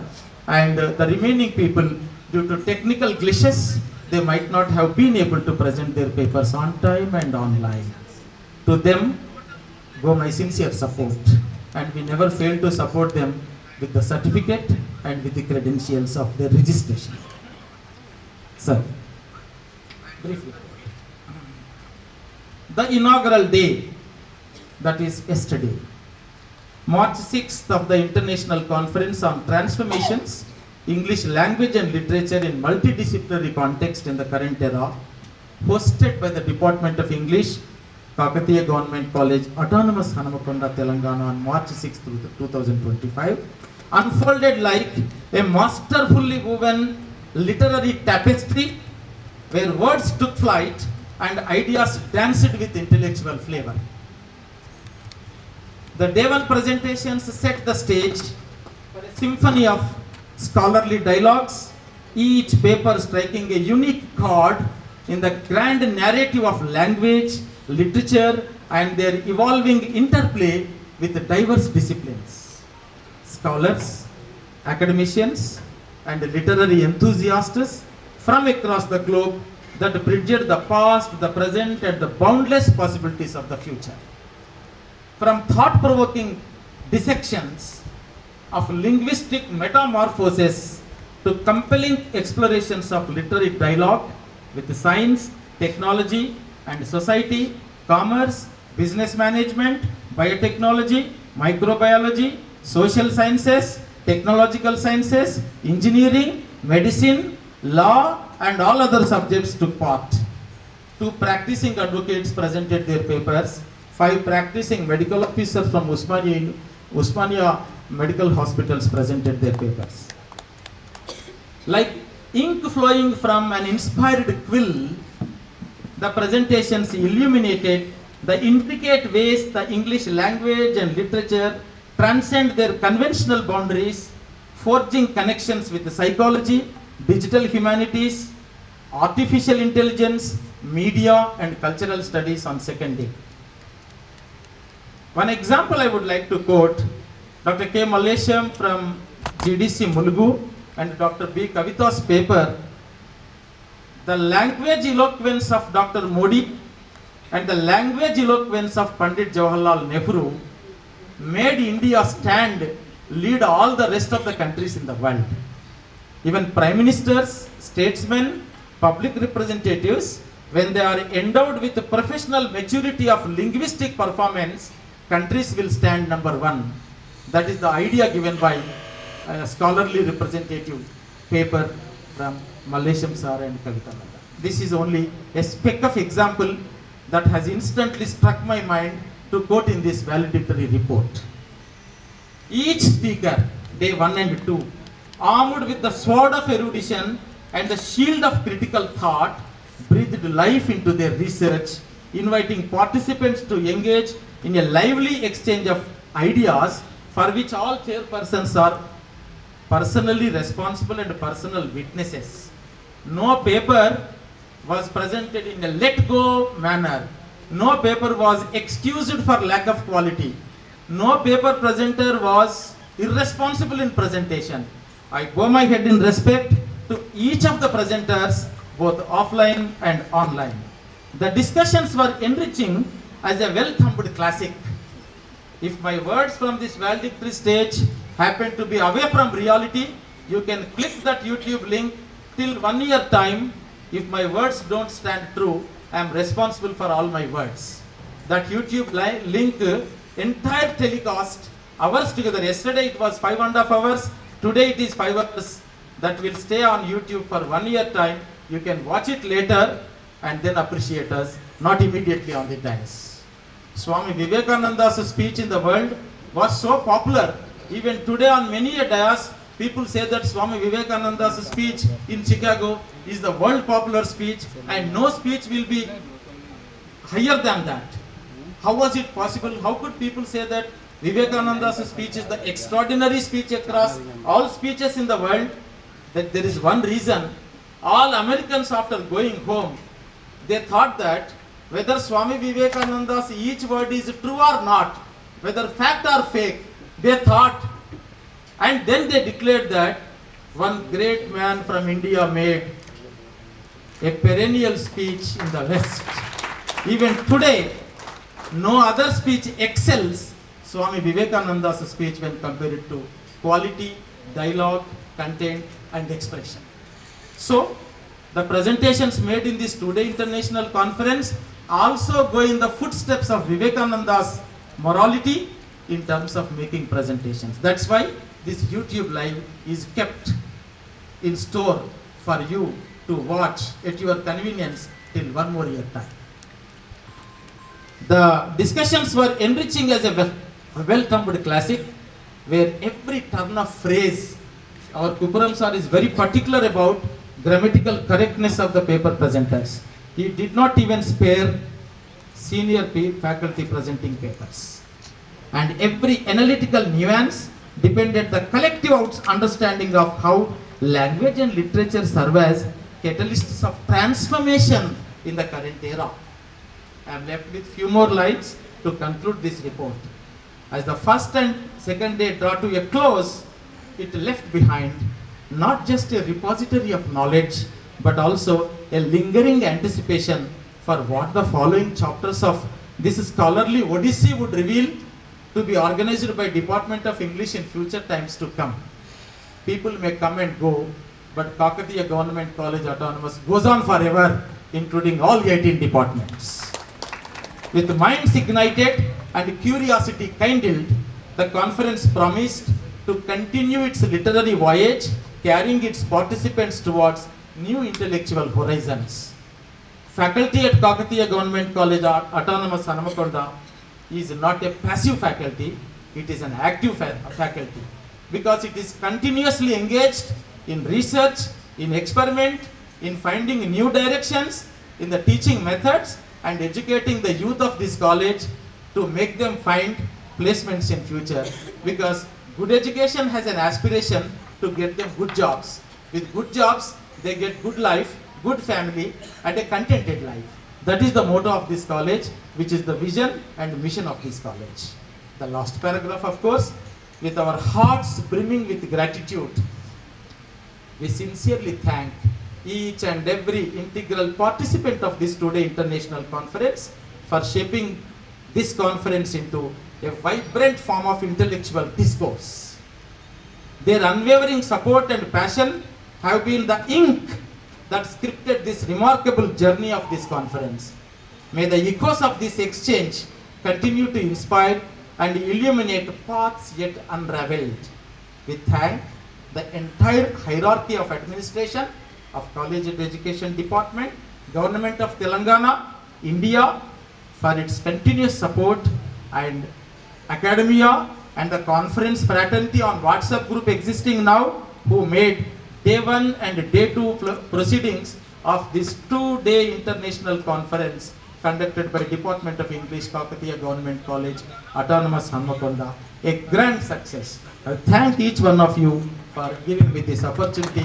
I thank you for your attention, patience, and time.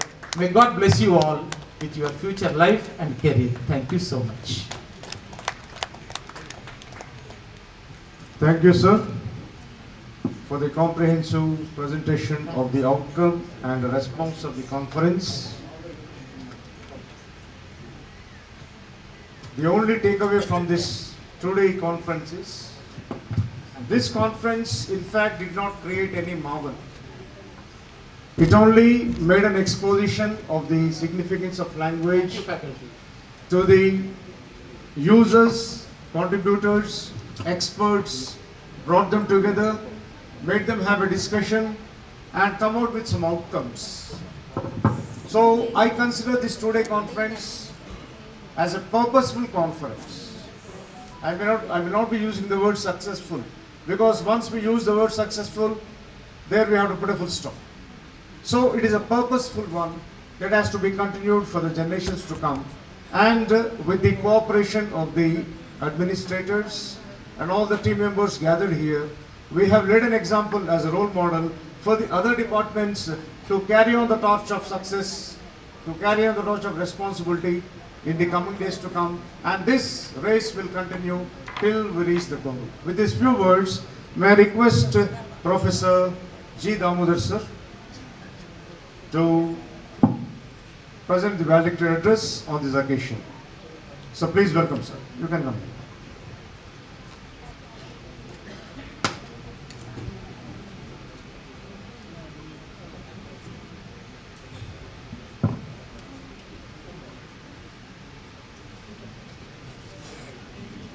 Good evening all. Chairperson of this valedictory session, your beloved Principal Dr. G. Rajareddy, whom I also consider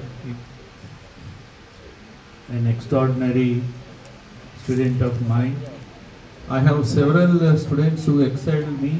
Guru Minchina Shishyalu is one of them. Most of them are on the days.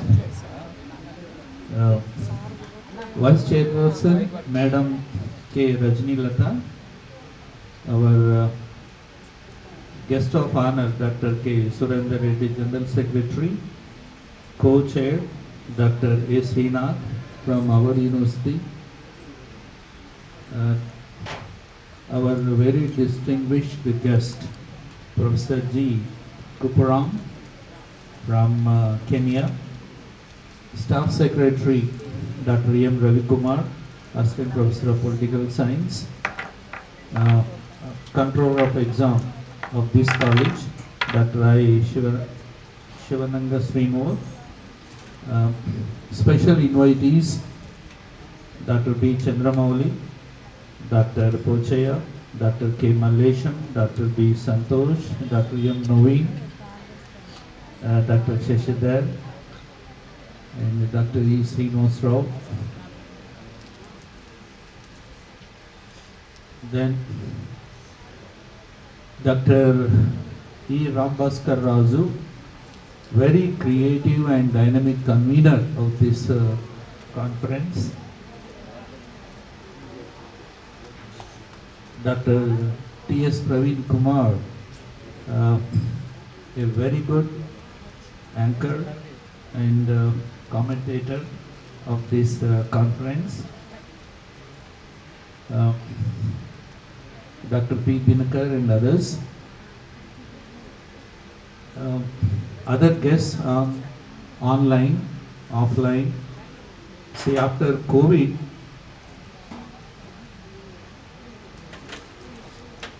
dual mode has become a new norm. So these days we conduct several programs, conferences, even PhD vivas, online and offline for the convenience of all of us. I am glad to note that there are as many as 167 papers submitted to this conference, and most of them were presented offline and online. And Dr. Rambhaskar says, all these papers will be available online for 1 year for all of us to watch. And I hope some of you have already watching them now online. So technology has brought us all together. The theme of this conference, Transformations, English Language and Literature in Multidisciplinary Context in the Current Era, comes very close to the National Education Policy. Our national education policy has become a significant step towards transforming higher education. It emphasizes multidisciplinary education, flexibility in course choices, and the integration of vocational education. So eventually the policy aims to make education more holistic and skill oriented. So English language and literature have always been integral components of various disciplines, and their significance has only grown in the current era. Now there are some ways how English language and literature interact with other disciplines. So now let us see the intersections with STEM fields. Technical communication. English language skills are essential for effective communication in STEM fields. So Rambhaskar was making a reference to the powerful language used by our Honorable Prime Minister Modi, and even our foreign minister and others are good at convincing even the most powerful leaders of the world. And the new president re-elected, Trump, is difficult to be convinced, but our foreign secretary and our Modi have succeeded by using their effective language. When it comes to science writing, English literature provides a framework for science writers to communicate complex scientific concepts to the general public. Medical humanities, English literature and language are used to explore the human experience of illness, healthcare, and medical ethics. When it comes to intersections with social sciences, English language and literature provide tools for analyzing and critiquing social and cultural discourses. Cultural studies, English language and literature can be used to explore the cultural significance of texts, artifacts, and practices. English language and literature intersect with anthropology to examine the relationship between language, culture, and society. English language skills are crucial for effective communication in business, including writing reports, proposals, and marketing materials. English literature provides a framework for businesses to craft compelling narratives that engage customers and stakeholders. English language and literature can be used to analyze and interpret economic data, trends, and policies. Now, how this intersection takes place with digital humanities, let us see. So, English language and literature can be used to develop innovative teaching methods that incorporate digital tools and technologies. Recently, I have experimented with some videos. Those who are interested in these can watch them on YouTube. Please go to YouTube and type English quizzes or English Telugu. There are 2 channels, and so far I have uploaded 120 videos covering all aspects of English usage and grammar. Now, most of us are encouraged to devise online teaching methods, and some of them here are good at those things, and Dr. E. Srinivas Rao has devised several programs covering the diverse aspects. I was watching one program on resume writing also. So UGC, NEP expects all the teachers to give importance to e-content development. So again, when it comes to digital scholarship, English literature language can be used to analyze and interpret digital texts, artifacts, and cultures. And English language and literature provide a framework for analyzing and creating effective digital communication. When it comes to environmental studies, English literature and language are used to analyze and interpret environmental texts and environmental communication, nature writing. It provides a framework for writers to explore the human relationship with nature also. So all these intersections demonstrate the validity and relevance of English language and literature in various disciplines, marking them an essential part of multidisciplinary education for which this 2-day international conference aimed at. I am really very happy to note that the organizers have successfully succeeded in meeting the objectives of this conference, and it's my good fortune that I have several talented students who have become extraordinary teachers at various levels. I am proud of them, and this is my second visit to this college on this stage when Sri Sarangapani attained superannuation. So the stage was arranged in a grand manner like this, and I thought that this conference was taking place in seminar hall, not in its open.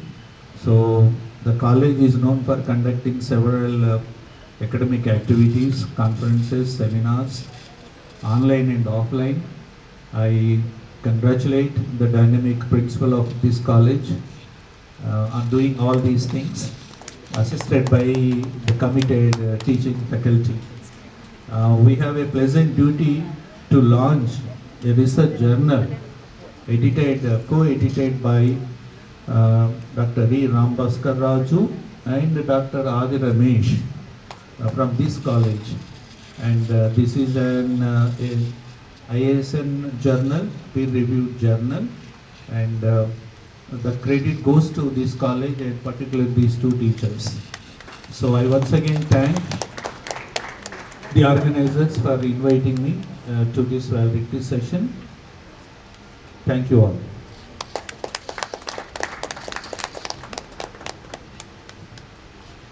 Thank you very much, sir, for sparing your valuable time with us.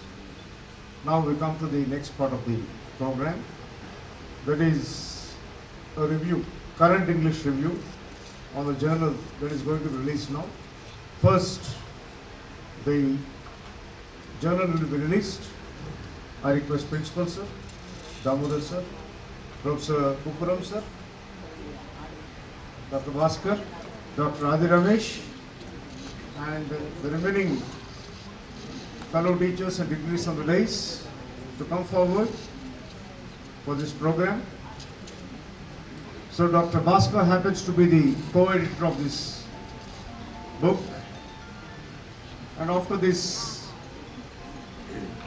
I request the learned audience to put your hands together for this event. It's an academic event conducted in consonance with the International Conference. It can be taken as one of the examples for transformations. So teachers playing the role of co-editors, already university professors are well versed with research.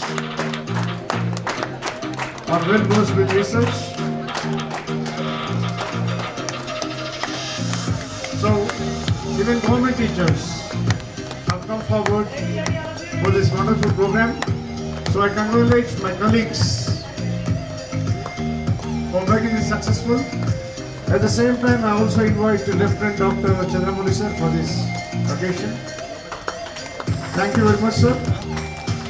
So Dr. Rambaskar will briefly present the significance of this book in 2 or 3 minutes, because we have to conclude the program by 5:30.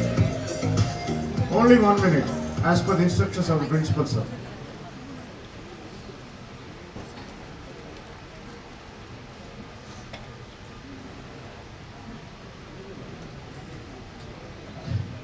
Respected dignitaries on the dais, of the dais, I don't claim more than 2 minutes. In the same dais, this is the second international journal where I am the editor for 2 journals. In 2 days gap, in 2 days consecutively, 2 journals are released. These 2 journals edited by me do not actually belong to me. They belong to Kakatiya Government College Autonomous Hanamkonda. I dedicate this 2-day international conference journal and the conference. I dedicate this current English review, an ISSN journal, to Chaitanya Deemed University and Kakatiya Government College Autonomous Hanamkonda. This is an ISSN journal going across universities worldwide. Thank you so much.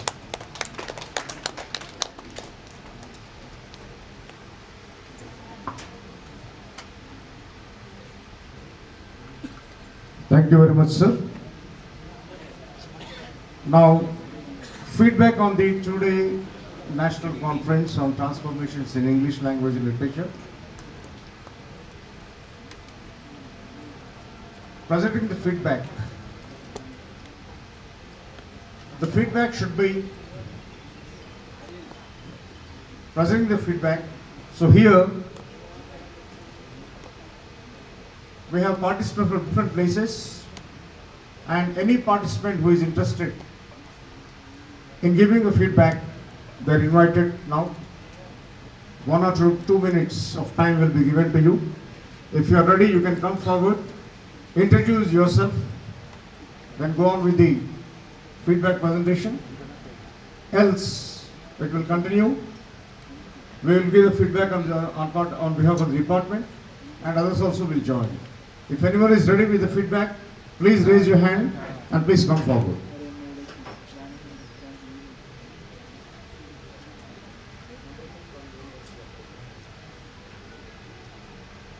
So please introduce yourself and then present the feedback.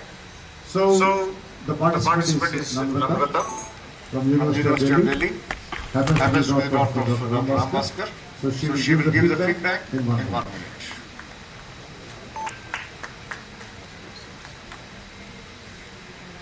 Respected dignitaries on the dais and in virtual mode. Good evening to one and all. I am Namrata, research scholar from Department of English, University of Delhi. I am also a lecturer in English at PC Welfare Degree College, Kalipet. I have been a student of literature for the past 9 years, and we have always been taught that English is a multidisciplinary field of research. But in 9 years of my association with literature as a student, this conference stands tall in proving what my professors have taught me back in my college and in the university. And on behalf of all the participants of this conference, I take the liberty to vouch that this conference has definitely added immense value to the knowledge that we all possess. Thank you so much, Department of English, Kakatiya Government College, for this opportunity. And long live KDC, long live Department of English. Thank you one and all.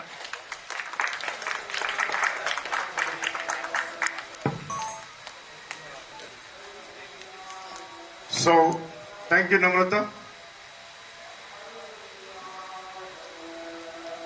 for the feedback within the stipulated time. Now, I request other participants to come here. From the audience, young teachers coming from far-off places, you can also come here. And as Dr. E. Srinivasa is coming here to present the feedback, I request him to be very precise. Thank you, Pravit.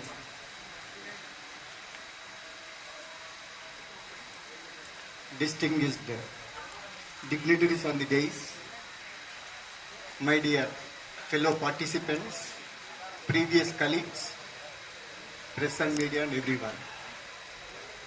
The success of a conference depends on the organizers, of course.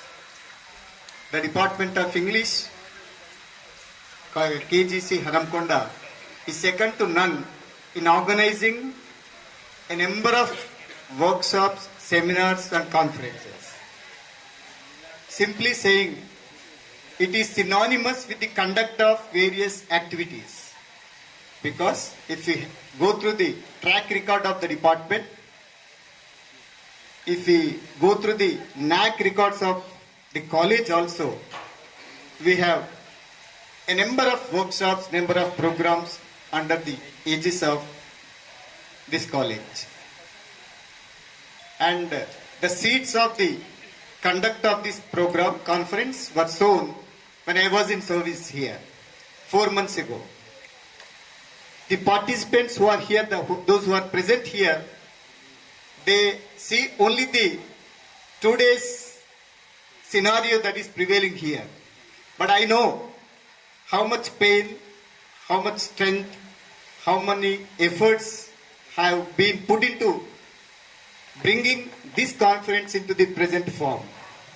As I have witnessed, credit goes to Dr. Rambhaskar Raju, Dr. T.S. Praveen Kumar sir, Dinagar sir, and all the other, Dr. E. Satyanan sir, and all the other faculty members for making it a very grand success.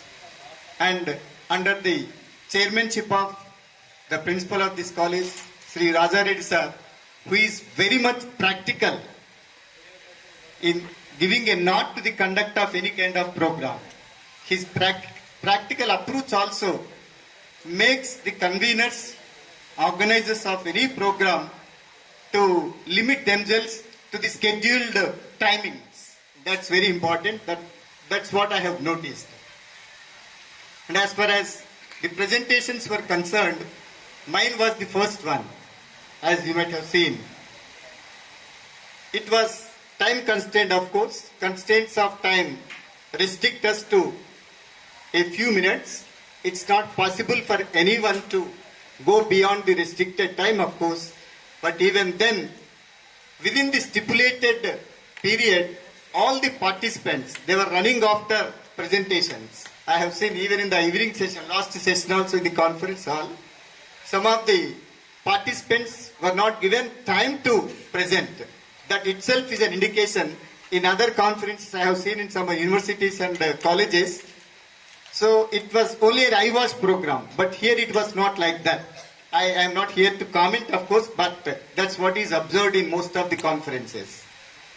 And here, the success is a proven record of this KGC Hanamkonda, which is known for the conduct of various kinds of programs. I congratulate from the bottom of my heart for conducting such a very wonderful, excellent, academic-oriented conference from the Department of English. Thank you very much for giving me this opportunity.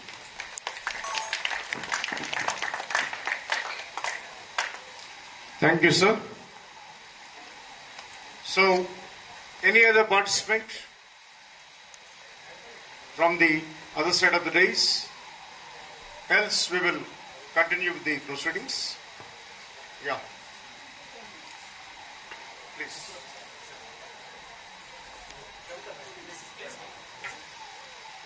Thank you, sir. Good afternoon to all distinguished dignitaries on the dais.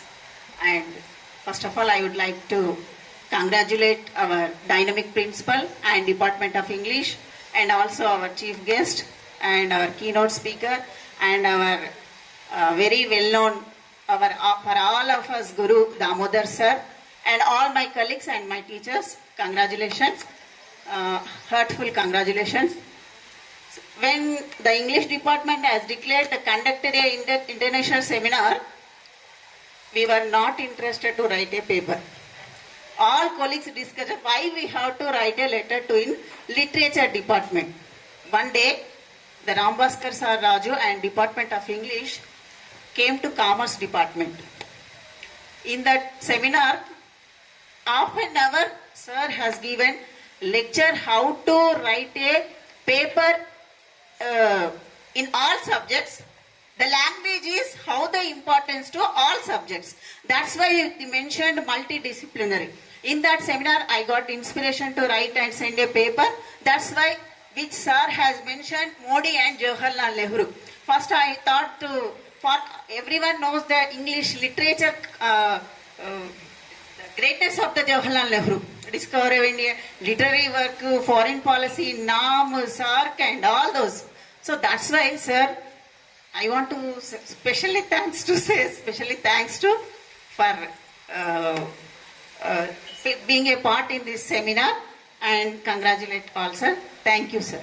And even also Modi also in BRICS conference and all those, the idea I got with your inspirations. And one dialogue in that seminar, sir has said, ముద్దబంతుల్లా రండి సన్నజాజుల్లా వెళ్ళండి అనే ఒక Telugu sentence ఒక పెద్ద business కి motivation అయిందంట. So every languages including and in part of the all subjects. Thank you, sir. Okay. Thank you very much, madam. So, the last part of the feedback program, we have listened to the participants and they have shared their feelings and expressed how the conference went on. From the Department of English, I would like to present in few lines about the conduct of this conference and what went into it. Today we are here making this program a grand success, and everyone knows deep in their heart that this program is really a success and international conference of its kind. Indeed, Department of English has laid a foundation for the other departments. And what made this program a success? Let me put it in few words. There is vision, there is value-based thinking, commitment, sacrifice, submissiveness, accountability, accessibility. So all these things have gone together to make this conference, or today conference, a success. Because I have been observing it. From the first day of August, Principal Sir requested us, at the same time instructed us to conduct an international conference. We had a discussion, and Dr. Ram Bhaskar came forward requesting all the department people that he is ready to conduct it, and we have supported him till date. And from that day onwards, slowly it started, and the tempo has increased, and finally it has gone to the stage where a team of members are continuously working on internet, sending messages, getting papers, getting communication with the publishers, and all the things went in well. Even the financial matters were discussed. There was a time when there was a kind of a disturbing confusion whether the proper finances we will get or not. But if you think well, if your thinking and attitude is good, God will help you. So financially, we were motivated. There was no problem. We could take care of all the elements of the conference, not only the mental health, but also the physical health. We provided ample ideas to the delegates. We also served good food for the audience. And for all this, only one word is very important. Kakatiya Government College is an autonomous college. Autonomous in the sense, autonomy should be exercised in the true spirit. If you give autonomy to a particular department, then they will do marvels, miracles. And this happened here. It is not a marvel, it is not a miracle, but a thing that has become implemented, materialized for the welfare of not only the institution, not only the department, but also for the welfare of the teachers. So autonomy is very important, but when autonomy is given to you, we are not supposed to misuse it. We have to use it judiciously. And all these things went in well. And I thank each and everyone gathered here. Thank you very much. So this is a feedback from my part and from the Department of English. Now we have messages from the dignitaries here. Before Professor Kupuram sir comes, before the principals of other colleges come here to deliver the message, I would like to request Dr. K. Surendra Reddy garu, Secretary, TGCTA, to come here because he has come all over from Karimnagar to greet the occasion and also to give his greetings on the occasion. I welcome you, sir. It's time now for you. Thank you, sir.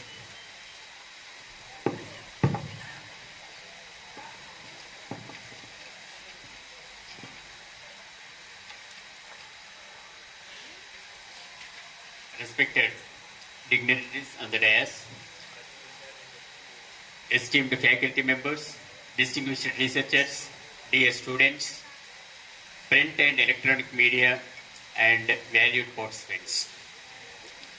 At the outset, congratulations to the Principal G. Raja Reddy garu and Dr. E. Rambhaskar Raju garu, Convener and Organizing Secretary, and all the faculty members of the Department of English and all the faculty members of the KDC Hanamkonda and other guests here.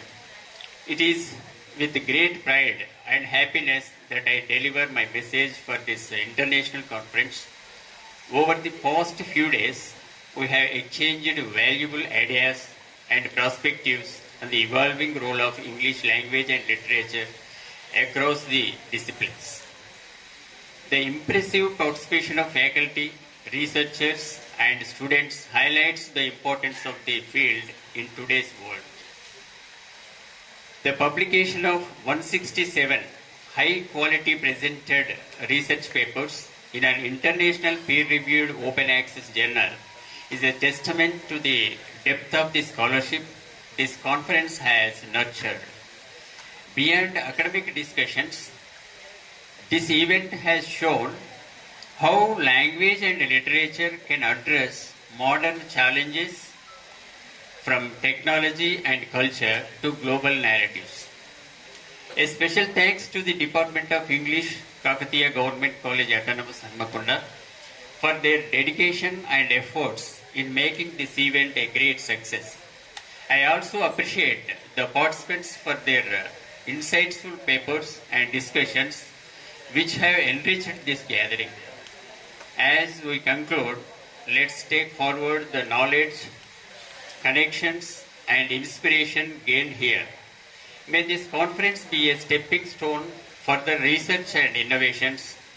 Thank you all, and best wishes for your academic and professional growth in future. Thank you, sir.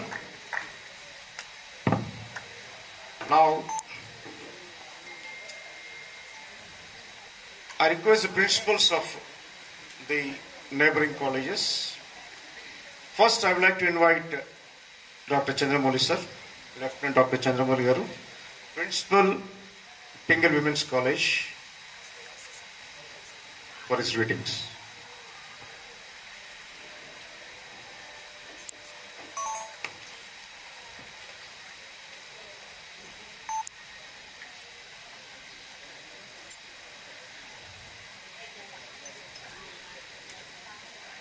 Good evening to all. Sound Takwa. Good evening to all. Good evening, sir. Thank you very much for responding because the time is running. First of all, I am very much thankful to the principal for inviting me to this. At the same time, Kakatiya Government College as well as the Bengali College, both are the brother and sisters. We are going to conduct the number of programs collectively only. For today's program, the president of this function, the principal, Professor Raja Reddy Garu. Similarly, chief guest of this program, sir came from Kenya. So, sir is Professor Kopuram Garu. And the familiar, one more distinguished guest, Damodar Garu. And the principal, Narsampet, Naveen Garu. Similarly, other faculty members and the main department of English faculty members. Moreover, one more the important guest, one is Surendra Reddy Garu. He is always cooperating all the academic activities, and all the faculty members on the dais, and other faculty members from different colleges as well as this college. And once again, good evening to all. I know very much how the programs are conducting, how much pain we have to take. Once we are going to conducting this international seminar means it's not easy. Before the program schedule only, they came forward, they have took the main pain only, then only it will be possible. But the government colleges are also in position to conduct the international seminar. This is the one kind of a signal given to all the universities as well as other degree colleges also. All of them should come forward to conduct always the international seminar is not possible. At least we should be in position to conduct the national seminars. But this type of seminars can success only when the resource persons are in position to participate. If they come from different areas only. But we have to choose when our related faculty members from other countries, when they are coming to India, we have to plan. This is the second method. But the conducting of the international seminar is not easy. Once again, I am congratulating the principal of this college as well as the department of all the English faculty members. And moreover, I am very much thankful the more number of English faculty members came forward and they submitted the excellent papers. Around 162 papers is received by the college. It is not an easy thing. That indicates the worth of our faculty members. So that once again, I congratulate the Department of English as well as the principal of this college to continue the same tempo, not only with English, and other departments also come forward to take this type of good opportunity. Once again, thank you very much. I wish you all the best. This is my parent institution. I worked here for 9 years. Whenever I have a chance to come to this college, I don't ఎలాంటి ఆలోచన లేకుండా రావడానికి try చేస్తా. My department is the chemistry. Whenever I have a lecture in chemistry also, I'm ready to come. But this is as a part of the neighbor college principal. Once again, I wish you all the best for this Kakatiya Government College. Because this one college only in throughout Telangana is a good name. The most good name, not good name, the powerful name. We have to continue it. At the same time, we have to show our activities in the research, like the conducting of the international seminar also. I request the other departments come forward to conduct the international seminars. Thank you and wonderful.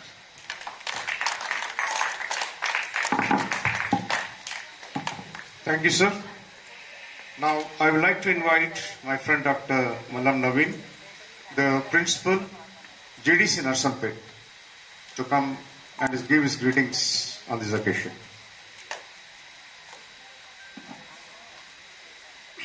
Thank you, sir.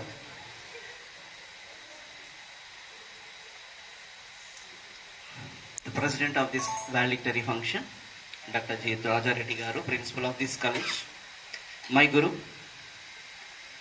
Professor Damodar sir, and the distinguished guest, Cobram sir, in the organizer, convener of this program, Dr. Rambaskar sir, and the vice principal of this college, the staff secretary of this college, and the head department of English, and the principal, Bengali Women's College, and my dear brother, secretary, GCGTA, Surendra Reddy Garu, the entire department of English and other faculty members and other paper presenters and dear students, a very good evening to you all.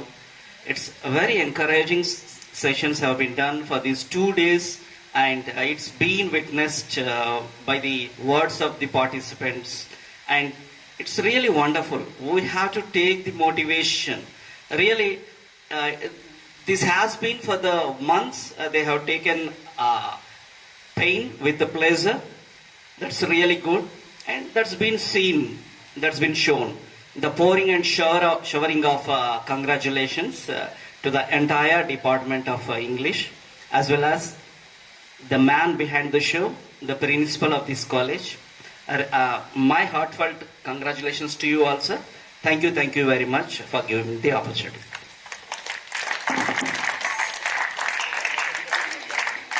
Thank you, sir. Now I request the vice principal of this college, Rajendra Madam, to come and speak on this occasion.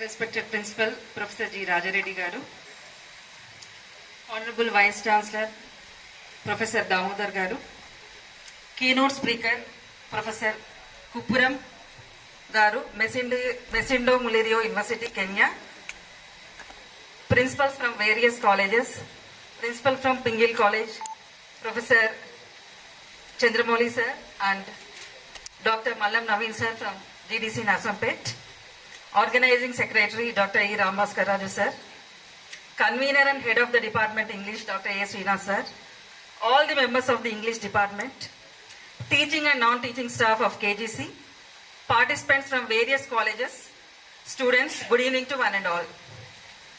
At the outset, I congratulate the Department of English for their vision, foresightedness, organizing and coordinating skills. I thank Professor G. Kuparam, sir, eminent professor from Kenya, who came all the way to address us. Sir, your academic bench is remarkable, and your presence, short distance is never a barrier for pure academicians. Thank you very much, sir. These 2 days have brought all the intelligent minds together, shared wealth of knowledge and experience. This platform has encouraged connectivity from different places and has given scope for collaborations and also to relate academicians from various parts. I thank our principal sir for his leadership and guidance. Finally, I conclude with Henry Wordsworth's Longfellow quote to the English department. Great is the art of beginning, but greater is the art of ending. And I also quote, every pleasure has the pain, but pain is yours, sir. Pleasure is all of us. Thank you. Thank you very much, ma'am, for your kind words. Now I request our young staff secretary, M. Ravi Kumar, to speak a few words on this occasion.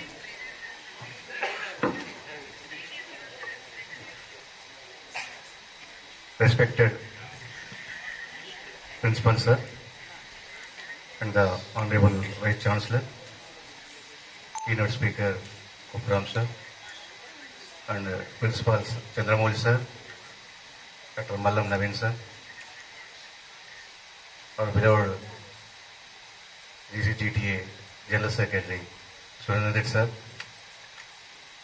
convener of the conference Dr. E. Rambhaskar Rao Sir and Praveen Kumar Sir, Head of the Department, our IQAC Coordinator Srinath Sir, P. Dinakar Sir and Department of English, and all the faculty members and students. Good evening, one and all. Really, I want to congratulate all the Department of English faculty for successful completion of today international conference. Thank you one and all. Thank you, sir.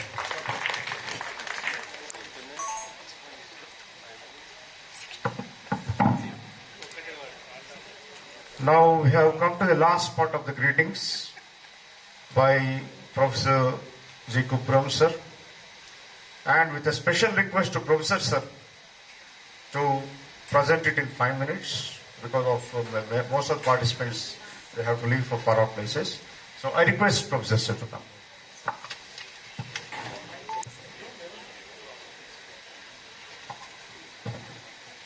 Good evening, please. All the staff members, the students, and the distinguished guests present here. Honorable Vice Chancellor, Professor Damodar Sir, our esteemed principal, Vice Chairpersons, guest of honor, Dr. Surendra Reddy, our faculty members, in fact, and many other staff secretaries, and many other people who are present here. In fact, I wish them a warm good evening today. Now, what I wish to say is that we had a metamorphosis, we had a renaissance, and the result of the transformation is here today. By the end of the evening, we are looking at the result of the transformation. In fact, before I talk about a brief note on this conference, I wish a happy Women's Day tomorrow for all the women and the mothers. And I see only one woman here on this dais. I wanted to see many more women on this dais. Only one is there. I think your future is credited tomorrow. You will become principals. Even vice principal also will become a principal one day. And that's my greetings for the Happy Women's Day. God bless you, my mothers. I also wish those mothers and sisters who served us coffee and tea and food. In fact, I should not forget, this is not an academic deliberation. This is more than academic. We are societal humanitarians, in fact, So, excellent coordination by all the staff members, excellent hospitality by the college. In fact, it is very promising that 175 research articles has been presented. It's really a marathon milestone.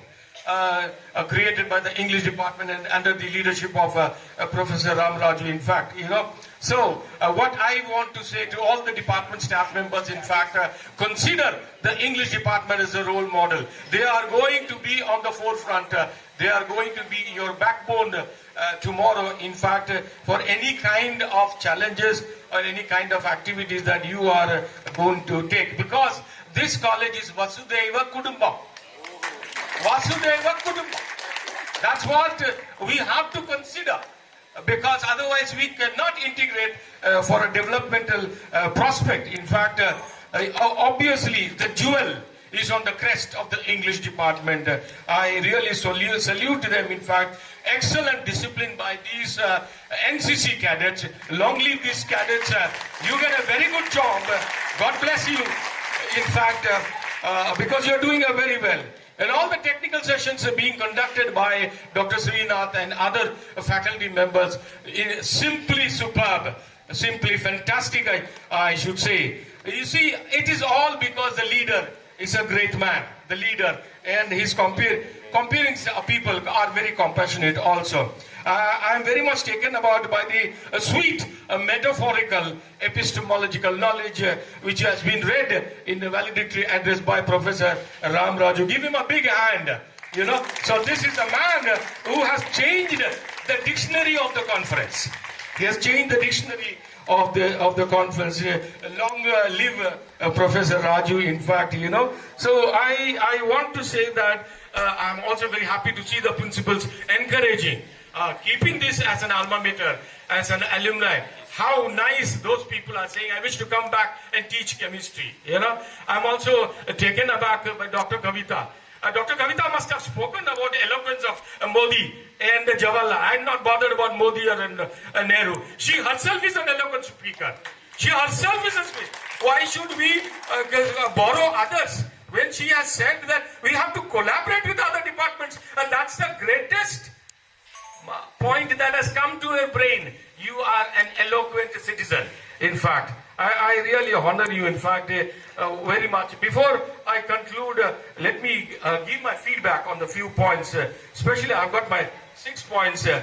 Imagination is the key to writing. Yeah, everybody should imagine, like imagining what you should do the other departments. As I see, our principal was very mobile, very active, taking a part in, it was a push and pull factor, right from the top to the bottom. You know, so that is an imagination physically, and he's leading you to do something, in fact. And tomorrow I know that you will do better, bringing out a multidisciplinary project as an international conference. Now, what was the effectiveness of the discourse? Every participant was really well equipped, beautiful, provocative, and promising articles, titles. I really appreciate they came here bravely, they submitted their paper, they got their feedback. I wish they should continue collaborating in such conferences, and especially with this college.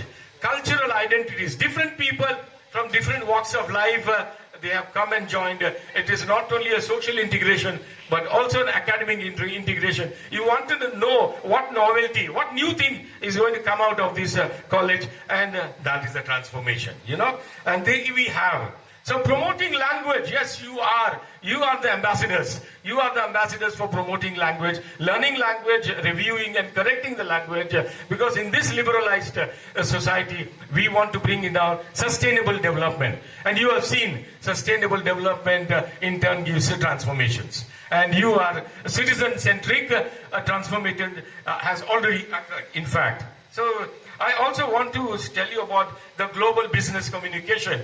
In fact, everybody should involve yourself in this deliberation of English language and literature. It will give you a lot of dividends in the future in the form of new avenues. New avenues. You become a new personality. You become a new personality by globally and nationally and regionally. But if you do it for Warangal, you are a queen, you are a king. So that's what I'm telling you. You know, impact of linguism, multilingualism. Yeah, why should we bother about multilingualism? Whether it's Hindi, Tamil or Telugu and all. I have been in Brussels, I have been in Helsinki, I have been in Amsterdam, I have been in Paris, I have been in Geneva. There are 5 languages: Belgian, Finnish, German. Okay, then we have Italian also.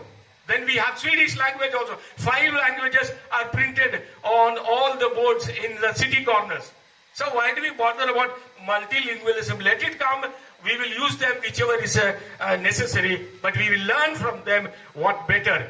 We can assimilate them to just become one family. You know. Finally, what I want to say is that everybody go in peace of mind.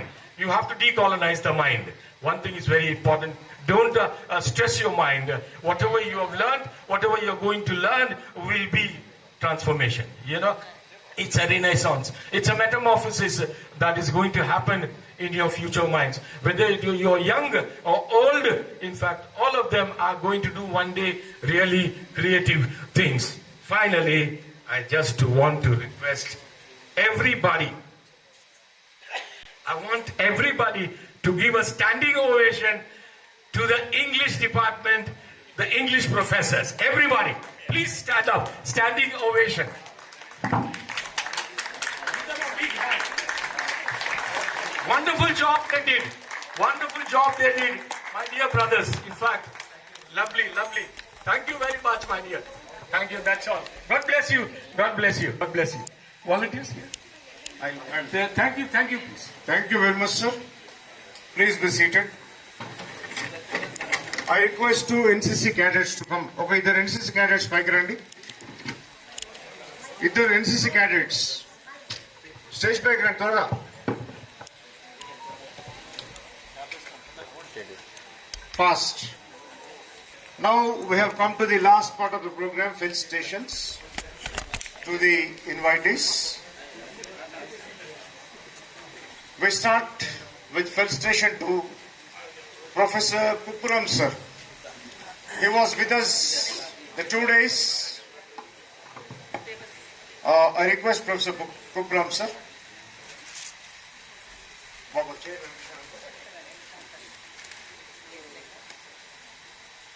And I request Principal sir, Professor Damodar sir, Vice Principal sir, Surendra Reddy sir, Principals of respective colleges, and the Department of English, Staff Secretary, to come forward and felicitate Professor Kuppuram sir. Give a big hand to Professor Kuppuram sir. So, for the last 2 days, he was very vocal and he was very up to the point, discussing a number of things and presenting his viewpoint. Really, it's an honor, sir. Coming from Kenya, we thought his accent will be different. He will be looking like a Kenyan, but he is an Indian. With a Kenyan identity, bridging the Indian culture and the Kenyan culture. Last time we had a wonderful interaction with him. Thank you very much, sir. Thank you very much for your presence here. Now it's time to felicitate Professor G. Damodar sir.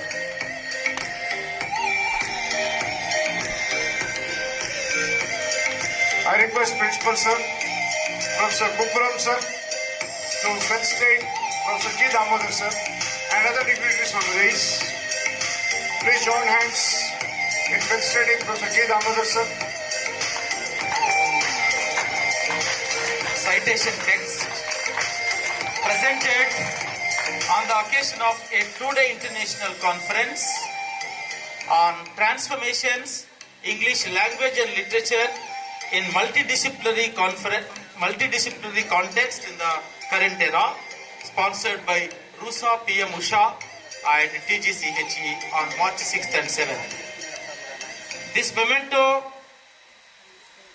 we present a token of sincere gratitude. Thank you, sir. Sir, 1 second. Sir, 1 second. Ready? Ready, all of you Please ready? put your hands together for Professor G. Damodar sir. Ready, look here, look here.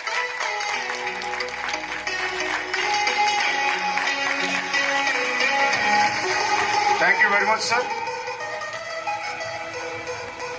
Now it's time to felicitate Dr. G. Chandramouli sir, Principal, Bengali College, Women's College, and request Principal sir, Damodar sir, and other Kuppuram sir, and other dignitaries to participate in the felicitation.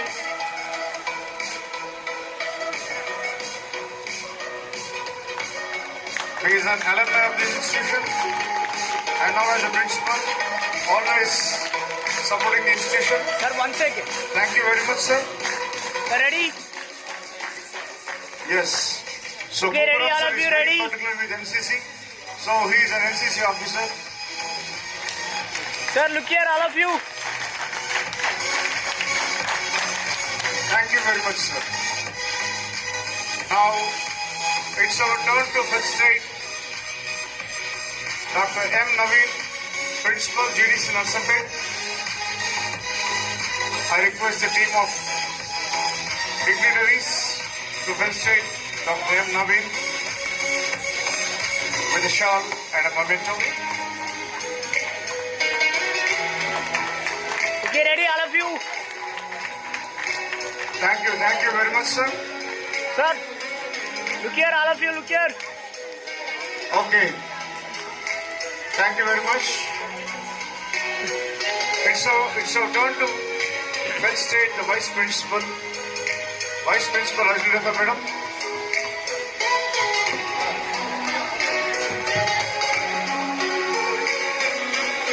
She was literally present the 2 days with all the members, talking to us, motivating us, coming to the department, requesting us. Thank you very much, madam. Sir. Thank you very much. So, it's our privilege to honor Dr. K. Surendra Reddy sir from GCGTA, coming to Warangal, sharing his greetings with us, being a part of this program. I request Principal sir, Staff Secretary Ravi Kumar to come forward and all the dignitaries to participate in the felicitation. 1 second, look here. Thank you very much, sir.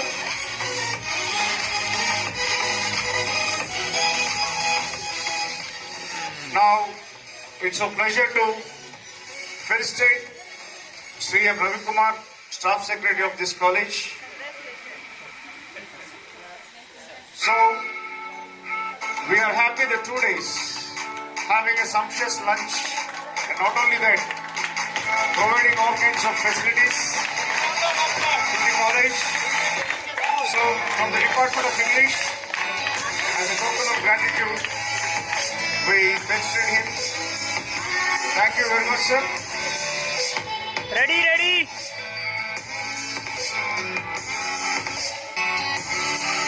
Okay.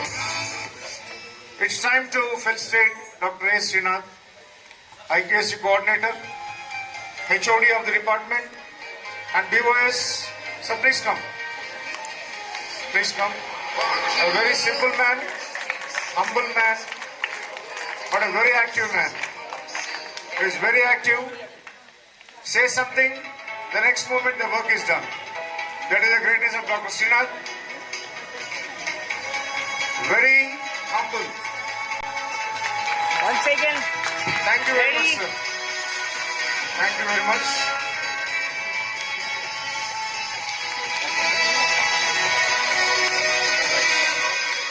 Now, we are going to felicitate the convener of this program, Dr. Ram Bhaskar Raju.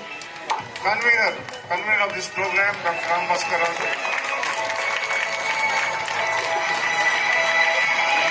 So,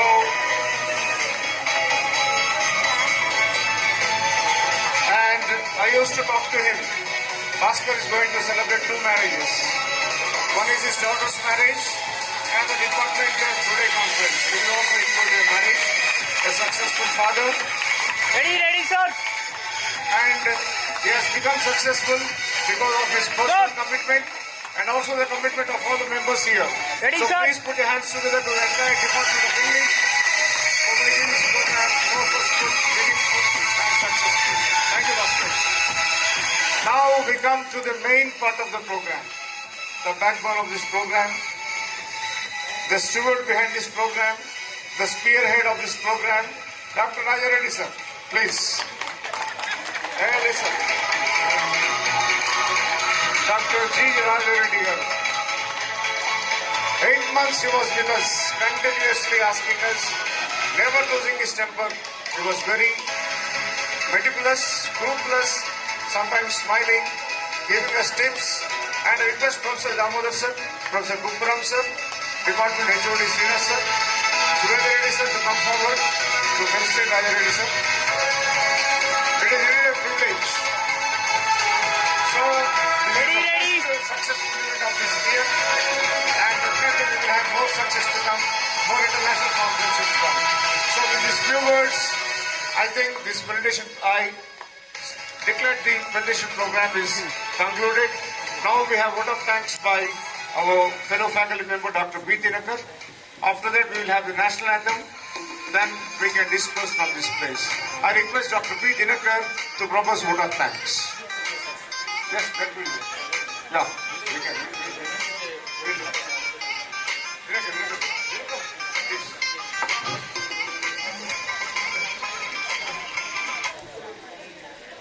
I take it a privilege to propose vote of thanks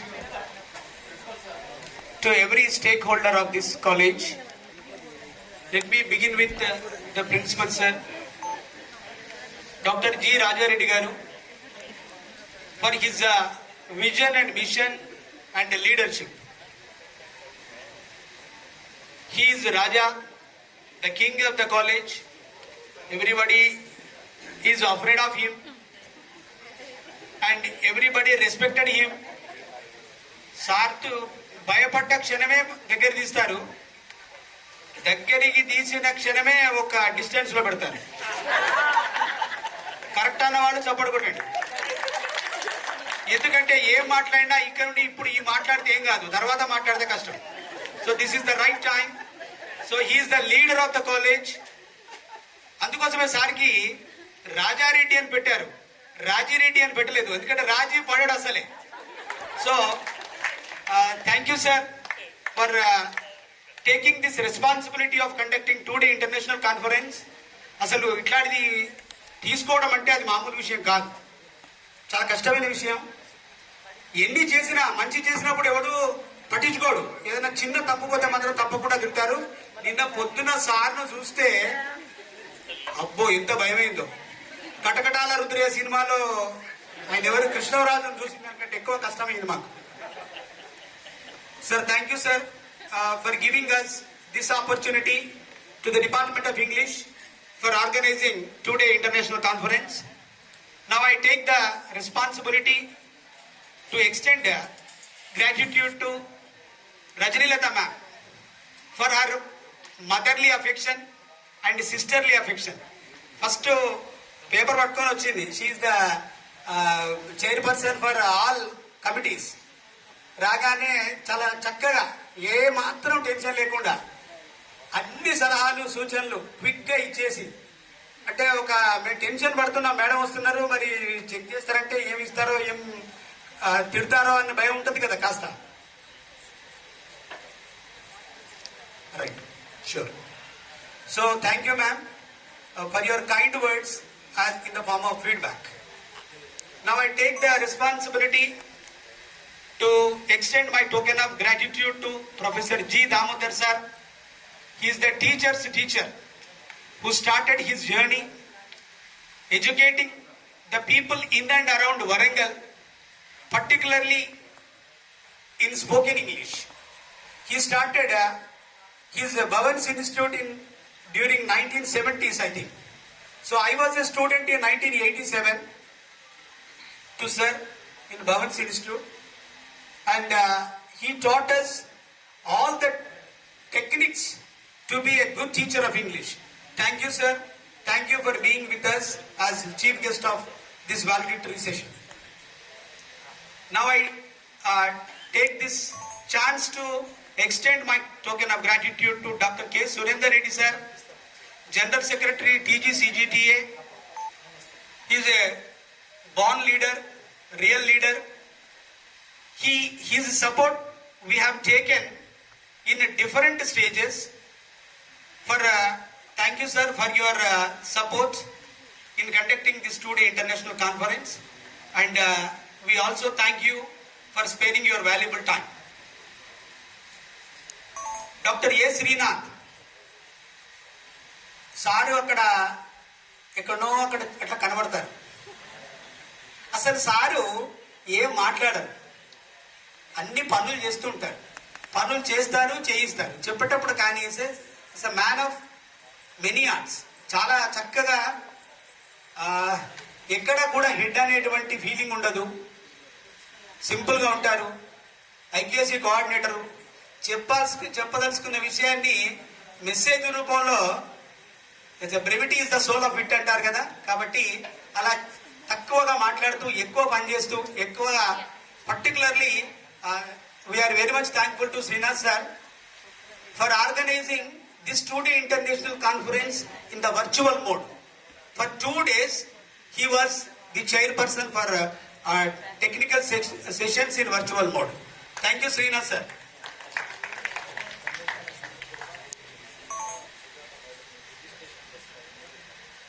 Okay. So the conference certificates are of equal value and importance as well as the research articles. There are sisters like Sujata madam at the registration desk. At least for few presenters, international conference certificates shall be given away on the dais. I request all the faculty members waiting at the registration desk to join the valedictory function to receive your conference certificates. Please do come here. Thank you, sir. We are very much thankful to Professor G. Kupram sir from Masindom Muliro University, Kenya. He is an eloquent speaker, a polyglot, and we are very much thankful to you, sir, for being with us 2 days. Actually, chief guest will come, address the gathering for half an hour, and will go on his way. But he stayed with us, participated in technical sessions, given valuable inputs. For that, we are very much thankful to you, sir. And I am very much thankful to M. Ravi Kumar garu, our staff secretary, for his hospitality. ఈ రోజు ఆయన కనుక లేకపోతే మనకు ఛాయలు లేవు, భోజనాలు లేవు. ఎంత మెటిక్యులస్ గా అంటే గంట కొట్టినట్టే 11:30కు టీ అంటే ఆ టీని చూసి మనం 11:30 గడియారం కలుపుకోవాల్సినంత టైంకి సప్లై చేశారు. తర్వాత we are very much thankful to you, sir, for your delicious breakfast, lunch, and even for snacks. He is assisted by Dr. Srinivas Naik, Dr. Shivanaga Srinu sir, and Shashikant sir particularly. I have to mention many more, but let me quote only a few. Yeah, sure. Now or after a few minutes. Okay. Then it's my turn to extend thanks to Dr. B. Chandramoli garu, Principal, Bengali Government Degree College for Women, Warangal, for his presence, sir. Thank you very much, sir. As you said, we have brother and sister affection, sister concern. Bengali College is our sister concern. Thank you, sir. Thank you for your love and affection. Yeah. Thank you, sir. Thank you. And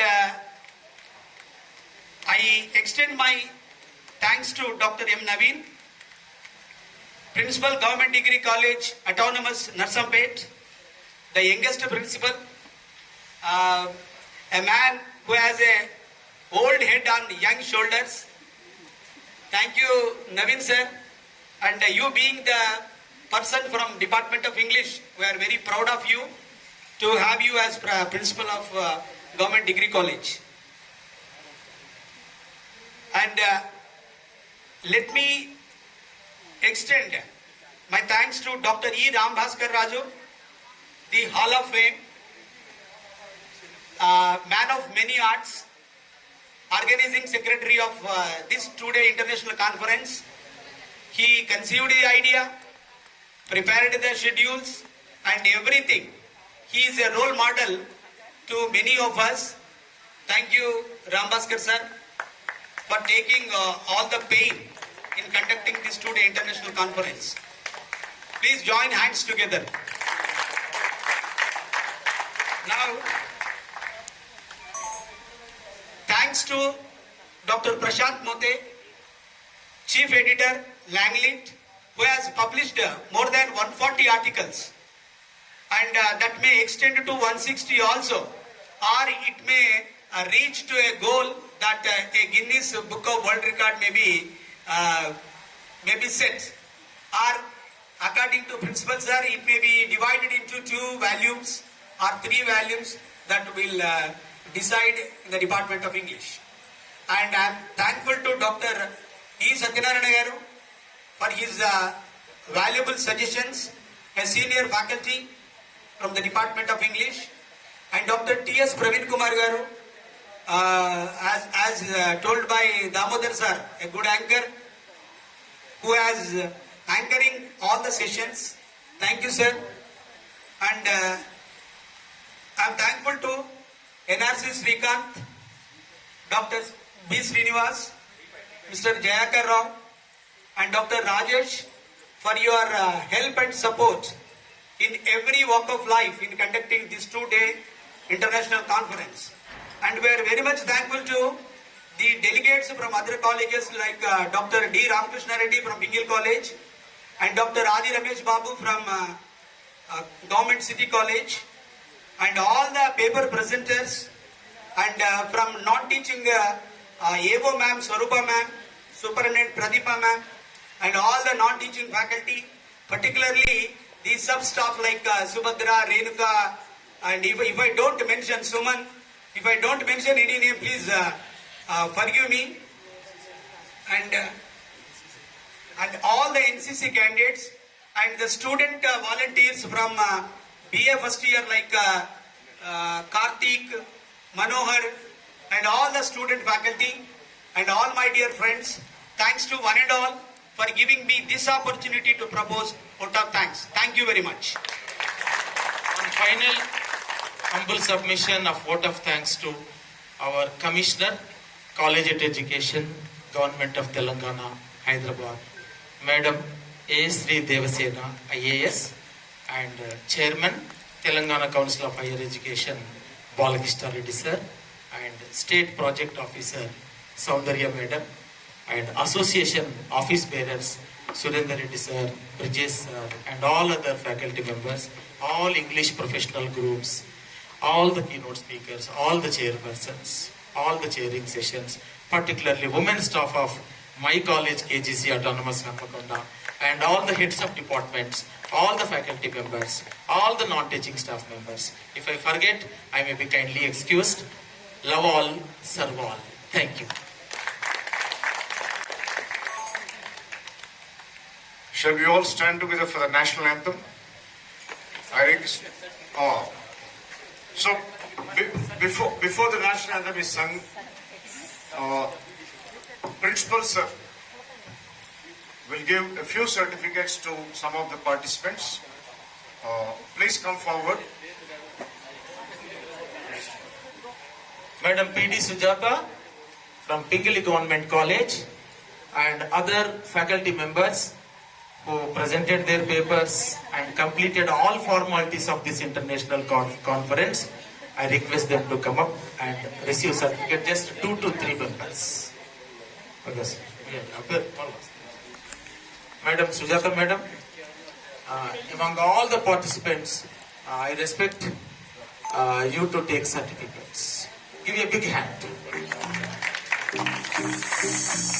Sujana, please come Dr. forward. S. Kavita, Dr. Nagamani, Dr. Sudharani from Vardhanapet, Dr. Adi Ramesh Babu, Head of the Department of English, BOS Chairman, City College, Government City College, Nayapur, Hyderabad. Dearest brother, thank you so much, madam. God bless you. Velma Sonia from Karimnagar. I see you in person now. Till now I have been corresponding by mail. Young researcher. And Velma Sonia is known for very good presentation. And I request Dr. M. Vijayalakshmi madam, Hefsiba, Dr. Hefsiba, and Dr. Jator Somanna, very big personality. Hefsiba, a fresh PhD from Kakatiya University. Congratulations, madam. Thank you, sir. So, thank you very much. Remaining certificates, we request the participants to collect from the registration counter. So we have given him a few certificates as a formality. Now, I request all the participants, audience to stand up. Babu, music bajayandi. For the national anthem, Principal Sir. Dr. Adi Ramesh Babu, Head Department of English, Government City College, Hyderabad. I request everyone to stand up for the national anthem. Srikant. Right.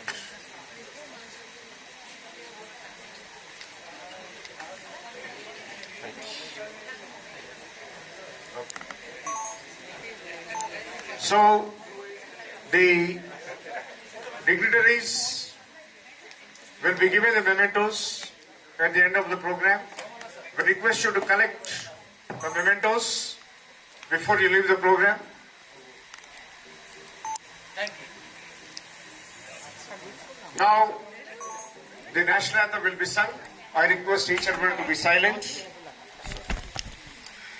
जनगण मन अधिनायक जय हे भारत भाग्य विधाता पंजाब सिंध गुजरात मराठा द्राविड़ उत्कल बंगा विंध्य हिमाचल यमुना गंगा उज्जल जलधि तरंगा तब शुभ नामे जागे तब शुभ आशीष माहे गाहे तब जय गाथा जनगण मंगलदायक जय हे भारत भाग्य विधाता जय हे जय हे जय हे जय जय जय जय हे Thank you, one and all. Now we have group photos. First, Department of English with the dignitaries, followed by staff members of other departments, and next we'll have the photograph of the participants from various colleges, and also we'll have the photograph with the women as part of Women Empowerment Day. First, Department of English with the dignitaries on the dais. I request all the English department faculty members to be on the dais.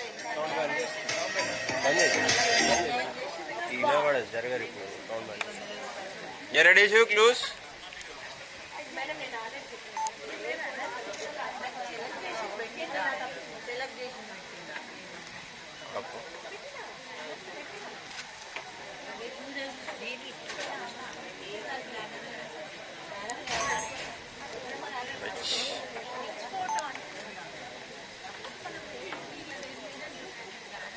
Okay, now I request the members of the other departments, please come forward. Please come forward fast and please accommodate yourself. Some of you can come out of the dais, some of you can stand before the dais. All the NCC candidates are requested to have a group photo with the dignitaries on the dais. One by one. So after the teachers of the other departments, next one is participants from various colleges. Please be here. After that, we have the photograph with the NCC and NSS candidates. A little bit back, madam. Move back, move back.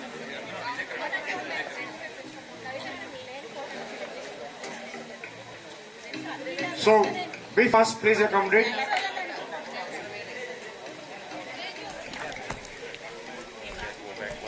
Back, back. Last week,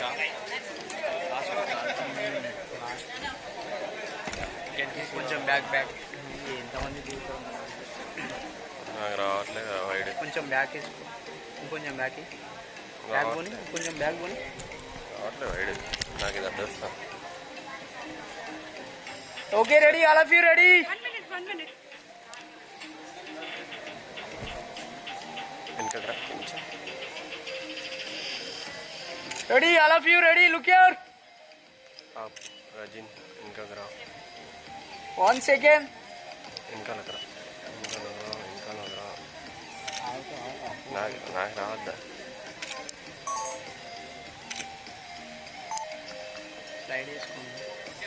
One second.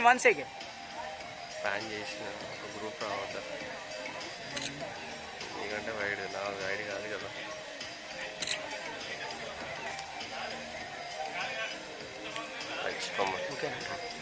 Okay.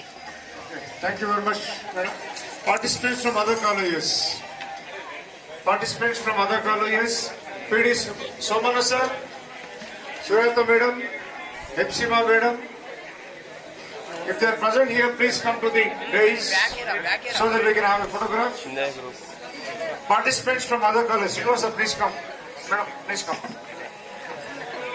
Participants from other colleges. Please, Ramesh.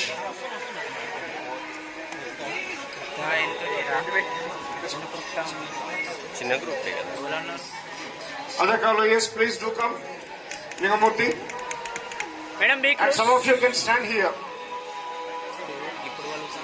Some of the participants can stand here also. Madam, close. Okay, little. Ready?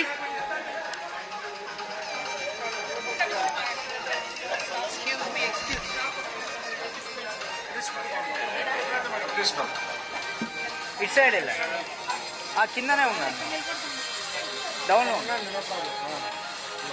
Madam మీరు కిందకి వచ్చాను sir ఇటు వెళ్ళండి వాళ్ళకి కింద రమ్మంట వాళ్ళిద్దరిని madam మీరు కూడా వచ్చారు సార్ మీరు పైనకి వెళ్ళండి ఇటు సైడ్ వచ్చాను ఓకే కొంచెం జరగండి ready all of you ready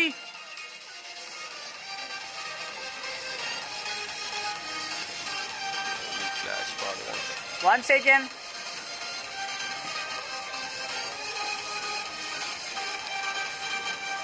Right. Sir. Okay. Thank you. Now NCC, NSS candidates. NCC cadets, NSS volunteers. Please come forward. NCC పిల్లలంతా ముందుకు రండి. NCC పిల్లలంతా ముందుకు రండి. NSS volunteers ముందుకు రండి ప్లీజ్. పిల్లలు స్టేజ్ మీద ఉన్న కిందకి రండి. NCC వాళ్ళందరూ రండి ఫస్ట్. ప్లీజ్ రండి. బాయ్స్ కొంతమంది పైకి రండి. గర్ల్స్ అంతా కింద ఉండండి. బాయ్స్ పైకి రండి. రెండు ఉండించవచ్చు. NCC cadets.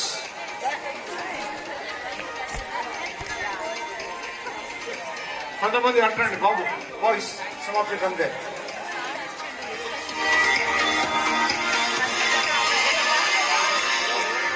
Also NCC officers. NCC officers, please come. If they are here, please come. Ramesh. Ledu. Chinna sir, ready? Photograph, please, Babu. Jaldi aana. Yakada ho jao. Okay. Bro, వెనకాల వాళ్ళు కిందికి రండి. వెనకాల కనిపించట్లేదు. కొంతమంది ముందుకు రండి ప్లీజ్. కిందికి వచ్చాం.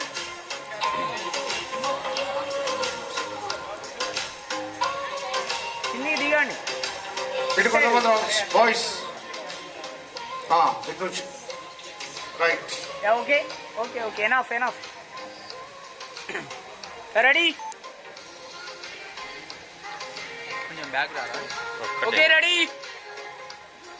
అది అయిపోయినాక నువ్వు కొట్టరాదు. ఒకటే నిమిషం. 1 second.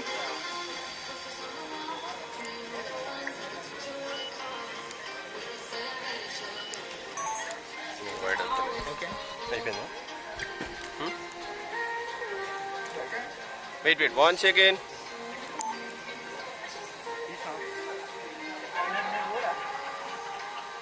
Yeah, right. Thank you. NSS volunteers.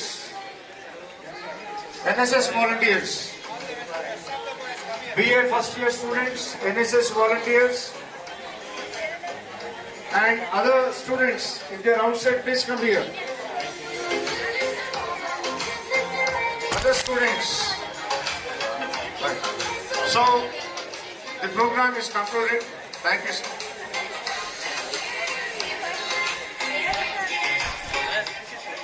Nana.